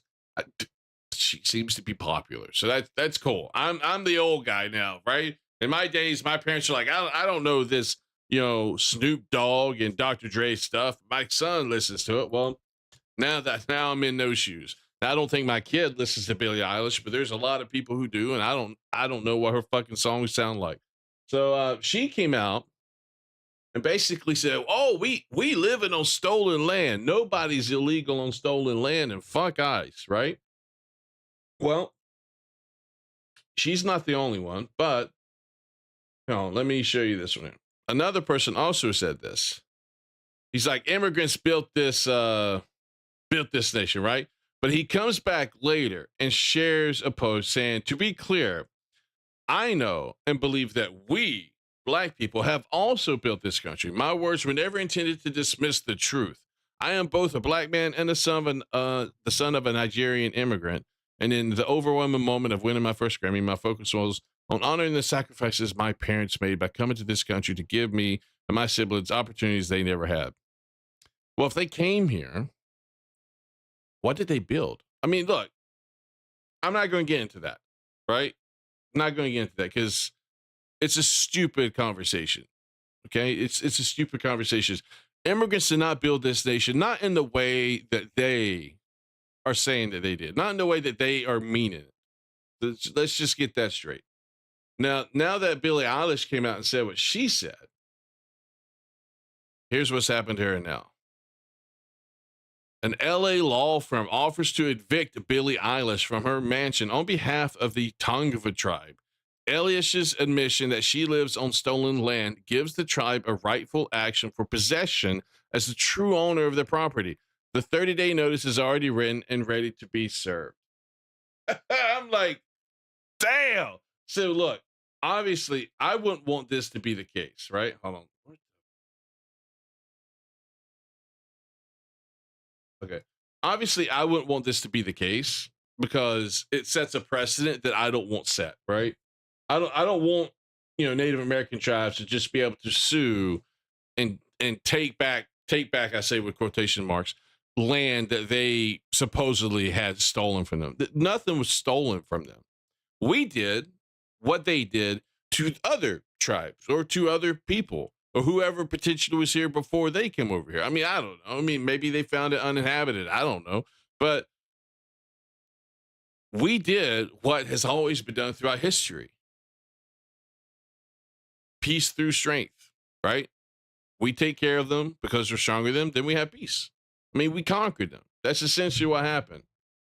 We conquered them just like they did their own people, just like they would have done to us if they had the ability to do so.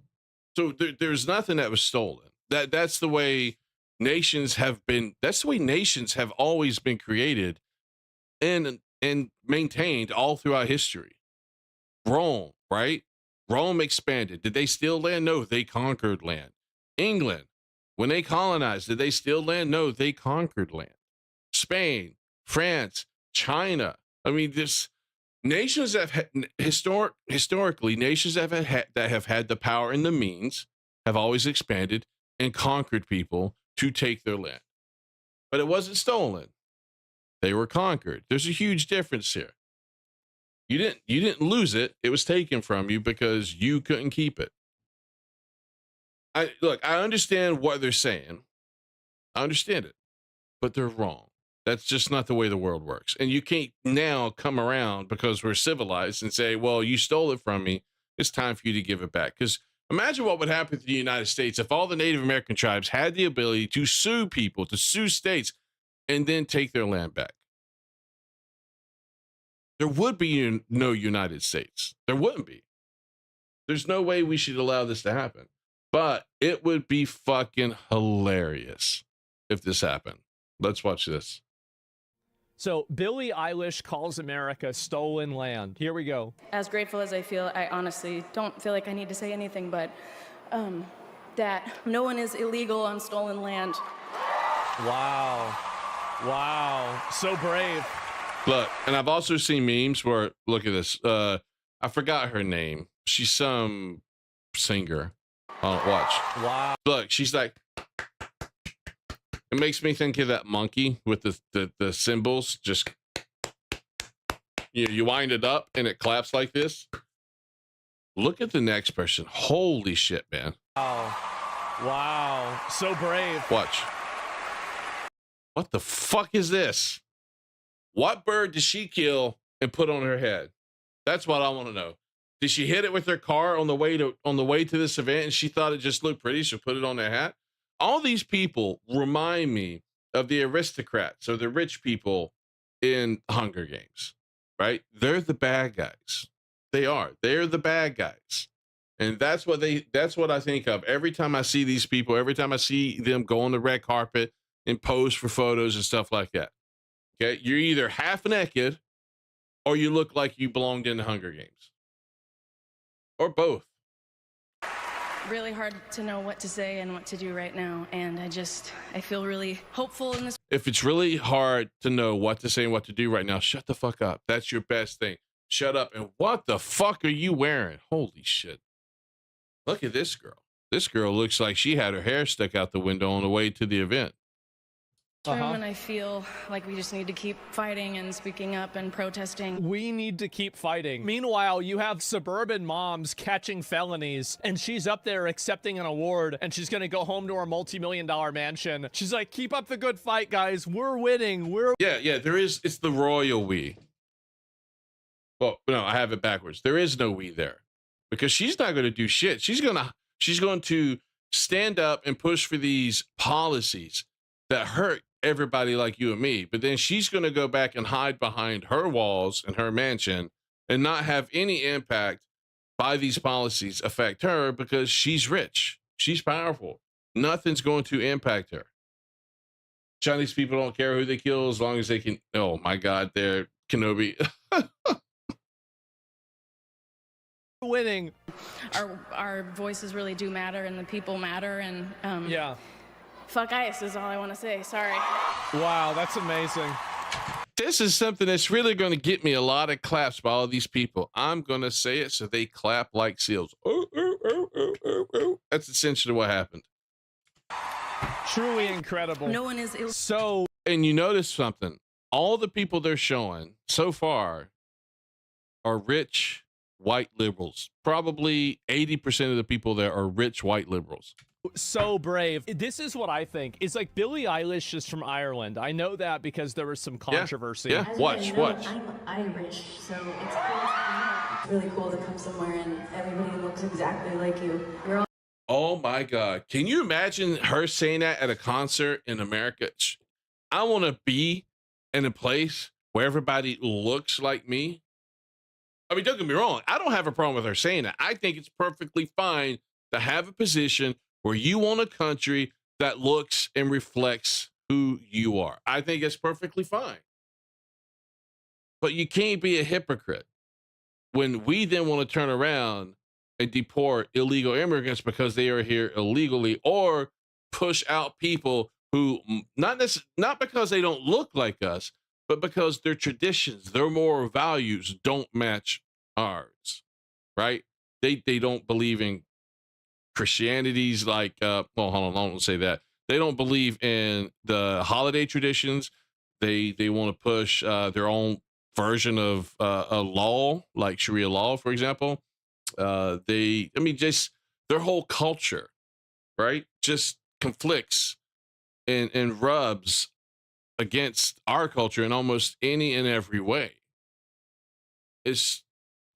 I don't have a problem with wanting to have a nation that looks like you look like, or has the same morals and traditions that you have.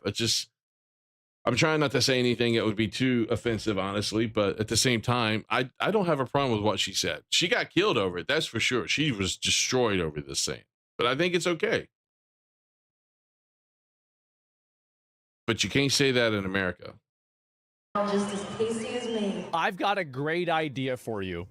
Go back. This is somebody who has the means, the ability, the resources, and the time to easily relocate back to Ireland. Go back. Billie Eilish's home sits on Tongva ancestral land, by the way. According to a local tribe out in California, she built her mansion on property that belongs to Native Americans. We talked to the Tongva tribe out in southern Cal, who says she's living on their property, saying this in part, as the first people of the greater Los Angeles basin, we do understand that her home is situated on our ancestral land. Eilish hasn't contacted her tribe directly regarding her property. Billie Eilish's $14 million mansion was stolen from Native Americans. Only when she returns it for free or opens it up to undocumented immigrants will her words actually mean something. Billie Eilish demands a restraining order after she found a shirtless stalker at her home.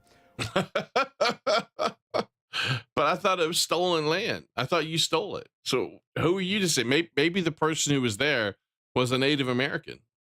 Well, maybe it was his land originally. This is now your land, and you're telling him he can't be there? Like, this is a little bit outrageous. This is unfair. Yeah, there's no stalking on stolen land. And then also, keep in mind, if you do win an award tonight, don't use it as a platform to make a political speech, right? You're in no position to lecture the public about anything. Thank you you. know nothing about the real world. Most of you spent less time in school than Greta Thunberg. So, if you win... That was never, she was 16. Come up, accept your little award, thank your agent and your god, and fuck off, okay? Man, based clip, I know. What a fucking legend.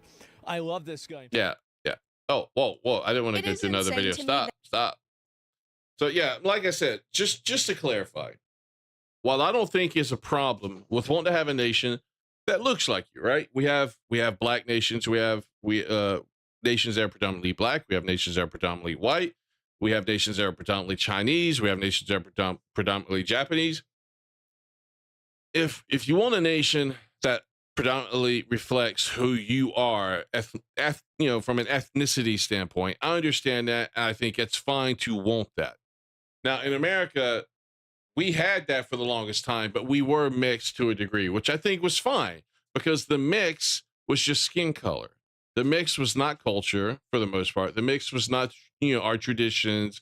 The mix was not our morals and our laws and how we should do and operate things as a country. We were all kind of, for the most part, walking hand in hand. The problem becomes when you import people from different nations that not necessarily doesn't look like you, but they live life completely different from you. They want to have rules and laws and policies completely different from you. There's countries out there where the people think it's okay to have child brides. There's laws out there where people think it's okay to mutilate the genitalia of women. There's laws there's nations out there that think it's okay to throw gay people off of a roof.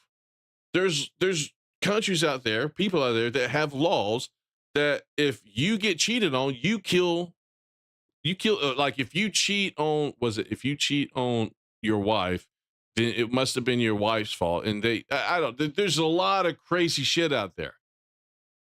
And that doesn't jive and mix with us here. So it's less about skin color to me and more about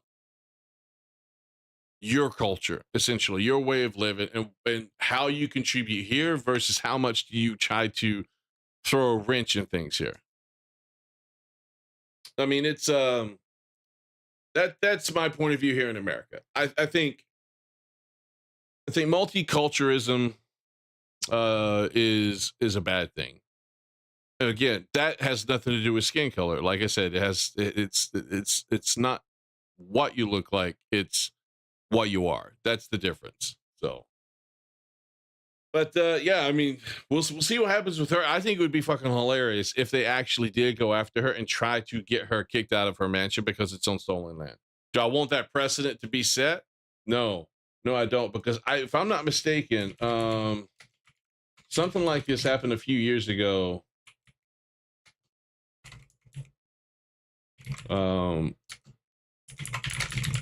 In Ohio. Let's see if I can find it.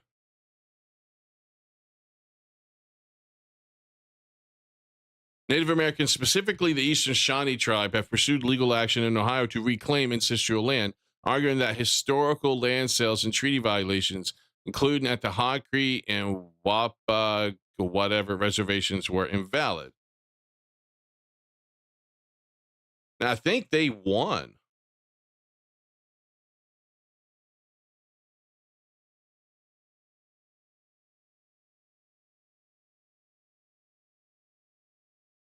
There was a court ruling that returned 3 million acres to Native American nation. Okay.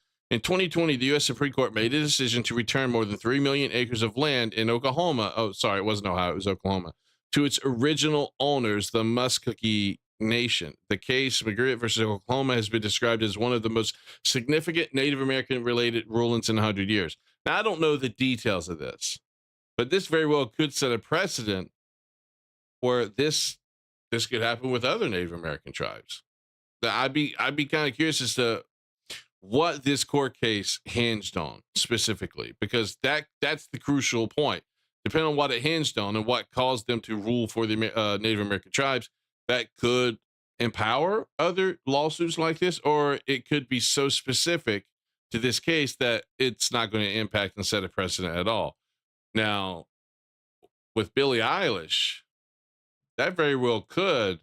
So that very well could set a precedent if they were successful. But it's fucking hilarious, man. It really is to see this. You know, she's probably freaking the fuck out because she's torn on what to do. I just virtue signal. I said that there's nobody illegal on stolen land. Then I just got a restraining order on a guy here. Because he was supposed to be doing something illegal, but it's stolen land. There's no illegal stalking on stolen land, right? And then now you got the Native American tribe saying that she needs to get out of her house and return it to the Native American tribe because she's on stolen land. It's, oh my God, the logic circles that they're trying to create here to justify their actions and their viewpoints all at the same time. It's nuts. It's nuts. All right. Well, listen, I think we're going to end it here tonight. It's almost 12:30. Tomorrow is Thursday. One more day, and it's Neo 3. Now, there was some first looks at Henry Cavill as Highlander. I do want to look at that, but I won't do it right now. But we'll see if I stream tomorrow. If I stream tomorrow, it may just be a complete react day. We'll see. We'll see. Anyway, we beat Sekiro. That game is done. Put a stamp on it. A+. Set it aside. See if they make a sequel to it. I doubt they will. But it was a good game. The ending I thought was good. I'm going to have to look up the other endings and see how different they are. But I thought this was actually kind of fitting, to be honest with you. So, good game. I enjoyed it more than I honestly thought I would. I had a lot of fun with it. But now we're on to the next one. I am looking forward to Neo 3 on Friday, baby. I am so hoping that that's released early enough that I can get an early start on the stream so we can get quite a few hours into it. So I'm looking forward to it. I think it's going to be fun. Anyway, all right. Did I react to Astarte's animation? I don't think so. You talking about like that's the Warhammer 40K stuff, right?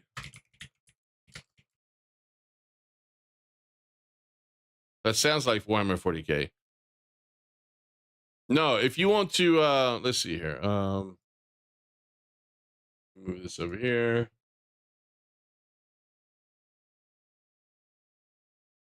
If you want to put it in Discord, I can, what you're looking at specifically, I can maybe react to it on Friday before we play Neo 3.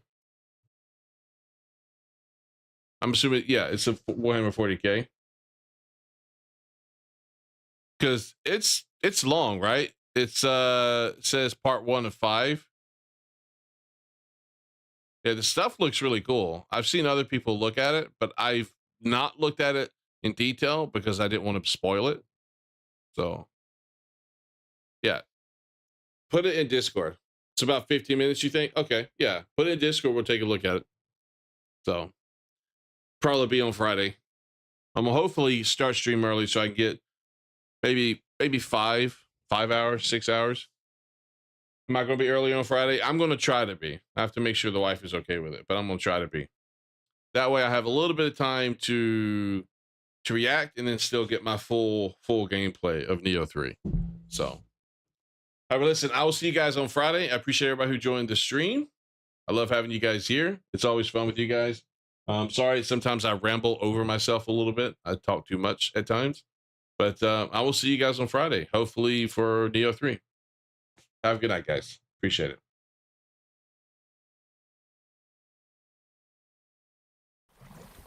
Now I can roll. And he still grabbed me. I'm dead. Nope. Oh my god, dude! There should be a cooldown, an internal cooldown for how often you can pull that shit. Oh shit, he's just chaining it back to back.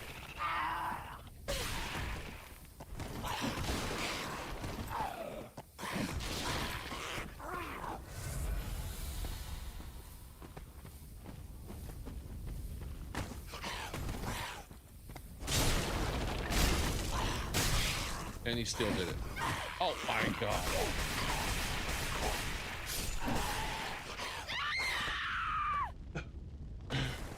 Oh my god. Let me close my office door. I must not have kicked him really good in the balls, because I'm sorry, you kick your guy in the balls like that, you're not going to turn around and do what he just did. He's going to infect me. No! What the hell?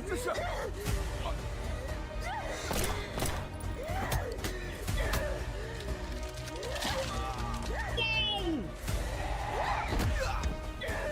Holy shit!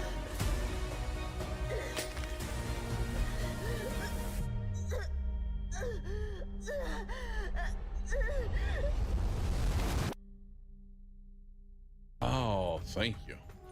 Still lost so many souls, man. It's ridiculous. Look at all the dead people. There for a second I thought it was like a hospital. I thought they were injured. But nope, they're dead. No, no, no, no, no, no, no, no, no. No, no. Can I attack it first? Can I attack it first?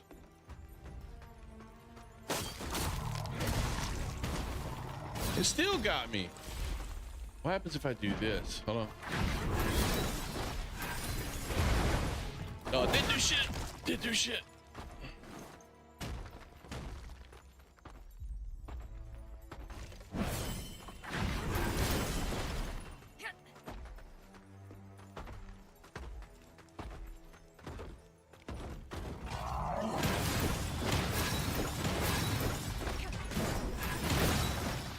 All right, good. We're gonna go with this.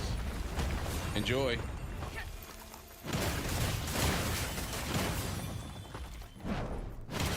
Oh, okay.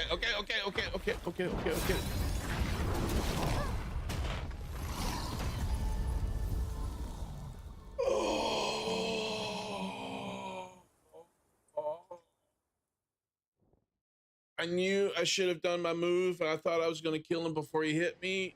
And no, I should have done my move. Fucking A. You know what, Scouter? I knew it was there when I saw the interact. I still got killed anyway. Fuck me, man. that towards the end of the game as well. Dude, who or what are you? Whoa! Where did he come from? Is he summoning people?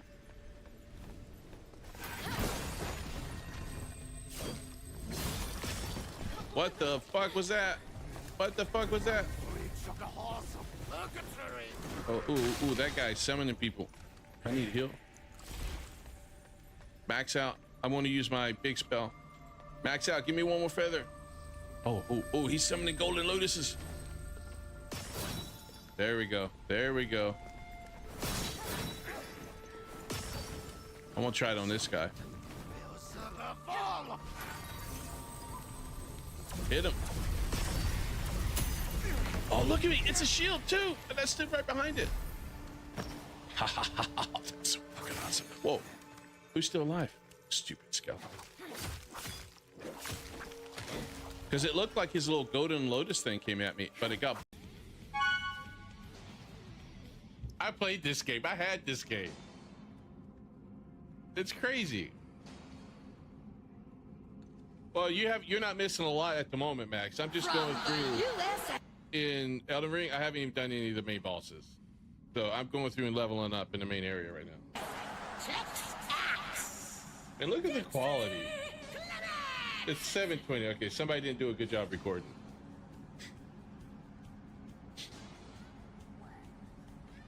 I loved this game, man. We need another game like this. I would buy it and play it.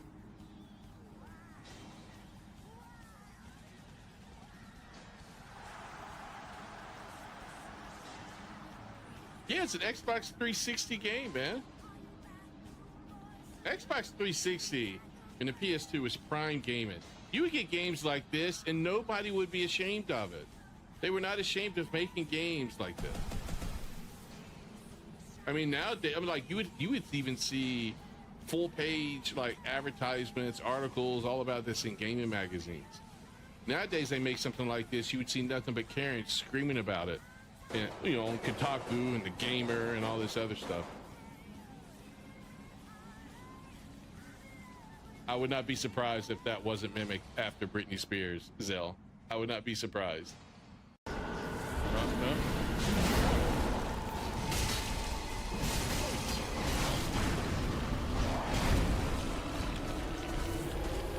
Why are those guys shooting so many beams all of a sudden?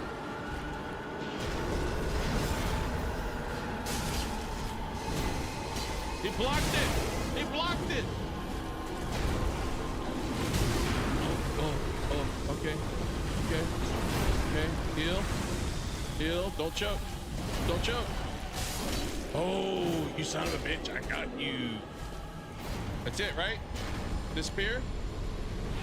All right. Fat suit does it every time. Okay. Oh, that didn't do anything. I was hoping it would.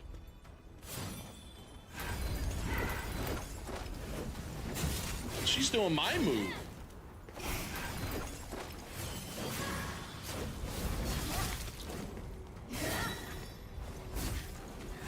I'm gonna die. Are you telling me?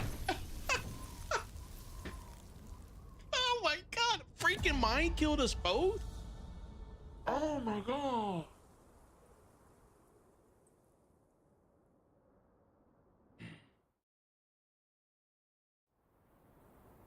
You know, he makes his own decisions, but here's the thing.